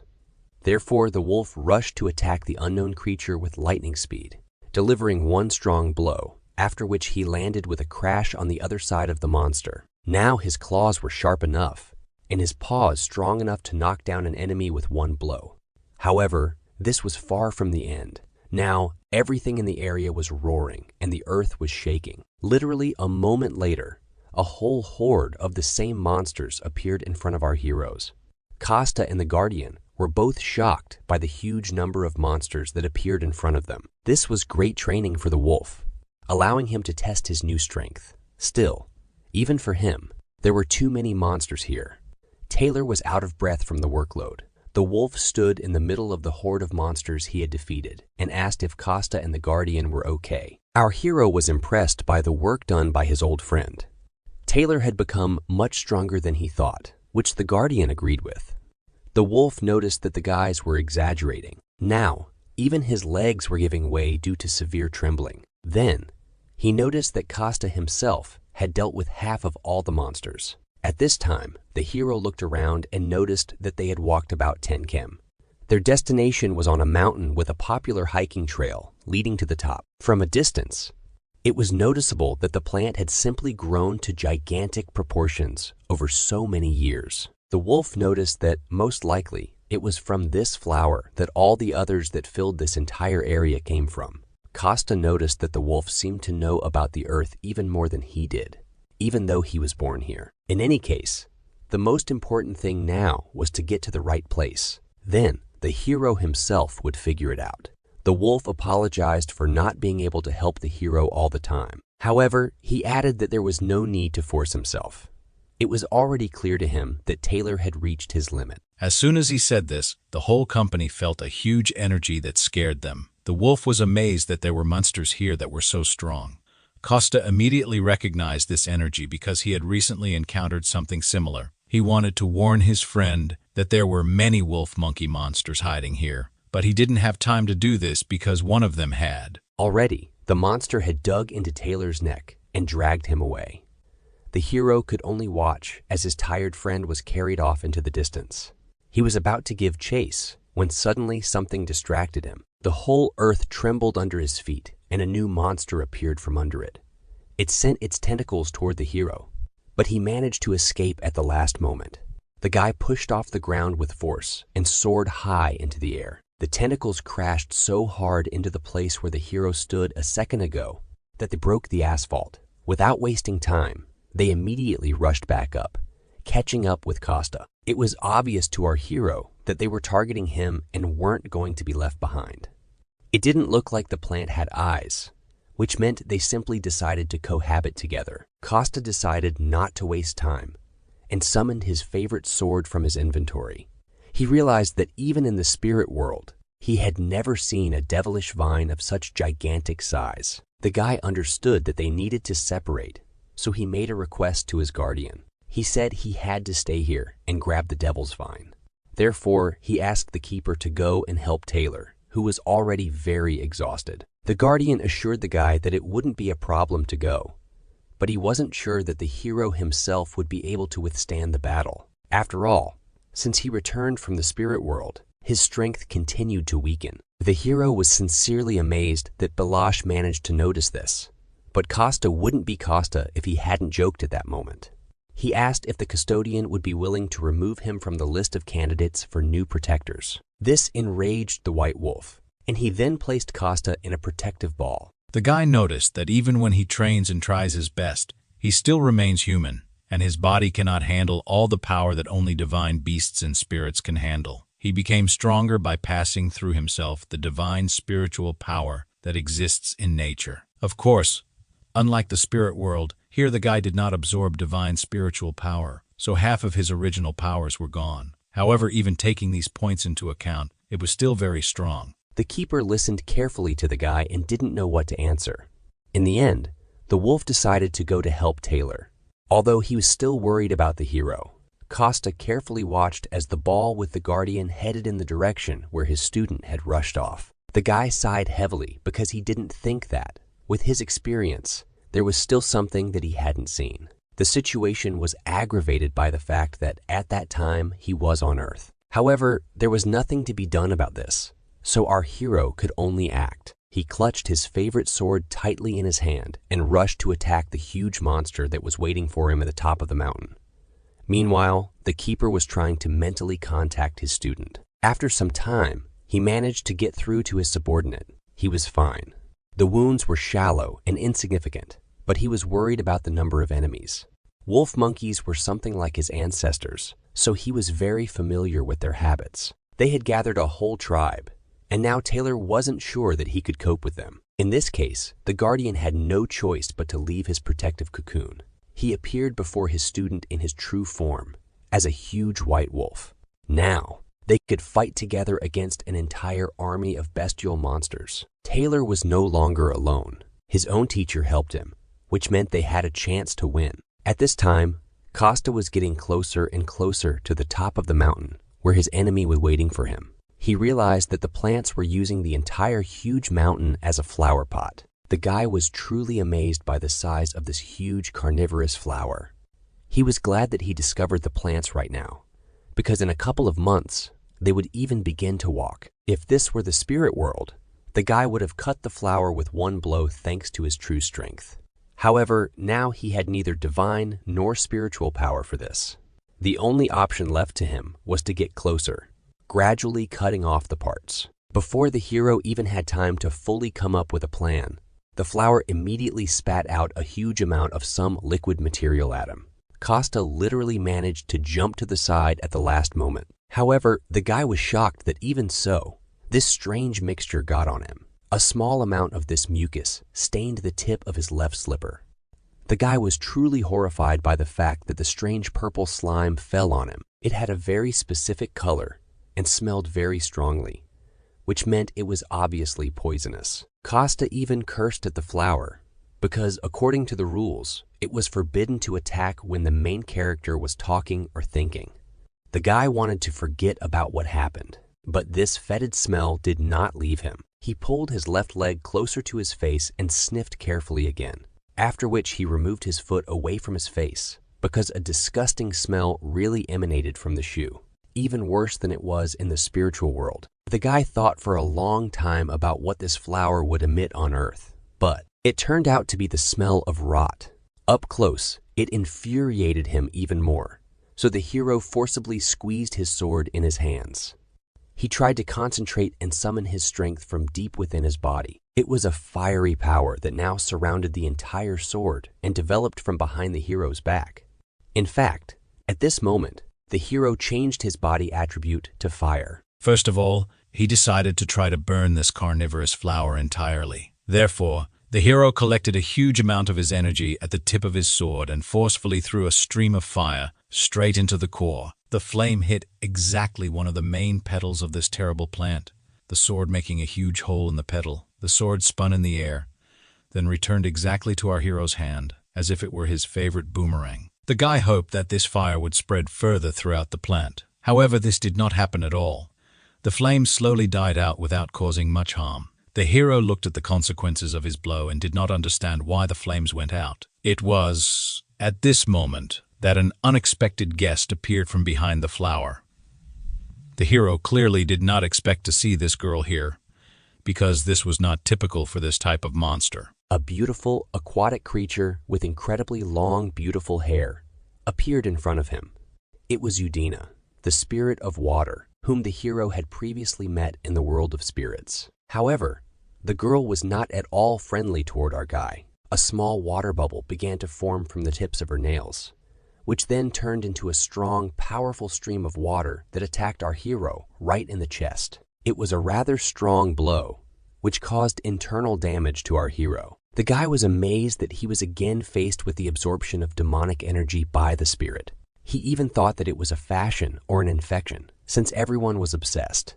But he didn't have time to think for long, because more and more water bubbles began to form around the hero. The hero realized that it would be difficult for him to cope with the symbiosis of Vine and the devilish Vine alone. So he mentally called his guardian friend for help. At this time, he continued to fight off the attacks of the water spirit, waiting for help. To attract more attention, the hero launched fiery fireworks into the sky. At this time, the water spirit did not waste a minute, constantly forming more and more bubbles, which then turned into very sharp water streams and attacked the hero.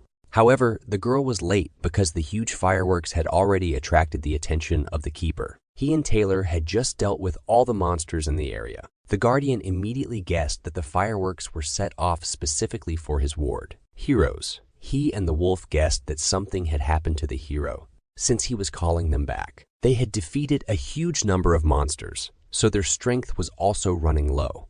The keeper even asked Taylor if he was able to move at all. The gray wolf at first tried to appear strong, but then collapsed in exhaustion and apologized for his weakness. At this time, the hero had to use more and more different magical abilities in his battle. This time, he could no longer manage by simply avoiding attacks. He needed a shield. The girl was too strong and fast to simply dodge. It was a confrontation between two truly strong rivals who were in no way inferior to each other. Costa, even with his remaining strength, was no weaker than the water spirit that was in the human world. Moreover, it was a confrontation between two essentially different elements. The fire that Costa controlled opposed the water that Udina controlled. Even the Guardian was shocked by how powerful this battle was.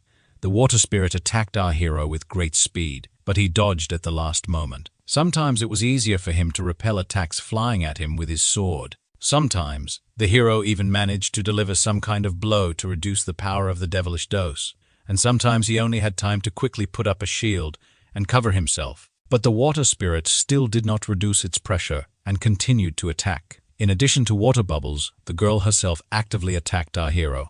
Costa fought literally to the limit of his capabilities because he was already very tired. Before that, the girl was also not going to give up and attacked her opponent at every opportunity. The hero was already completely wet from head to toe, which did not add anything good to him. The guy was clearly tired. He was breathing heavily. One of his eyes had been blackened earlier. During this time, he became convinced that the girl was indeed under the control of a demon. Besides fighting the flower itself, she also caused him a lot of trouble. The hero lowered his sword, preparing to strike again, when something stopped him. She looked straight into his eyes and said that he was attacking her body, so she would not give him up just like that. The hero was amazed by this news because he did not expect such a development of events. For the first time in his life, he saw a water spirit who could talk. The flower took advantage of his confusion and twisted him around his legs and arms. The hero was amazed that the girl could speak, but she preferred to talk nonsense. He tried to reach her consciousness, saying that spirits are looking for a host only because of demonic energy. The hero promised to help the girl and provide her with housing next to the world tree. However, she did not listen to him at all. At that time, she formed a huge clot of water energy. The guy was still bound by the branches of the devilish vine and could not move. At this time, a huge number of water streams were already flying at him, which could kill him. But at the last moment, an ally of the protagonist appeared and saved him. It was the Guardian, who took the brunt of the blow and covered the hero with it. The white wolf carefully grabbed our guy with his fangs and carried him away. The hero was glad for the timely appearance of his guardian. He managed to notice that the man was fighting against an undine who was absorbed by demonic energy. The audience carefully lowered our hero, giving him the opportunity to move freely again. The wolf agreed that a demon was directly involved in all the recent incidents. The hero asked the guardian to stop the undine's movement for a short time so that he could get rid of the demonic vine once and for all. Having received the consent of his friend, Costa began to accumulate a fairly large amount of energy and then carefully led it through the hilt into the blade of his sword. And here again, our hero was surrounded by streams of scorching flames. At this time, the girl was surprised by the fact that another enemy appeared in front of her. The guardian rushed to the water spirit with lightning speed and grabbed her with his powerful jaws. Without wasting a second of precious time, our hero concentrated all his energy into one blow. The guy needed enormous strength and spiritual concentration in order to carry out this attack. It was a real fiery whirlwind created by the inner strength of our hero.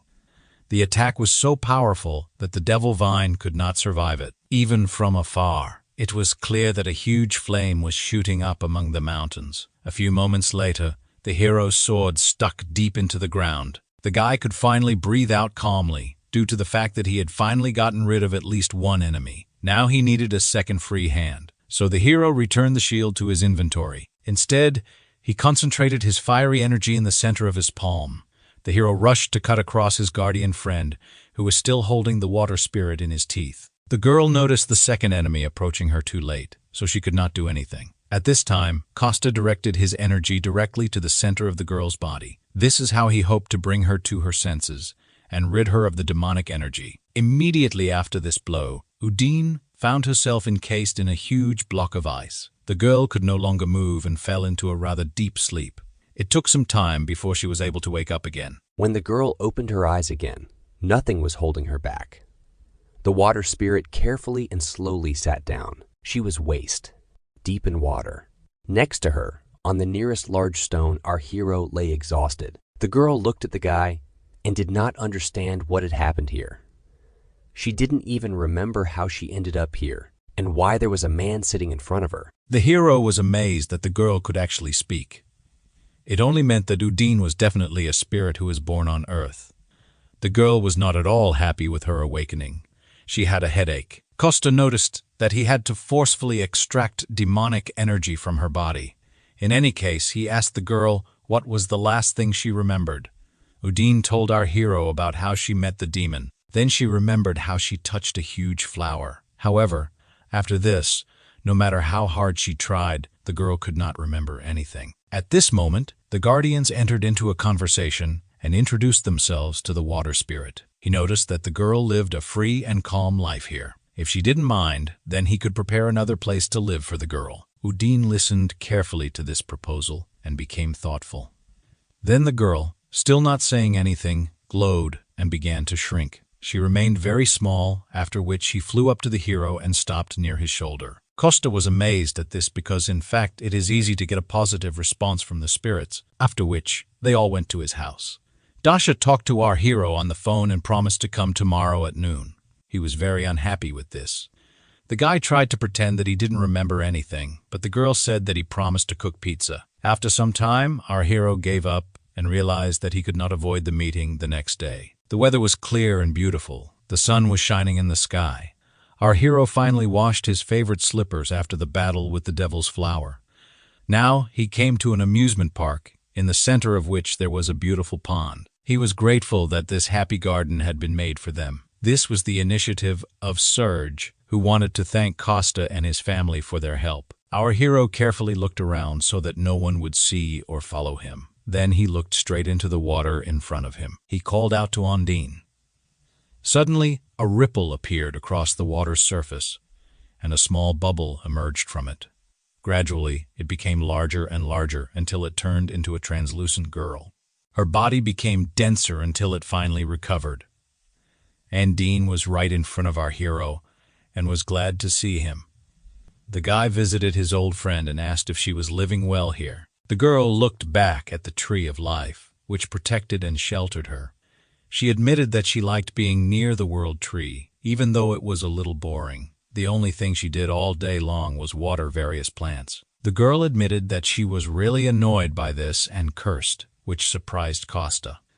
The water spirit admitted that she had heard these words from the red-haired woman. The hero asked the girl to be patient a little longer, as she would be able to enter only after she had fully recovered.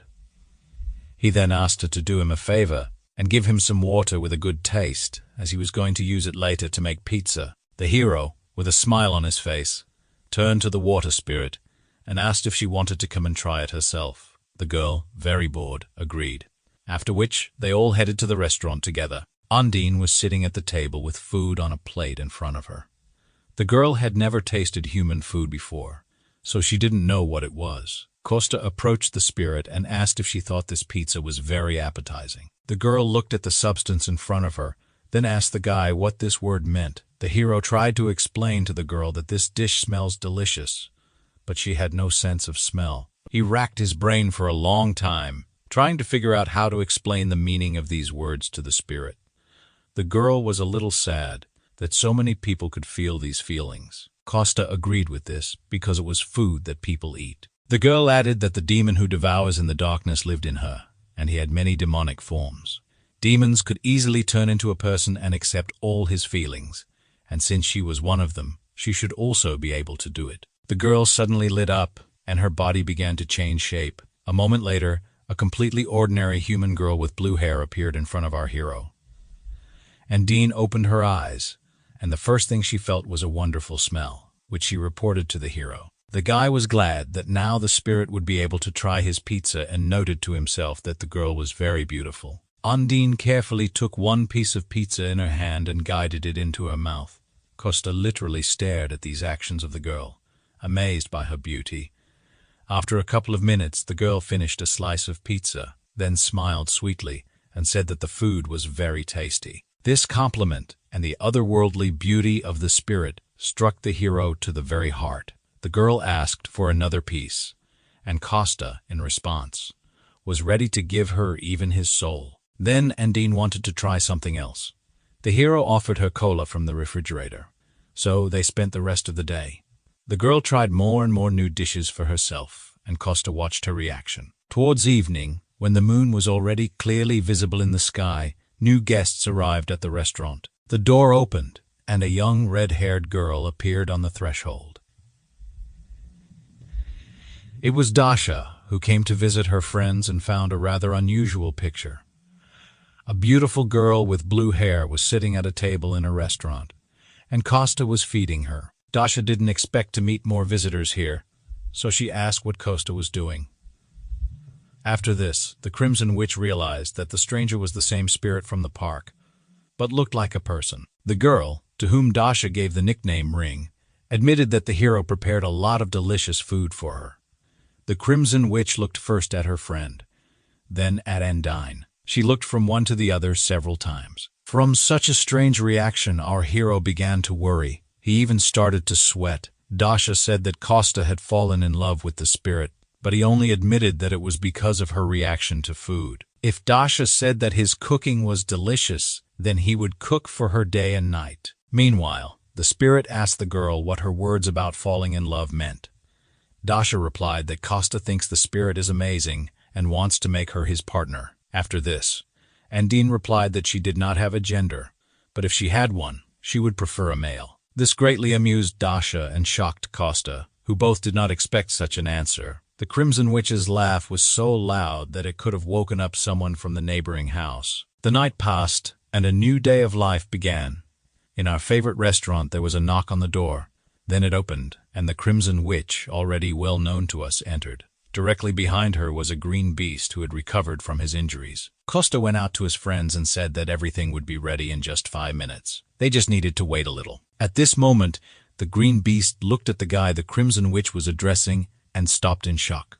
Costa also looked at this man and realized that, before that, he had been hiding his identity. The green beast and our hero stood and silently looked at each other. While the girl did not suspect anything and calmly walked into the depths of the restaurant, Jago grabbed his head as if some memories were causing him pain.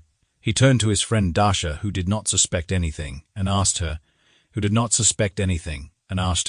in a whisper, what her friend did for a living. The girl loudly replied that he was an ordinary slacker who suffers from nonsense all day long. In response to this, Costa added that Dasha was his crazy friend. Then he looked straight into the man's eyes, extended his hand, introduced himself, and said that he would be pleased to meet his female colleague. He added that he disappeared 10 years ago and returned only recently. These words struck the green beast because this happened even before the start of the great cataclysm.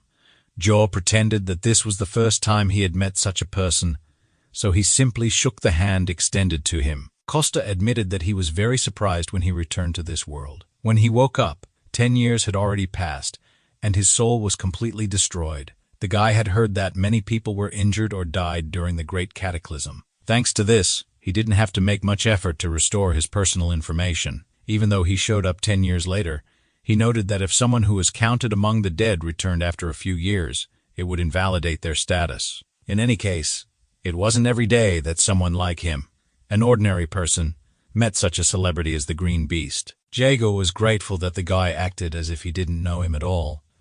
However, what bothered him was how this guy was able to hide his energy. After all, last time he had just an incredibly huge amount of mana, and at this new meeting of theirs, he looked just like an ordinary person. Jago decided to leave these thoughts aside for now, instead asking Dasha when Jenny should join them. The girl replied that she had received an urgent call, so she would quickly sort it out and come. She would be about 30 minutes late. However, before she had time to speak this phrase, another pretty girl ran into their restaurant.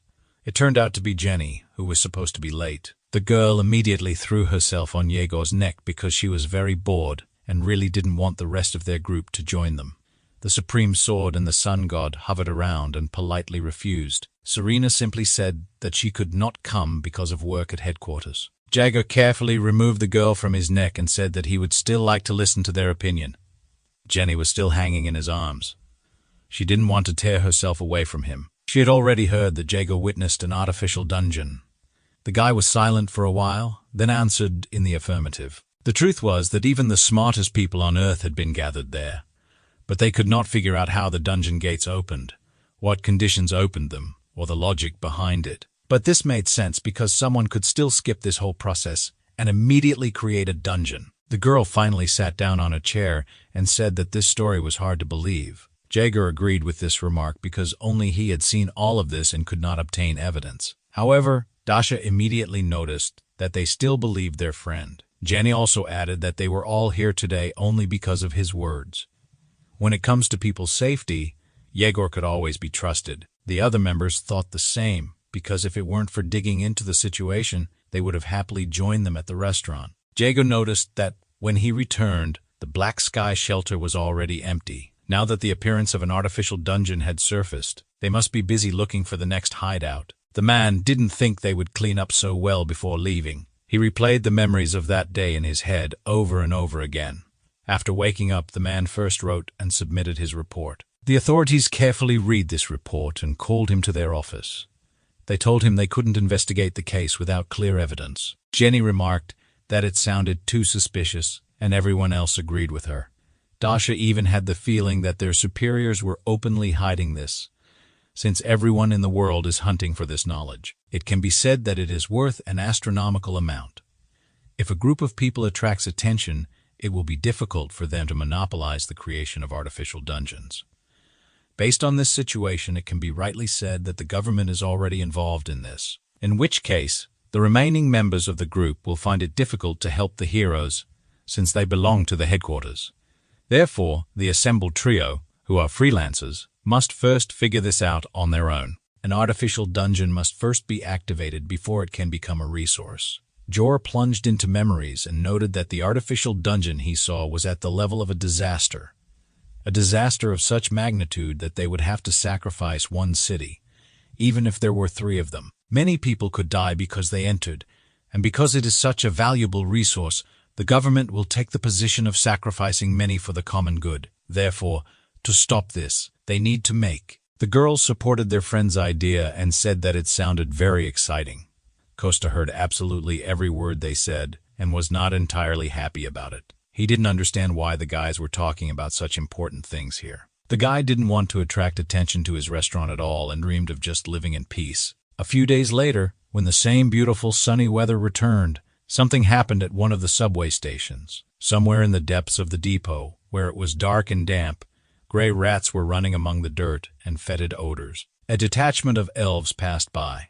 Their new commander-in-chief asked his subordinates how far they had come. The creation of the dungeon gate had finally stabilized, and the efforts of about 50 dwarves who had been working on it for 2 months had finally yielded some results. The commander did not understand at all how they could belong to the same race if it took as many as 50 to catch up with the work of one person.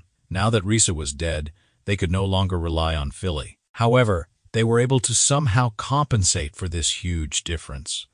The new commander-in-chief tiredly leaned his hands on his waist and sighed heavily. He then slowly turned to face his subordinates. The dark elf clapped his hands to attract the attention of everyone gathered. He spoke loudly and asked everyone to pay attention to certain details. As they all already knew, before the great entrance, the great warrior Risa died in battle. Therefore, the dark elf announced that he would become a demon contractor in her place. All those present were very worried about what had happened to the girl. That's why they had to rebuild the dungeon they had created. The dark elf promised that this time they would definitely succeed. Everything they had gone through up to this point to get to Earth and survive was not in vain. He ordered his subordinates to never forget all the humiliation and suffering they went through. He promised them that they would definitely survive, no matter how dirty or difficult it was for them in this new place. They would start all over again, together. Everyone gathered, united. All of this happened in underground tunnels, and right above them, the mother of our hero was walking.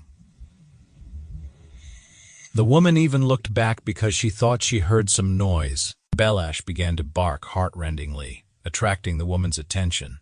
He tried to get her to return home, but she wanted to walk a little more. She wanted to give Costa, Dasha, and their new friends some free time because they were talking about important things. The keeper tried to mentally shout to the woman so that she would immediately go home.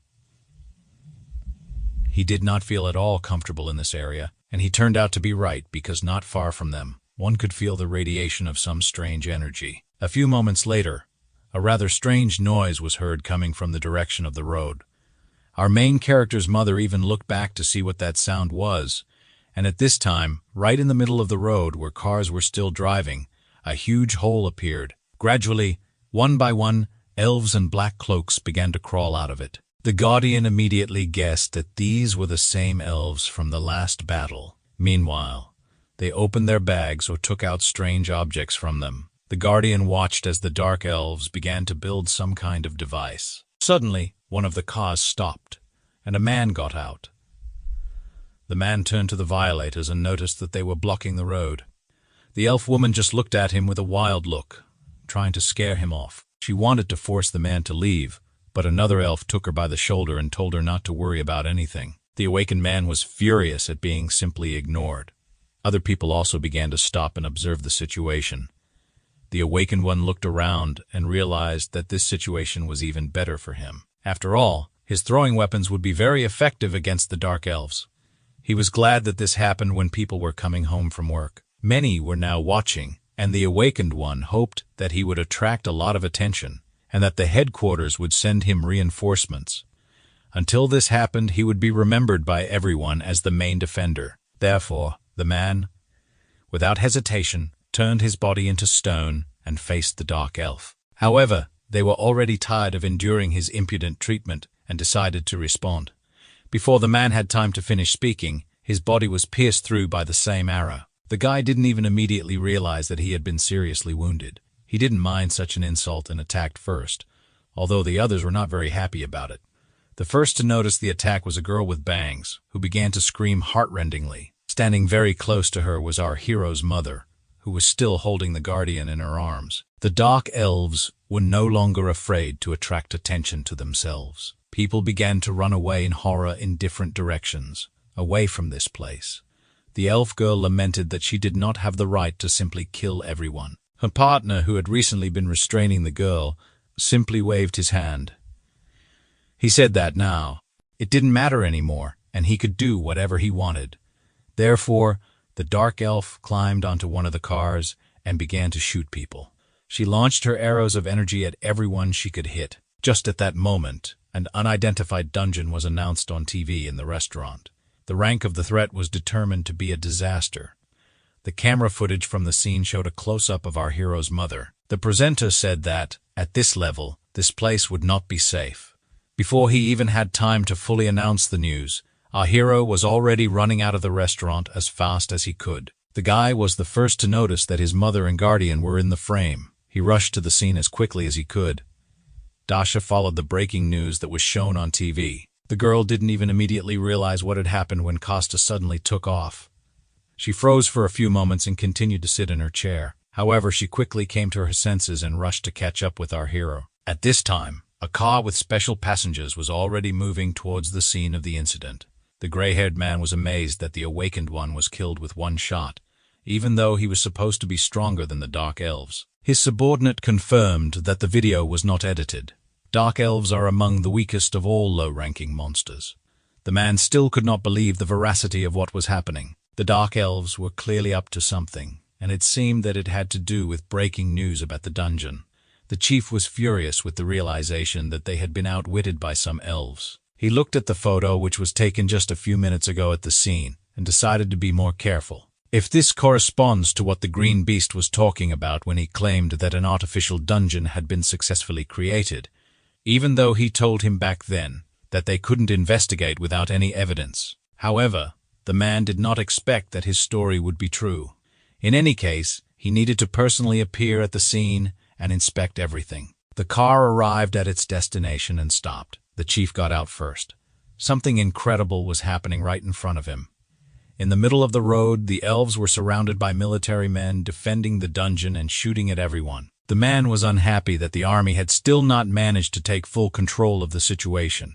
The approaching fighter reported that they were slowly closing the distance to the elves and putting pressure on them. However, the weapons they used seemed very powerful. These are magic arrows, a coating of dark magic that elves should not be able to use. Also, these dark elves themselves were much stronger than usual. They were better with a bow and had a 120 increase in the sensitivity of their 5 senses during combat. The commander was annoyed by such a leisurely conduct of the battle and the fighter's report. He even asked for forgiveness for the fact that they could not suppress some dark elves. The boss noticed that they appeared out of nowhere in such a crowded place, which means they had prepared in advance for this. Therefore, the next step he ordered was to double the strength of the human army. At this time, a terrible hand began to crawl out of a huge portal that hung in the sky. Then, a second similar palm appeared. Together they were holding something. None of the military knew what it was, but it looked like some kind of number. At first, there was a Roman numeral 10 on the left, and only a dash on the right. Then, the numbers changed, and now there is 9 on the left and 59 on the right.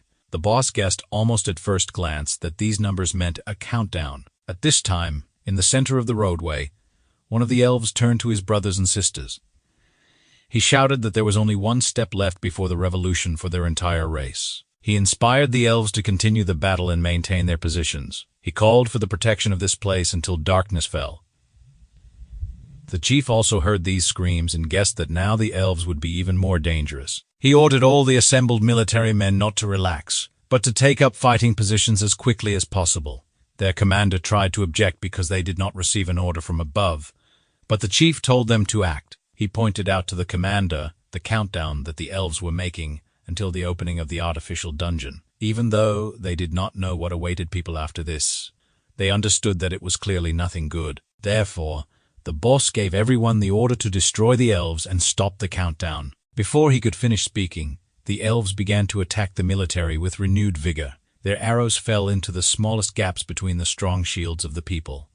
Although the wounds were not all fatal, they incapacitated more and more people. The boss was furious that they were losing to some dark elves. He realized that their leader was deliberately aiming only at the feet of the military.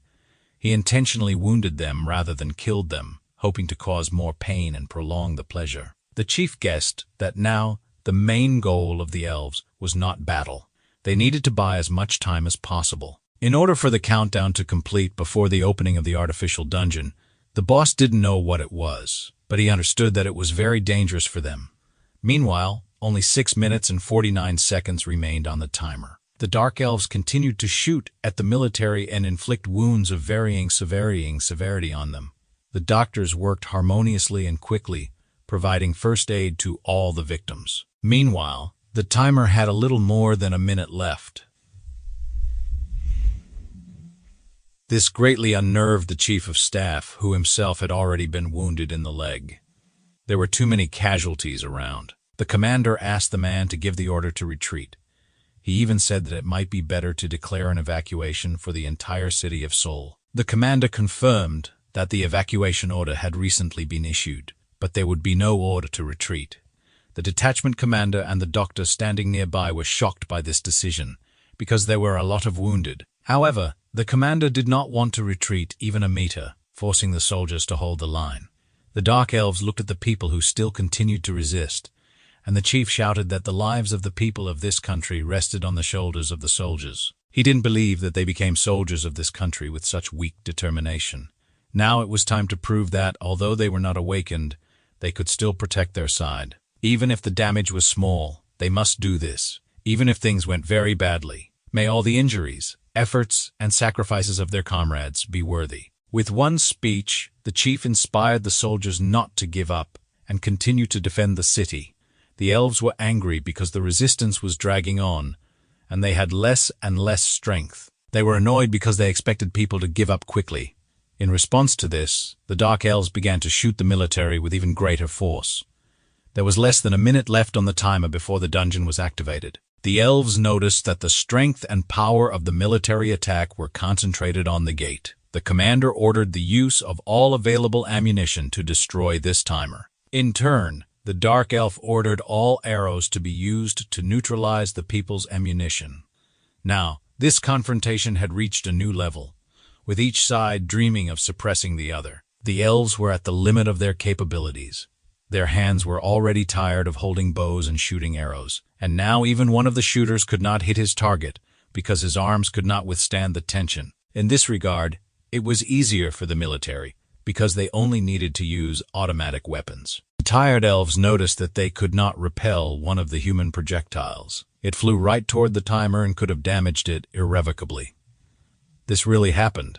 The projectile hit the target, causing a reaction. After this, a huge explosion occurred, and white light flooded everything around. The elves looked at the place where the timer used to be located and hoped that their device had time to work. They clearly did not expect such a reaction, but still believed in their victory. When the smoke cleared, it turned out that the timer had expired, but the space had cracked. Some kind of black slime was oozing from this huge celestial crack. The dark elves looked at what was happening and did not know how to react. The first to guess what was happening was their commander-in-chief, who turned to his brothers. He announced that their plan was a success. They had not risked their lives in vain. Even if they lose their lives here, they will still remain in history. At this time, a huge amount of black mucus began to gradually absorb everyone caught in it. A company was already running up to the scene of the incident, hurrying here from the restaurant. A green beast flew above the ground, turning its arms into wings. He was followed by Dasha, who helped Jenny get there. The guy stood on the roof of the building and looked down at what had happened in the last 5 minutes. They could not believe their eyes because the order to evacuate the city had been given just a few minutes ago. Jenny thought that she had never seen such a brutal massacre. Dasha looked at everything from above and was worried that they might not be able to cope on their own. Jagger was afraid that he would not be able to save his teammates if they needed help. In front of them stood a huge black block that exuded demonic energy. The first to go into battle was Jenny, who simply jumped from the roof. The girl had no plan, so her comrades were worried about her. They believed that they should at least wait and analyze the situation. However, the girl could no longer be stopped.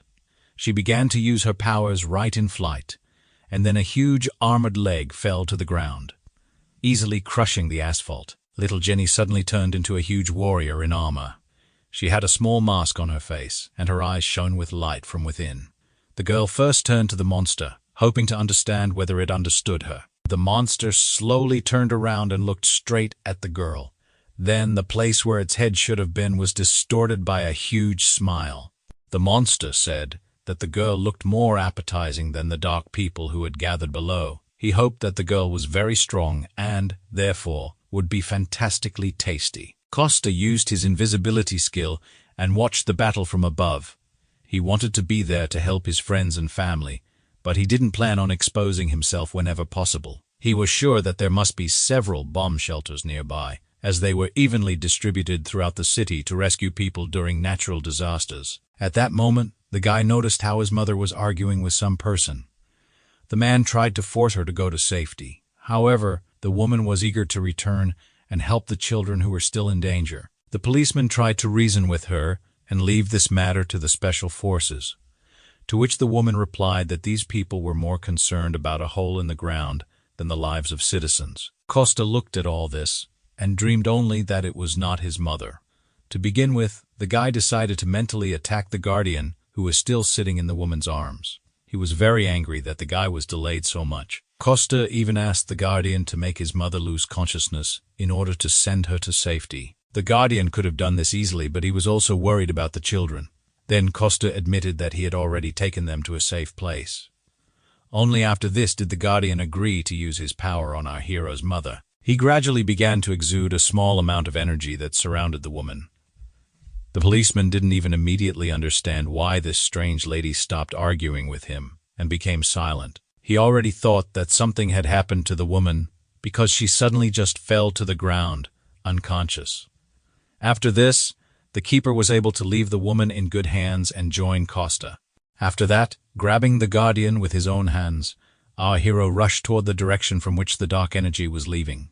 In fact, this was not the only thing that bothered him. Something else was bothering him. He was even going to tell the keeper about this, but at the last moment, he changed his mind and fell silent. At this time, Jenny fought with a creature consisting of dark matter in her full form. The girl had unusually high strength, which allowed her to fight huge monsters with her bare hands. Her blows were so powerful that they forced even such huge monsters to retreat.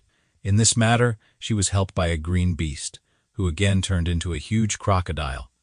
He used his powerful jaws to hinder the monster's movements. Also, in his arsenal was a very strong tail, which delivered blows. Having made a series of blows, the guy stepped aside a little to assess the consequences.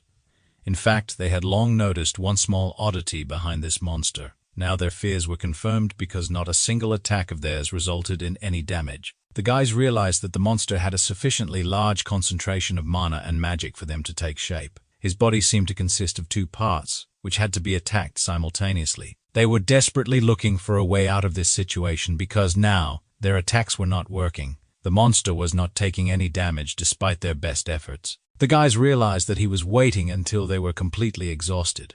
They guessed that the monster was going to absorb their energy after that, just like he had already done with those dark elves who summoned him. However, this did not mean at all that the guys would not try to attack further.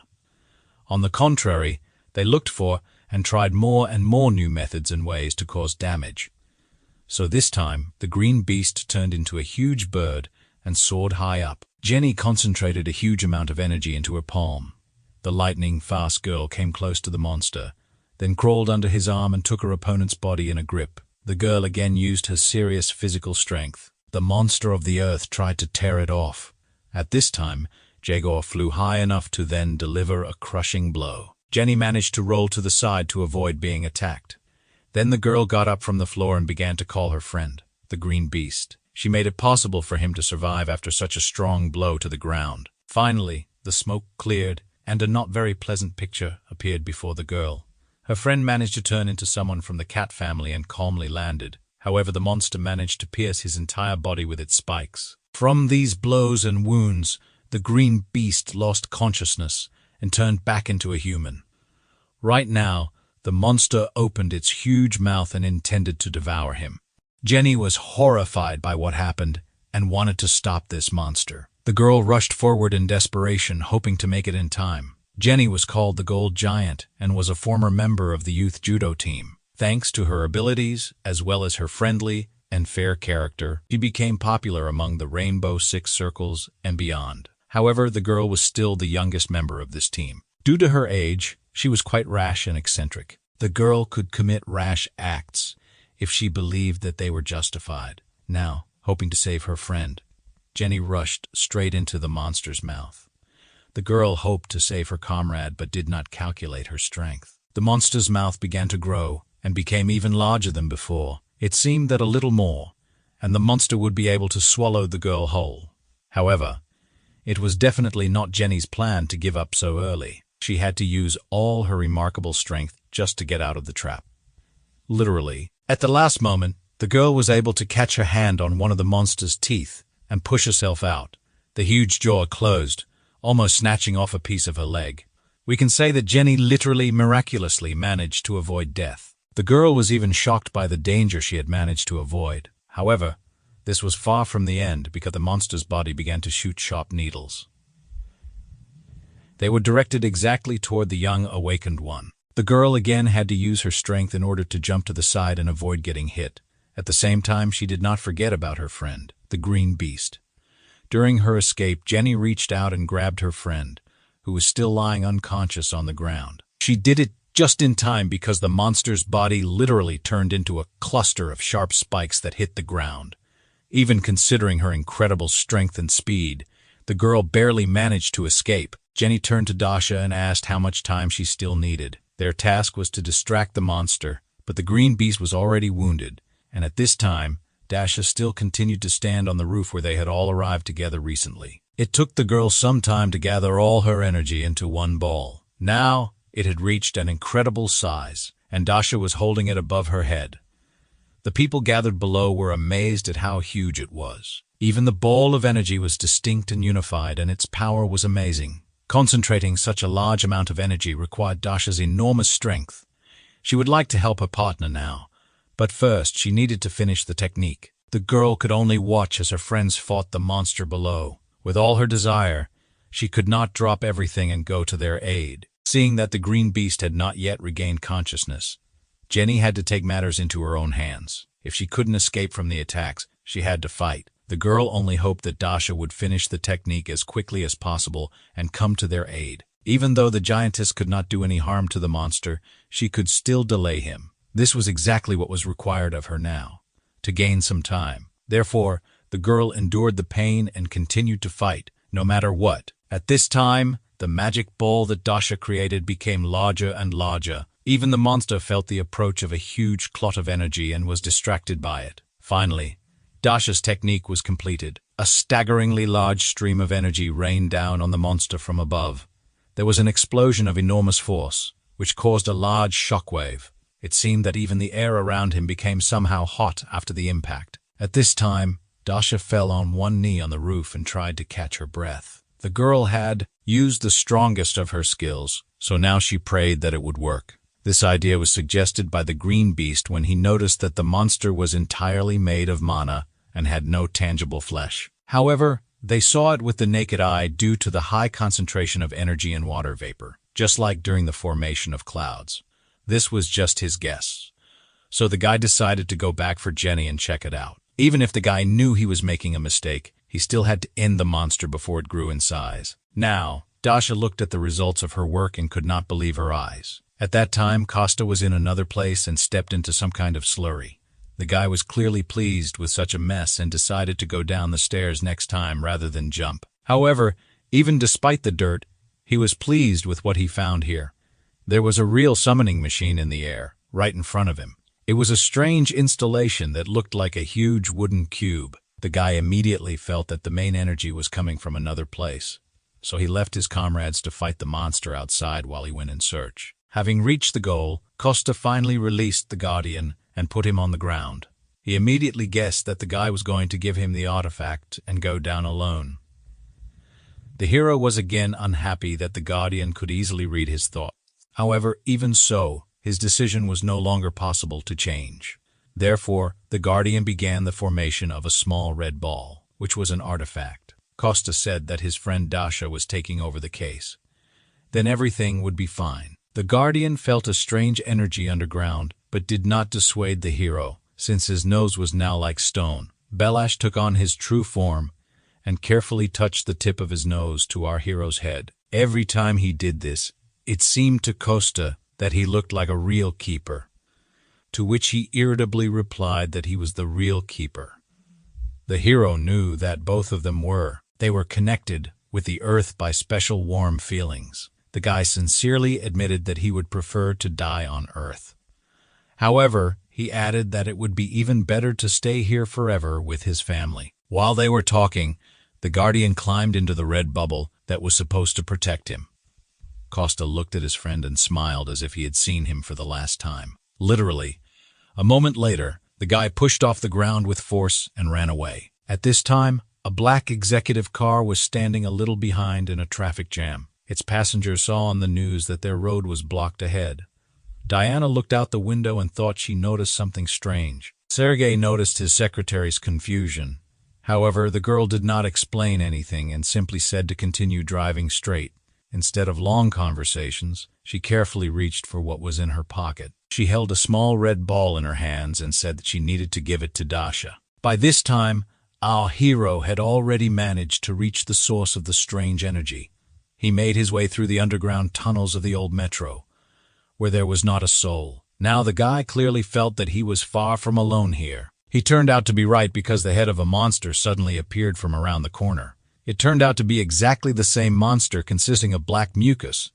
The guy immediately guessed that this monster was walking around here and absorbing everything. It looked like this little guy could absorb a lot more than the monster above. He was just attracted by the huge amount of magic that Costa concealed within himself. Therefore, the monster greedily attacked our hero at the first opportunity. It was much faster and stronger than its brother, who remained on the surface. Our hero barely had enough time to summon his favorite sword from his inventory. Only thanks to his great skill was he able to repel the monster's attacks. He noticed that the giant outside was slower and less aggressive. This could only mean that the first one was a fake, and the monster with whom Costa was now fighting was the real one. Thanks to his strength and speed, the guy had no difficulty cutting off the monster's sharp thorns. They constantly fell behind him one after another without ceasing. However, even these small victories did not particularly help our hero, because as soon as he cut off one thorn, another one grew in its place. However, Costa himself was clearly not very worried about this. At least he could inflict enormous pain on the monster, which it had not experienced before. The guy decided not to delay, because the bigger the monster, the bigger it grows. Costa decided to take this battle seriously, so he called up his shield from his inventory. Immediately after this, he changed his energy and began to control white light. The guy guessed that these attacks could cause the greatest harm to the monster. These changes also took place internally because they allowed him to control more energy. This was also reflected in the appearance of our hero. His hair became white. The guy realized that the monsters were not even close to the third rank. His speed increased many times, allowing him to instantly get closer to the monster's body. The monster clearly did not expect this and did not even have time to react as it should. This gave our hero a slight advantage in their heated battle. Now Costa could deliver lightning, fast blows of enormous power even more often. However, the monster was like a worm. It moved even if it was cut down. Therefore, the guy suddenly came up with a slightly different tactic. Instead of several quick blows, he decided to deliver one powerful blow, cutting all the tentacles at once. This allowed him to gain literally a few moments, while the monster was recovering. This meant that Costa had enough time to accumulate even more energy. The guy intended to burn the monster to the ground with his white flame. He braced himself for it, then grabbed the handle of his sword tighter. He rushed to attack the monster until it finally came to its senses. However, what happened next was something the guy did not expect at all. Literally, at the last moment before the strike, the monster screamed and asked for help. Our hero was surprised by this behavior, but did not have time to do anything. With one strong blow, he cut the monster in half. That childish voice did not come from his head. During this time, Sergei and Diana managed to get to the scene of the incident and were now trying to get closer. The policeman stopped them from going and said that entry into this area was currently prohibited. Sergei said that they needed to enter early and study the situation before the hunter unit arrived. The young man introduced himself and said that he had the right to command the guild's troops. However, the policeman still refused to make an exception and corrected him. He let them through. While they were trying to negotiate, Diana simply stepped aside, broke through the fence, and shouted to the policeman that she had already broken the rules, so she would be held accountable later. Now, the girl deftly pushed away from various obstacles and headed straight into the depths of the battle. Sergei looked at the behavior of his subordinate, confused him, and he did not understand where such agility came from in her. However, he noticed that a falling building was flying straight toward the girl. Diana no longer had time to jump to the side and was preparing for a strong blow. However, Sergei came to her aid, charging his magic bow with energy. He fired one accurate shot, which rushed far ahead. The arrow, which consisted of energy, carried like a whirlwind across a huge distance. It easily broke the falling building in half, allowing Diana to move on to her destination unhindered. The cop was impressed that the guy managed to cut through the building with one blow. He was also struck by the girl's fearlessness, as she rushed straight into the center of danger. Dasha also continued to stand on the roof of the building and look down at the monster she was fighting. Diana landed on a nearby building, not far from the girl. She took a deep breath and screamed with all her might, trying to attract Dasha's attention. The Crimson Witch didn't immediately realize that someone was calling her name. However, she began to look around and search for where the sound was coming from. After that, she noticed Diana, who was on a nearby building, and calling her. Despite the danger, the girl climbed there in order to give her something valuable. Diana swung with all her strength and threw a small red ball toward the Crimson Witch. Dasha had natural dexterity, so it was not difficult for her to catch the artifact. The secretary shouted that this thing had the ability to increase the strength of its holder, which meant she could help the girl fight more effectively against the monster. Dasha looked at the small red ball in her hand and couldn't believe it. However, she decided to trust her friend who told her this. The Guardian still continued to travel in his red protective bubble. Now he flew up and stopped right above Jenny, who was lying on the ground. Initially, he planned to inhabit the body and deal with the situation on his own. He remembered his last conversation with Diana. Then, the wolf was in his true form, as a huge white beast. Diana thought that this was the same dog that helped her develop her skills. Grateful for this, the girl promised to hand over this item to Dasha herself. This allowed the custodian not to waste time and do other things. Now, he noticed that Jenny had lost all her strength and needed help. The Guardian used his power to heal the girl. Previously, it had been too easy for him to even worry about people, let alone help save this planet. He kept hiding behind excuses about how it wasn't his fault. However, everything changed as he gradually regained his strength. The Guardian continued to stay close to people, and his attitude towards them changed. Jenny came to her senses and was even able to open her eyes on her own. The girl was enveloped by a huge amount of unfamiliar energy. She slowly sat up. Jenny felt that the spent mana core had been completely restored. She was glad that now she could finally fight. Her entire body was lifted with energy, as if the previous exhausting battle had never happened. Jenny immediately rose to her feet and reached toward her opponent. The Guardian admitted that he had no choice but to protect people to the very end. He realized this again and now intended to go back to Costa to help. At this time, Costa continued to fight alone with the real monster. Their battle lasted quite a long time and managed to wear the guy down a bit. He was lucky that so far, no one had come to this station and could stop them. Our hero decided to change his powers again, this time to sacred water. Immediately after this, all his weapons were covered with a thin layer of water. The course of the battle changed a little. After Costa first heard a human voice from the monster, he tried to reach its consciousness and talk to it. First of all, he was interested in whether the monster really devoured all the dark elves that were in this place. The monster didn't answer him, but just smiled bloodthirsty. "One last wish," the monster said. They begged him to give eternal torment to those people who didn't accept it. The monster found it funny that Costa himself rejected the elves and now was worried that they had been devoured. The guy admitted that dark elves are different from ordinary elves. Dark elves mainly worship, deify, and present their wealth to the demon. The problem is that in the process there isn't enough land and wealth, so the souls of other times or all their lands are sacrificed. Therefore, if their ways of existence don't change, they will be welcome neither on this planet nor anywhere else. Plus, they didn't ask the young children's consent when they chose this path, so he no longer intended to protect them. Immediately after this, the hero pushed off the ground with force and headed toward the monster. He moved his hand with the sword in it back, intending to strike. The monster clearly did not intend to sit idle and responded by attacking the guy himself. However, even this was not a particular obstacle for our hero. He just grabbed his sword more comfortably in his hand and promised to. The monster was burned from the inside. Costa was heading straight into the middle of the monster's mouth, which was preparing to swallow him. Right before this, the guy managed to use his power of sacred fire. Therefore, he fell straight into the monster's mouth and immediately released all the accumulated energy. The monster was clearly not wildly delighted with this situation. Costa was amazed that this monster managed to devour his flames. He didn't understand how this happened because the attribute of darkness was supposed to be weak against white flames. However, instead, the monster only began to attack our hero with more and more tentacles. But this time, the guy barely managed to put up a shield to protect his face. After the attack, some strange spots remained on the surface of the metal, which gave our hero an idea.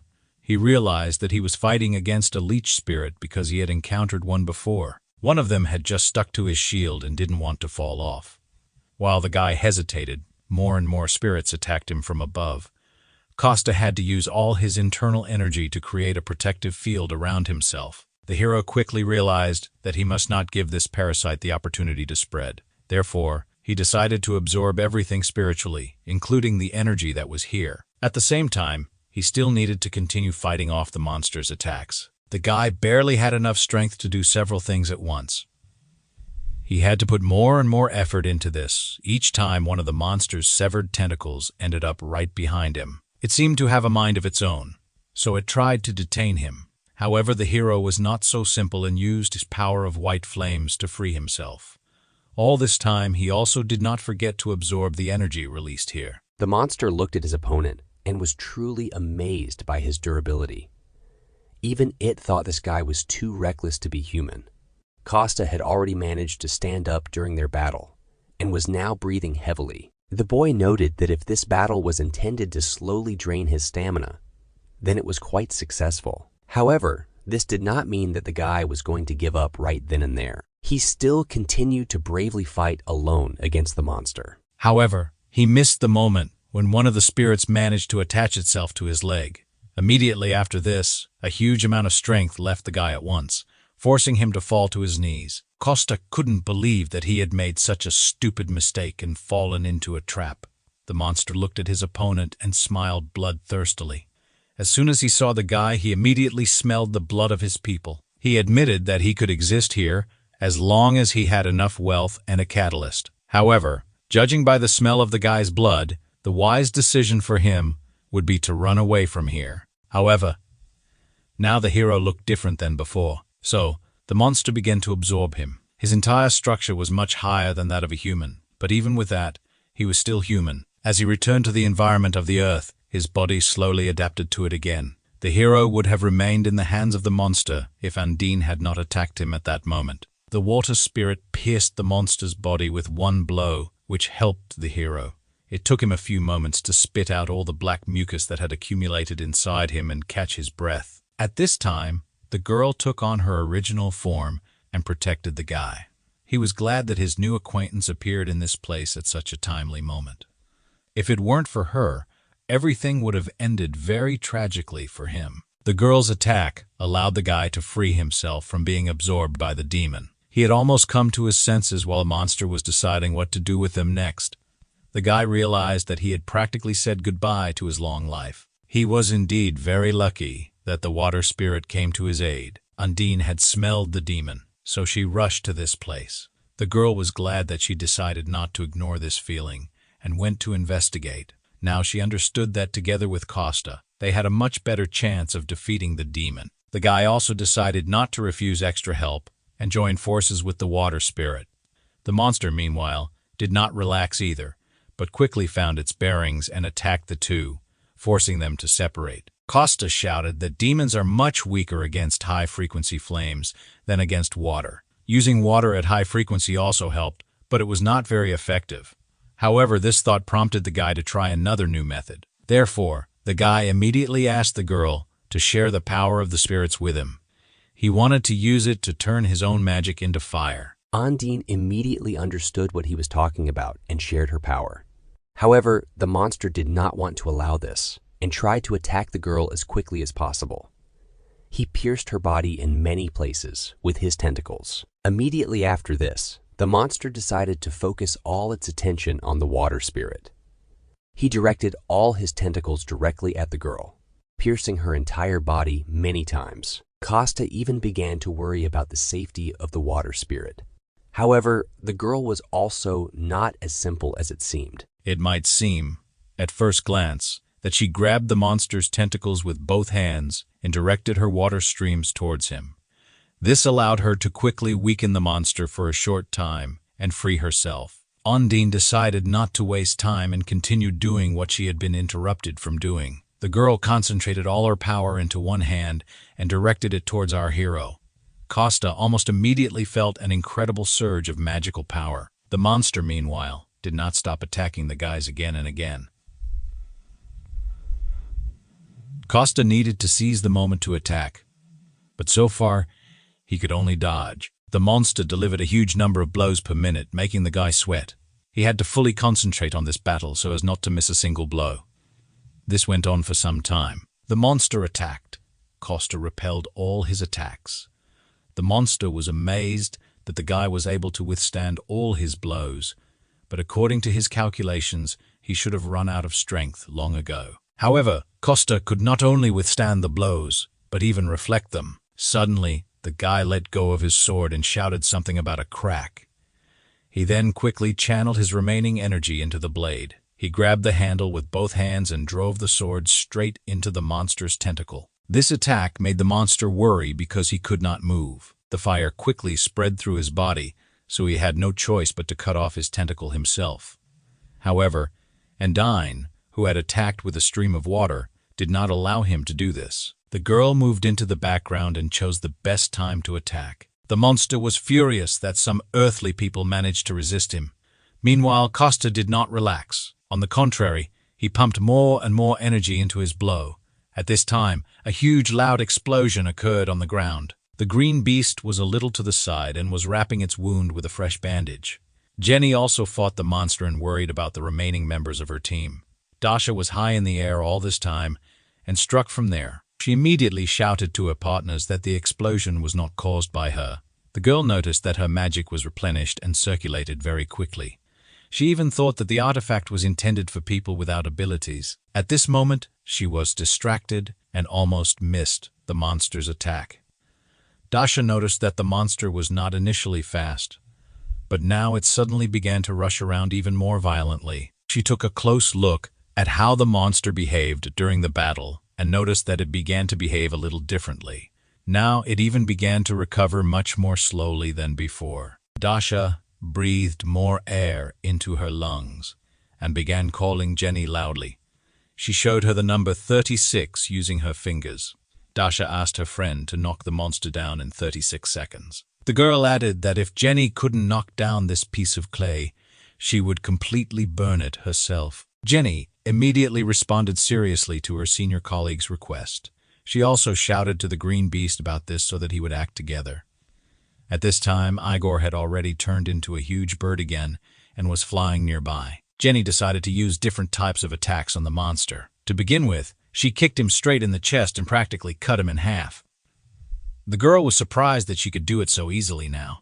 However, then a slightly different new problem appeared. Jenny hopped on one leg and pieces of monster slime remained on the other. After a moment, she came up with a very good idea. Jenny headed straight toward the monster, which had still not recovered. The girl hit him with her left hand directly in the head area. However, her hand immediately seemed to get stuck again in this black, vile slime. Then the monster tried to quietly reach out and grab the giantess with it. However, the girl noticed his movement and grabbed the monster's hand. Immediately after this, the monster began to disintegrate into small individual pieces of liquid. Igor didn't know whether the monster was doing this on purpose or whether he was like this on its own. However, he realized that if Jenny could immobilize him, then they could win. He explained to the girl that they needed to deliver one targeted joint strike. She needed to deliver a targeted strike and drive the monster into the ground to give Dasha a chance. He reminded the girl that they only had 13 seconds left. This helped Jenny come to her senses and remember the Crimson Witch's request. The girl again concentrated all her remaining strength in one of her coats, then pulled it back as far as possible to achieve a large amplitude. Following this, she extended her right fist forward with great speed. With this, the girl dealt one blow of incredible strength to the monster right in the face. At first, he even continued to smile because of how weak the blow was. However, Jenny did not lose heart because this was not the whole secret of her attack. The first, rather weak blow was followed by a second, which drove the monster into the ground. The monster fell on his back, and the girl's hand stuck right next to his head in the asphalt. Jenny quickly pulled her hand back and raised it again for another blow. The girl mentally counted the time and knew that she only had 4 seconds left. Suddenly, the asphalt. Directly below, the monster began to crumble from the previous impact. At that moment, Jenny said that they had 3 seconds left. The monster sank deeper and deeper and could not get back up. With just 2 seconds left, he was attacked by the green beast in the form of a bird. He cut off the monster's arms with his wing and did not give him the opportunity to rise. Immediately after this, the green beast rushed as far as possible from this place. There was only 1 second left before the final blow. The monster was driven into a corner. The sky directly above him was covered with countless small flashes. Time ran out. Dasha was finally able to gather the necessary amount of strength for her final blow. Immediately after this, a huge amount of flame fell directly into the pit where the monster was located. Another new calm and quiet day had come in the life of a cute restaurant. Costa slowly opened the door to the kitchen and walked out his room barefoot. He turned to his mother and asked her if it would be possible for them not to receive visitors for a while. His mother and assistant Maria were very happy about the appearance of our guy. The woman asked her beloved son about his health and wounds, and the assistant was cursing because the guy was so unfortunate in spilling boiling water on himself. This really happened at the wrong time because, thanks to Dasha, they had a lot of visitors. The guy didn't understand why there was so much interest in their small restaurant. Masha said that the newspapers wrote that their food had increased magical powers. They say that if you eat the same food as those who have magical powers, others can have them increase. After what happened with the Dark Elves, The Rainbow Six gained many fans. That's why all the restaurants they go to are crowded with people. They don't even need to spend money on advertising, which gave the owner an idea. She turned to her son and assistant and asked if they should consider expanding the menu. The hostess did not want to disappoint the people. The assistant agreed with her on this.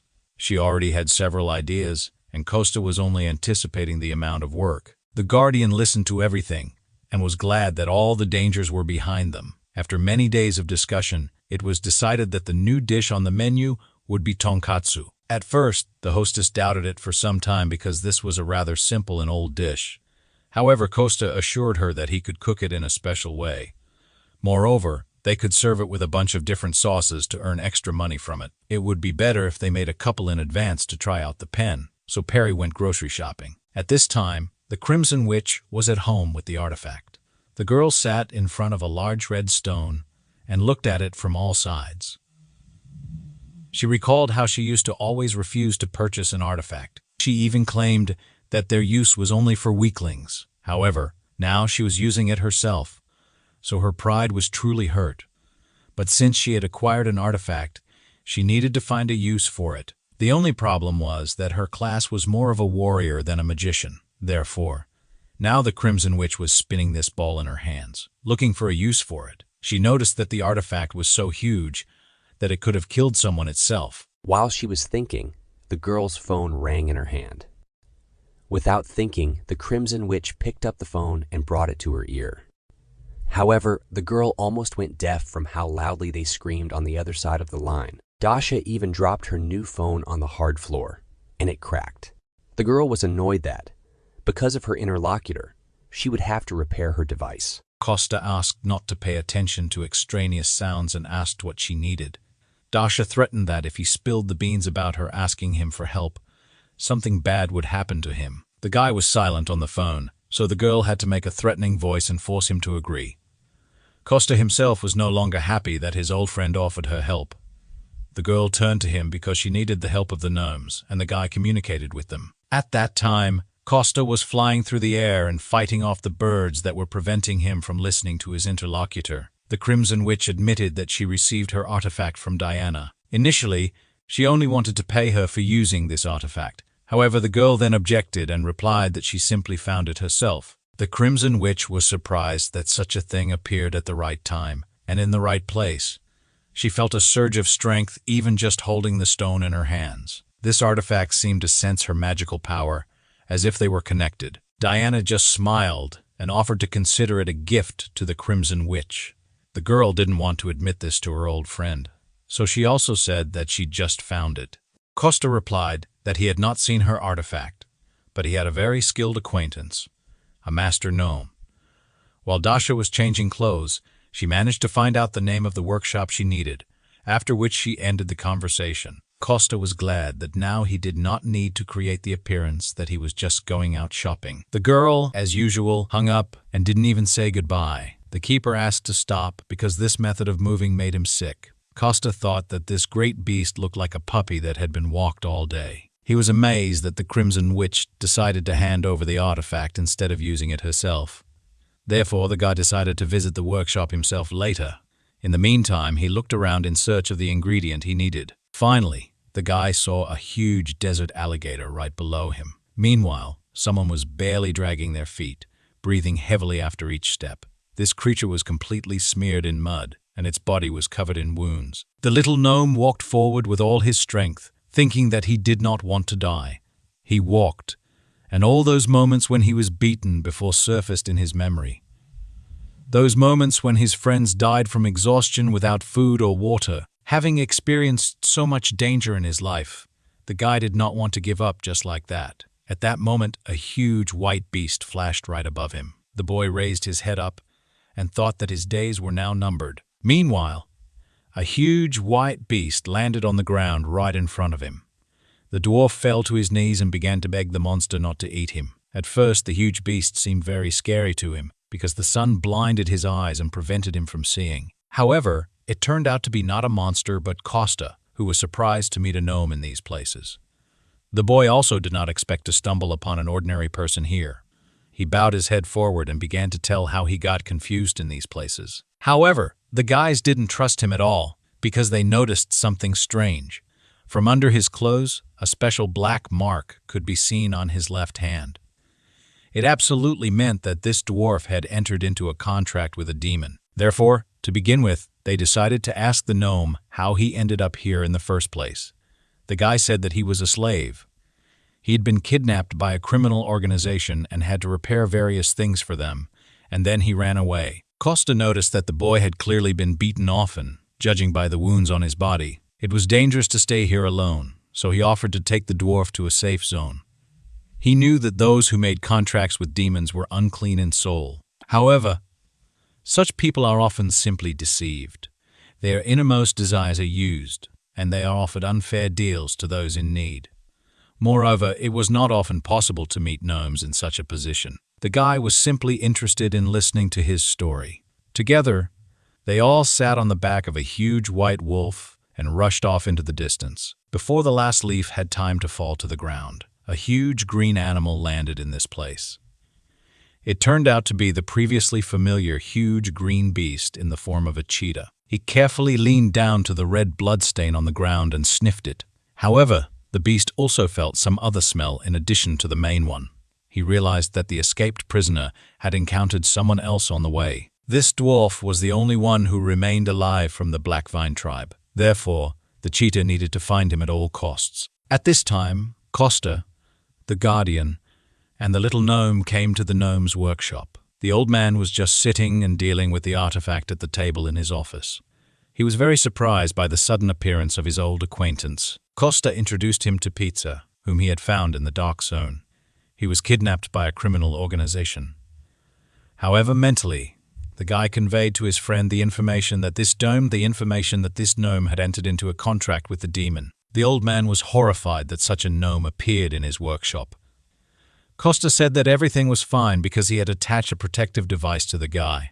However, before he could finish speaking, he heard a very familiar voice outside the door. There was a lot of excitement in the park because the green beast from the Rainbow Six had visited. He persistently asked for an audience with the leader of the gnomes, although it was not recorded in advance. However, the master refused him because first he had to get permission.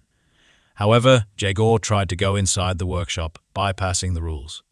Costa noticed that his new acquaintance, Peter, began to shake violently with fear. He mentally asked the elder to let the green beast into the workshop. So, the old man got down from his chair and went to greet the guests. Jager was still trying to break through the master when the boss himself came out to him. The elder turned to a member of Rainbow Six and asked why he had come here at this time. Costa covered the dwarf's mouth with his hand and made them both invisible. Yor admitted that he was pursuing the villain and had followed his footsteps right here. He walked confidently into the workshop to look around. The man walked through the doors and stopped right in the center of the room. He looked around but did not see anyone here except the chief master. Jor admitted that he felt a familiar aroma in this room, after which the ruler admitted that a crimson witch had recently visited him and brought him an artifact. After that, only Jager calmed down a little and apologized for his intrusion. He also reached into his breast pocket and pulled out his business card. The villain could be nearby, so Jager asked the foreman to tell him if he noticed anything suspicious. Immediately after this, the green beast turned into a huge bird. He thought that he had completely lost the trail and flew away from the village. Immediately after this, Costa was able to remove his invisibility mastery. He released the poor gnome to the ground and asked if he would tell them the truth. The old man was also not delighted with such lies to the awakened hunter. Costa ordered the gnome to tell him why he was considered a villain and was being pursued by Rainbow Six. The guy looked very sad but did not look like a villain at all. He decided that he no longer had the slightest opportunity to hide the truth. Pizza began to slowly unbutton his overalls and took off his shirt. Only after this did Costa and the elder note that the guy had a soul stone in his chest. Our hero was amazed at this discovery because he did not expect such a turn of events. With tears in his eyes, he begged not to extradite him because he only had 6 months to live. The main thing for him was to hold out for this period, and after that he was ready to suffer any punishment. The Soul Stone, as its name suggests, is a stone that stores souls and is one of the main and most common ways a demon uses dark magic. All these stones always differed in color and brightness. The brighter the stone burned, the greater the number of souls contained in it. After that, Peter plunged deep into his memories and began a sad story. Once upon a time, he argued with his master, father-in-chief, Tony. At that time, this young guy was only 15 years old. His mentor was so angry that he didn't even want to talk to him anymore. The leader was clearly dissatisfied with something, and this was not the first time they had argued. He forbade the young guy to engage in any nonsense. However, Peter sincerely believed that dark magic would help their tribe move on. Then, they would no longer have to forge any stupid swords and shields.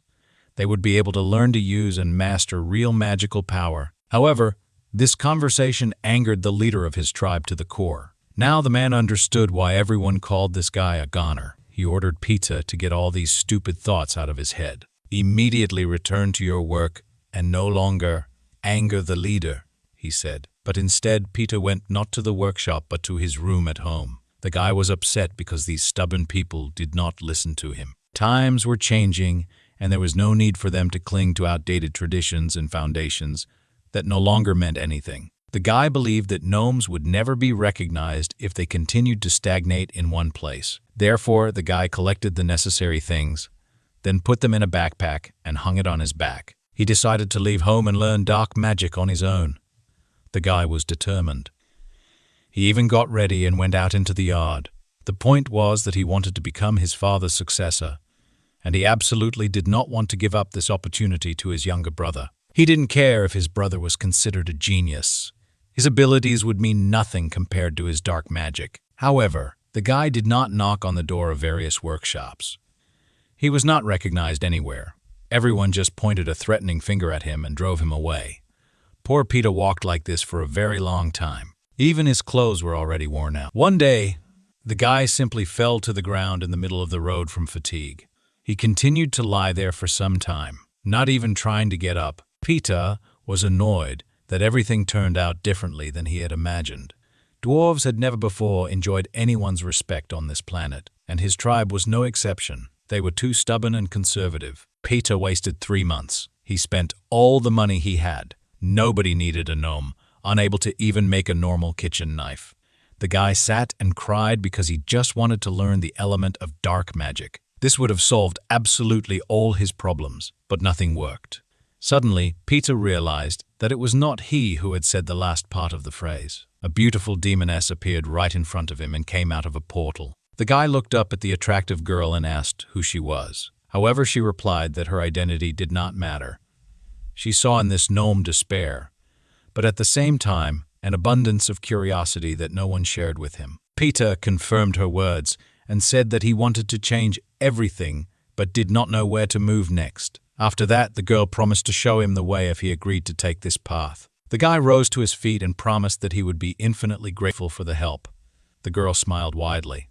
There was something frightening in her smile. She used some kind of power and asked the guy to sincerely make his wish. Peter stood up straight, looked straight into the girl's eyes, and then said that he wanted to learn the elements of dark magic. Immediately after this, something inexplicable happened. Some kind of energy filled his body. He wanted to learn witchcraft that no one could surpass. After some time, the young man returned to his village in the most terrible shape, all shabby and tired. The first person he met on his way was his father. The guy looked absolutely terrible. All his hands were covered in wounds, and his face was overgrown with stubble.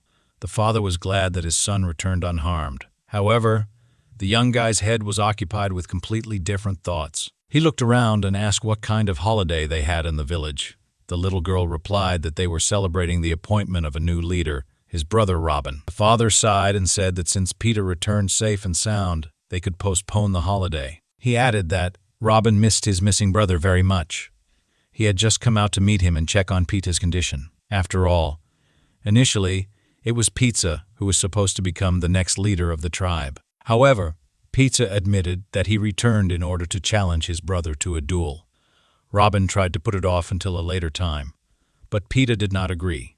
He wanted to challenge his little brother right now, and in this place. According to the rules of the duel, they both had to forge their own swords, then clash with them in battle to prove whose blade is stronger. Robin agreed to his brother's proposal, surprising their father. The guy looked straight into Peter's eyes and said that he accepted his challenge. The village masters gathered in front of the table to evaluate the two swords that the brothers had made. The craftsmen unanimously decided that Peter's sword looked much worse compared to his brother's beautiful, successful sword. Peter did a rather poor job. However, the gnome objected and asked not to judge his work only by its appearance. He added that everything would be seen only after the battle whose work was better. Robin confirmed his brother's words and suggested starting the fight. The guys approached the table and each took in his hand the sword that he had made. Then they went to the center of the square and stood exactly opposite each other. After that, they announced the start of the fight and clashed. With the first blow, Peter's sword looked much worse. However, in the battle, it shone with a special light. Everything that happened looked as if strong magic was sewn into it from the inside. Without much effort, this weak-looking sword cut through Robin's weapon. The guy was left standing alone with a broken weapon in his hands. Peter had no plans to continue the battle any further, so he stopped. He was only glad that everything ended so quickly in his favor. However, what happened next was something Peter never expected to see. The sword dealt 1,000 crushing blows with its magic, cutting Robin into small pieces. At the same moment, a portal opened in the square and the same demoness appeared from it. She turned to Peter and said that it was his turn to pay his debts. Using her magic, the girl inflicted serious injuries on everyone present. The villagers were cut into small pieces in seconds. Peter was on his knees and with tears in his eyes, begged for mercy for his family and friends.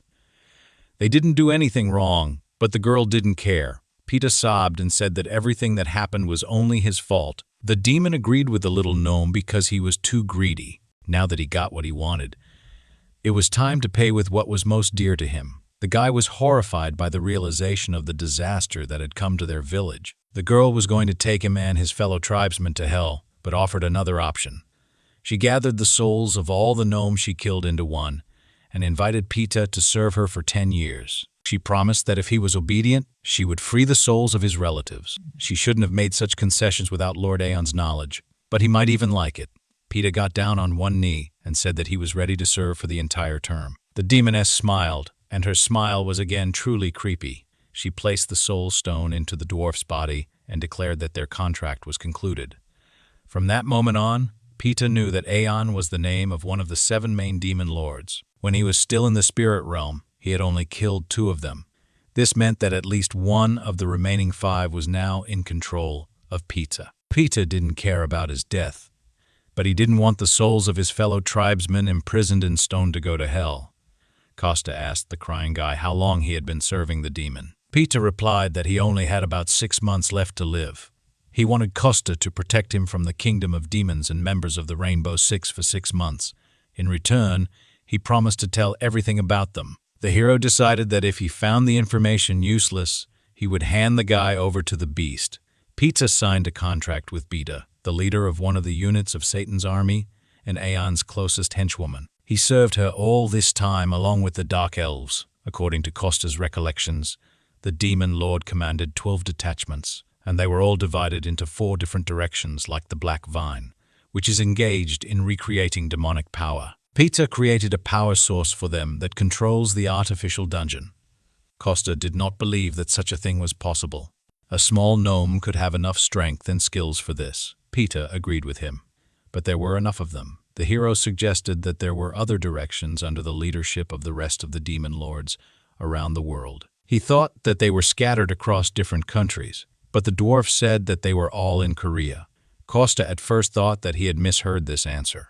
However, then he realized that the dwarf was clearly not joking and was telling the truth. The guy was amazed that they all gathered on such a small piece of land. The dwarf added that he heard from someone that a divine revelation had come to the rulers. It said that a warrior would appear in Korea who would save the entire earth. That is why all the rulers were now searching for this very hero. Peter learned all this information when he sometimes drank with the demoness Beta. However, the guy added that this was all the information he had. Costa admitted that even this was enough for them. An elder intervened in the conversation and said that he had a proposal.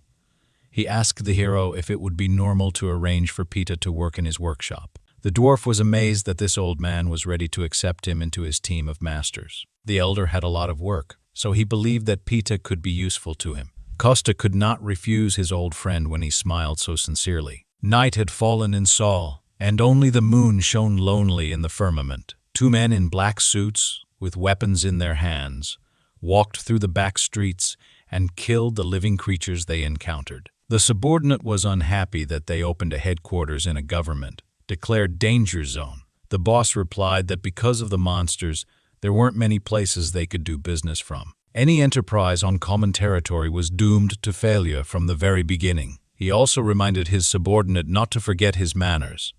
After all, they were not going somewhere now but to talk with their leader. Diego was the boss of Korea's largest gang, Dongchun, and the leader of the Blue Sky Syndicate. The men came into his office, bowed, and began to report on the dungeon.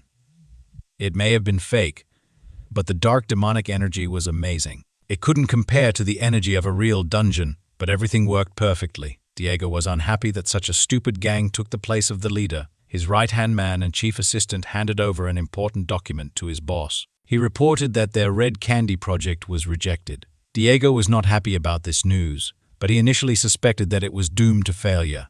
However, the secretary added that the blue candy project had already prepared its first prototype. It was a small blue capsule that consisted of 2 parts. Diego was pleased and clarified when it was made, after which he wished to immediately go and check out this project. He was interested to know about all the results of this experiment, so the men got together, got into their cars, and went to the base in the middle of the night. It was a closed training ground surrounded by a high fence on all sides. Security was at a high level and sleep inside was only possible through massive doors. Diego, surrounded by his assistants, calmly passed the security point and got inside. There, a laboratory assistant ran to meet him, getting dressed as he went. He suggested that Mr. Chairman conduct an inspection of the base. The company moved deeper into the structure, and Diego asked the researcher about the results obtained. He answered something that it would be better for the man to see everything with his own eyes. He read that no report can fully convey the complete picture. Diego was in the laboratory, and right in front of him hung a huge beast connected to various tubes. The man was pleasantly surprised by the werewolf he saw. The laboratory assistant explained that about 12 minutes had passed since he ate the blue candy. He decided to demonstrate the difference between the blue and red prototypes clearly. The man walked up to the dashboard and began to turn some sensors and press various buttons. Diego walked up to the laboratory assistant and looked at the graphs and diagrams that he displayed on the screen. It was obvious to him that the 100 mana growth and physical strength were far superior to the red candy. A werewolf could remain in this state for an hour, and then he would lose his mind, fall into madness, and die. Diego put his hand on the researcher's shoulder and said that his result was simply excellent. The guy even managed to rejoice at his boss's reaction, but that was not all. Mr. Chairman forcefully released his hand on the laboratory assistant's shoulder. He announced that their next prototype would have to last at least 3 hours. The guy was truly horrified by the atmosphere that surrounded his boss. He still remembered how the last time he grabbed his predecessor in this position by the throat. Diego simply threw the guy into the sewer when he didn't meet his demands. Now it dawned on him that he himself found himself in the place of that unfortunate man. The researcher did not want to end his life the same way and fell to his knees out of fear. Now all responsibility for this project lay solely on his shoulders. At this time, our hero Costa was hurrying somewhere with all his might. He didn't keep track of time at all and was now terribly late. The guy was lost in thought when he heard that Dasha would use the artifact that the Elder and Picha were now working on. It was already late at night when the hero reached his favorite restaurant. He went inside and immediately apologized to his mom for being late. He wanted to add something about the ingredients for tonkatsu, but he was not allowed to say it. The firecracker exploded loudly, and cheerful laughter was heard. Costa's mother and assistant congratulated the guy on his birthday, holding a cake in their hands. The guy fell a little into a stupor because he did not expect such a reception. He had completely forgotten that today, the 1st of May, was his birthday. After all, over the past 10 years, he himself had never celebrated it. Costa's mother replied that until last year she had missed her son every day, and now she finally had the opportunity to congratulate him. She threw herself around her son's neck and thanked him for growing up so well. At first the hero was a little embarrassed by this manifestation of feelings, however, he then hugged his mother back tightly and pressed her closer to his chest. He thanked the woman for his birth and asked her to always remain healthy and never leave him. They stood there, hugging each other for several minutes, still unable to let go of each other. The guardian tried to mentally call the hero, but he did not answer right away. He drew the guy's attention to the emergence of a new quest. It was his own wish that his beloved mother would make a full recovery. It was necessary to ensure that the woman, who had endured prolonged 10-year stress due to her unlucky son, began to recover. If her condition improves by 10%, then 10 million karma would be awarded, and 100 million for complete recovery. The guardian still could not believe that such a good-for-nothing son had become the protector of the earth. Costa wanted notifications about quests to be shown to him automatically because due to the guardian, he often found out about them only after completion.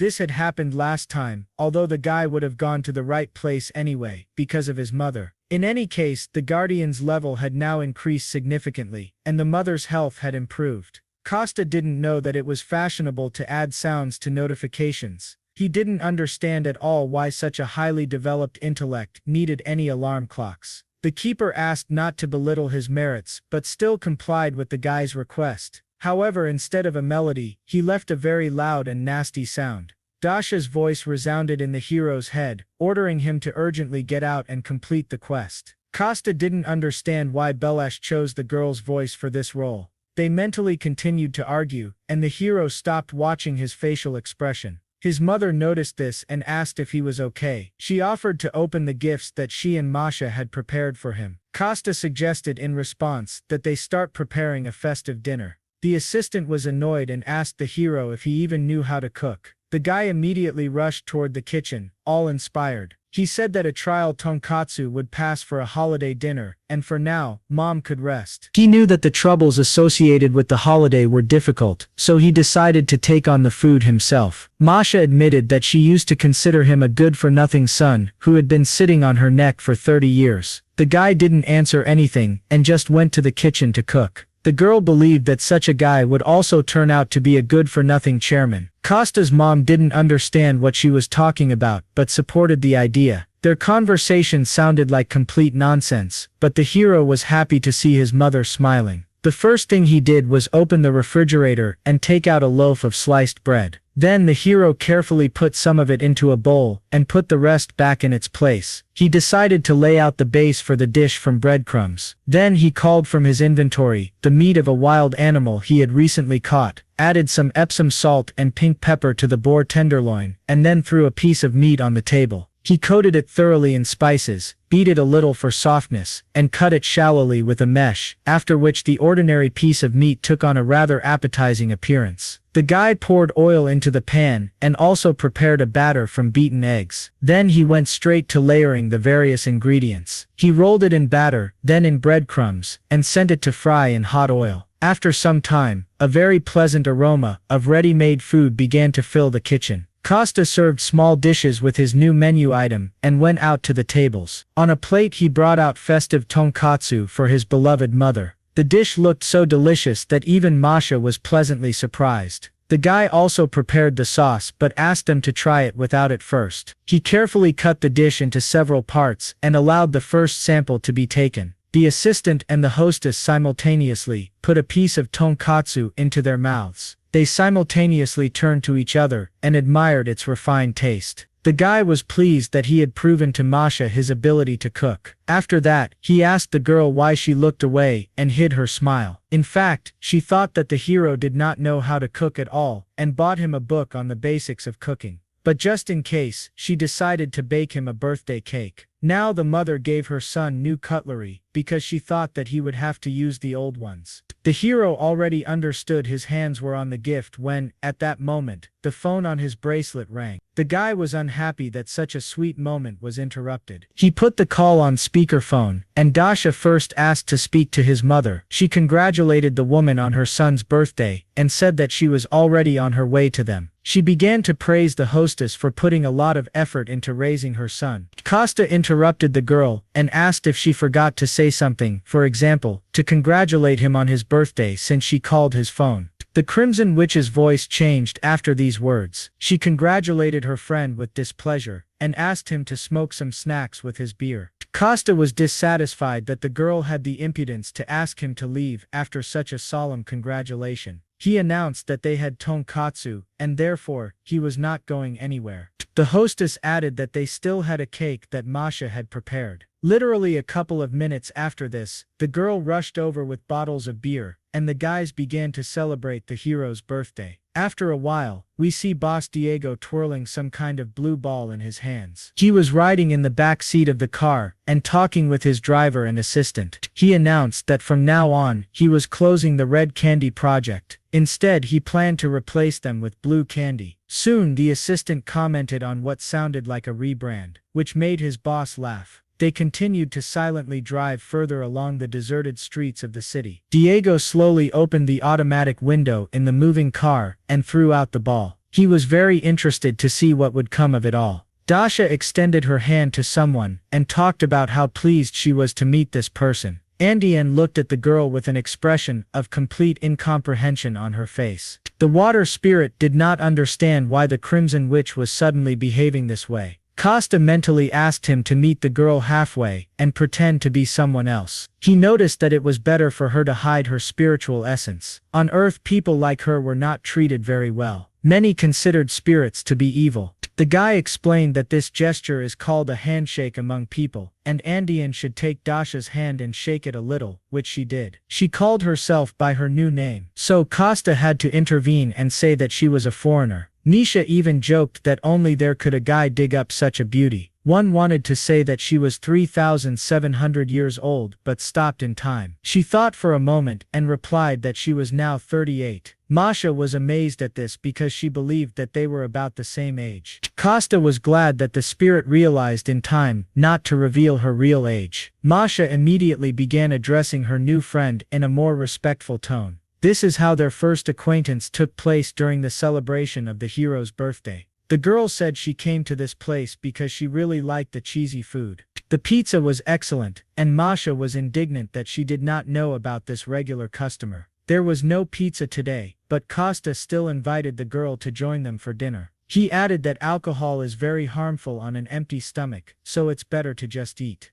Their idyll was disrupted by a strange sound coming from the street. Not everyone heard it. Costa was the first to notice, then the water spirit, Andian or W, as she was now called, joined him. The girl mentally turned to the hero. They needed to discuss what was happening in that atmosphere. Getting out of the house would have been too problematic for him. Therefore, Costa had no choice but to come up with a reason. With his powers, he picked up a huge stone from the ground and threw it at the car. This time, all the guests heard the noise, including Dasha herself. The girl immediately got up and ran outside to check what was happening there. She was horrified that someone had damaged her beloved car. However, immediately after this, another creature attracted the witch's attention. A huge toad was discovered near the restaurant. She was so big that she towered over Dasha several times. The girl did not expect to see a witch toad in the city at such a time, and the huge green monster did not waste a second of time. He immediately brought his giant paw down on the girl, who managed to dodge at the last moment. Dasha couldn't understand why this toad was so large and blamed it all on a mutation.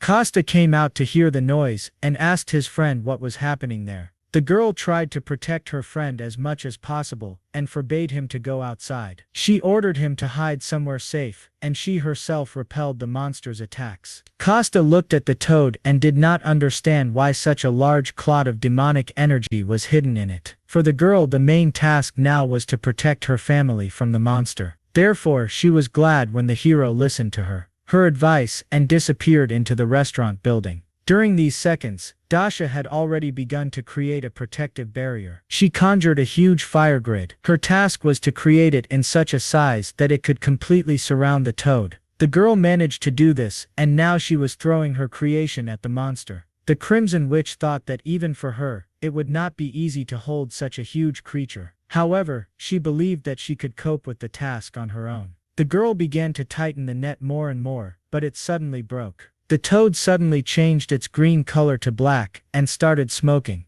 The Crimson Witch at first thought that she had shed her skin, but then brushed the idea aside. The girl was puzzled, because usually witch toads did not behave this way. Before Dasha had time to come to her senses, the monster's huge paw was already rushing toward her. The girl did not understand what happened, but suddenly a blue light flashed in front of her. Someone cut off the monster's paw with one very precise and strong blow. Diana appeared right in front of the Crimson Witch and asked her what was happening here. Diana was amazed that an ordinary witch's toad had grown to such a huge size. Her purple tongue was very long and flexible, allowing the monster to use it as a weapon against its enemies. However, Diana was still able to inflict a wound on the monster with her sharp sword. The girl cut out a piece of the toad's tongue in the same way she had easily cut off its paw before, after which the Crimson Witch and the secretary rushed away from the monster. Diana admitted that she was not here on guild business, but just came to drink beer. The girls had already run far enough, but Dasha noticed the pursuit.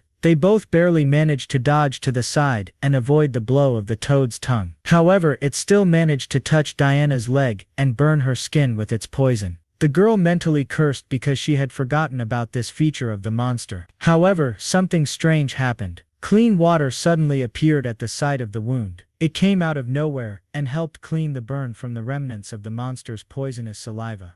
Andean had regained her water spirit form and was observing the situation from above. While Diana was recovering, the witch distracted the toad and fought it alone. For some reason, fire techniques did not work on the monster the way they usually did. With each blow, Dasha had to use more and more of her strength. The girl regretted that she had not taken a new artifact with her, and asked Diana to distract the monster for a while. The secretary, already feeling quite well, immediately understood the witch's idea. The Rainbow Six member stepped away from the battle, and began casting a special spell. The vine forcefully pushed off the ground with its good leg, and rushed at the monster with a sword. They worked very harmoniously, as if they had been members of the same team for a long time. While one was preparing to deliver a crushing blow, the second at that time served as bait for the monster. Diana did not waste any time. Even while distracting the toad, she managed to inflict damage on it. The biggest problem was the monster's quirky tongue, and the girl found a solution. She forced the toad to attack her from a distance, and at the right moment, she pierced its tongue and chained it to the ground. After that, the secretary looked at her partner and nodded to her as a sign of her readiness. The Crimson Witch realized that it was now her turn to act. The girl immediately released all the energy accumulated during this time. She brought down a huge fiery cube directly on the toad, pinning it to the ground. Even Diana was amazed by her friend's amazing abilities. Dasha's scarlet hair fluttered against the background of the fire, and the secretary understood why she was nicknamed the Crimson Witch. Although the battle was over, something haunted the girl. Even Costa himself and the Guardian had already climbed out of their hiding place. The hero looked at what was left after the monster, and noticed the expression on his friend's face. The girl was extremely serious, although she should have been happy about her victory.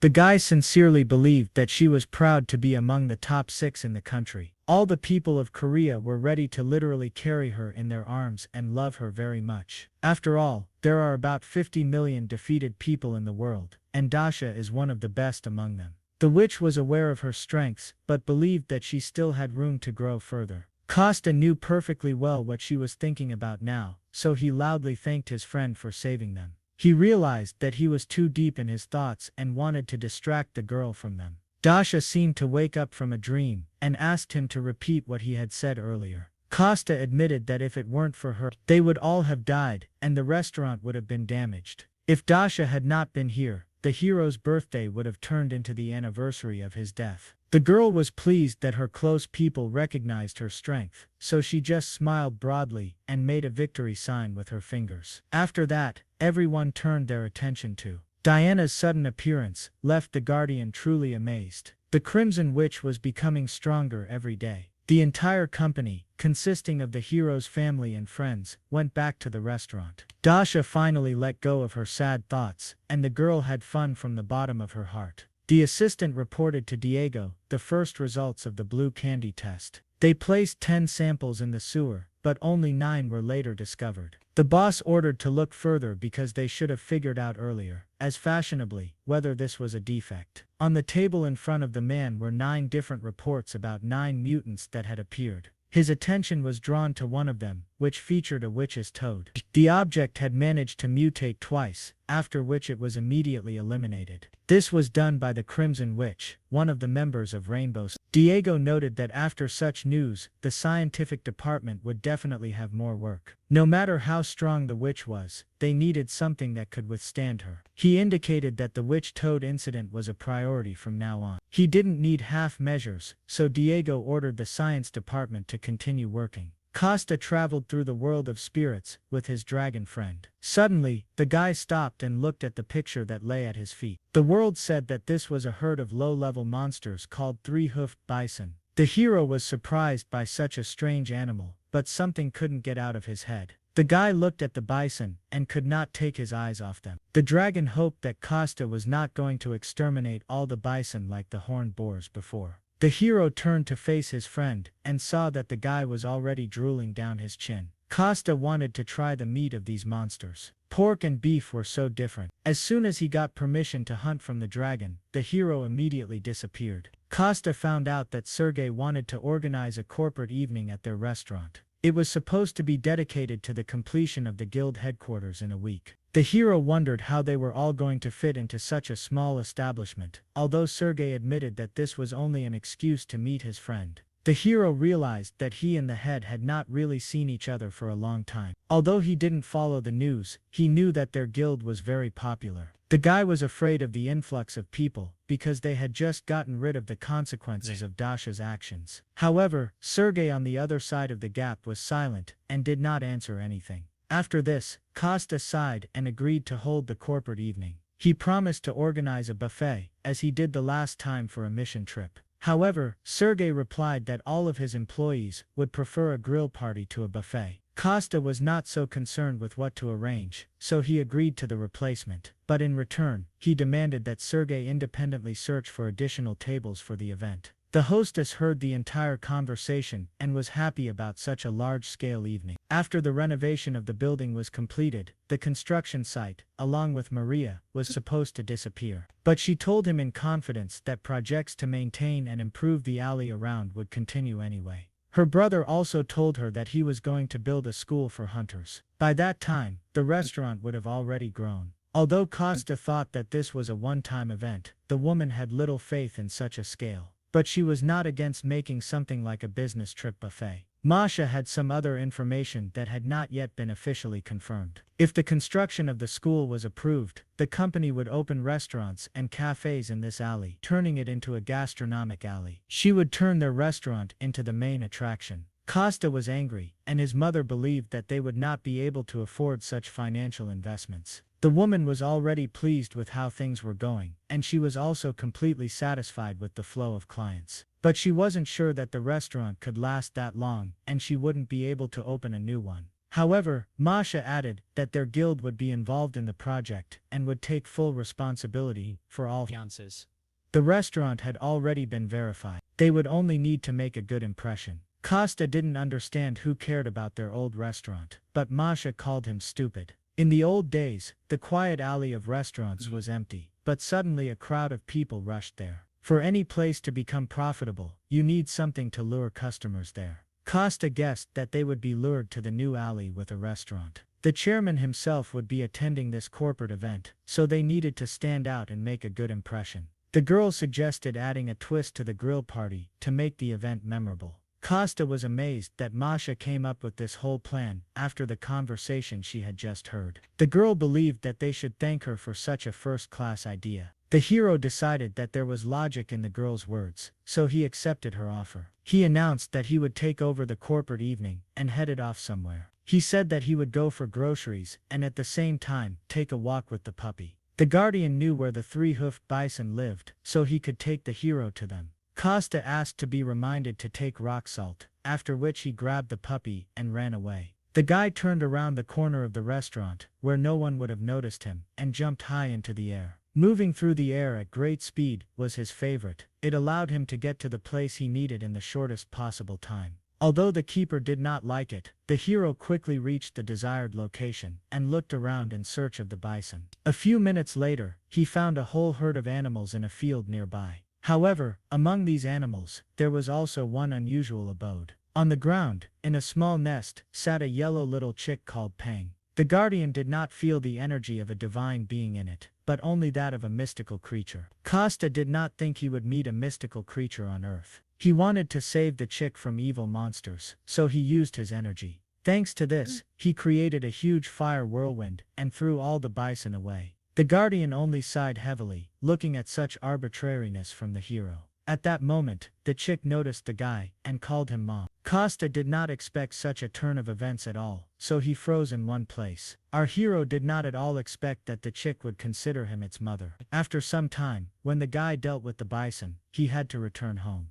The restaurant owner did not expect her son to return so early. The guy appeared at the restaurant's door carrying several bags with him. In his left hand, he was holding something very heavy, and the woman did not understand what it was. Costa said that he had bought the stone marble from the elder, and that it was made from salted ore. Now, they didn't have to suffer but could simply take pieces of meat and rub them with salt. He also took samples of such meat with him. He would try it in the evening, and see. Masha was glad that she too could try this unusual dish. The guy continued talking about all his purchases, when a strange sound came from his pocket. The hero did not expect that the little yellow chick would make itself known so early. The owner of the restaurant also heard this sound, and was surprised by it. Masha also realized that she had misheard herself, so she demanded an explanation. The hero explained that while he went hunting, he had visited the gnome's workshop. Evening fell outside the window. The little yellow chick of the divine bird, Pang, was placed on a small gray pillow. Masha believed that her boss acted like a junior school student.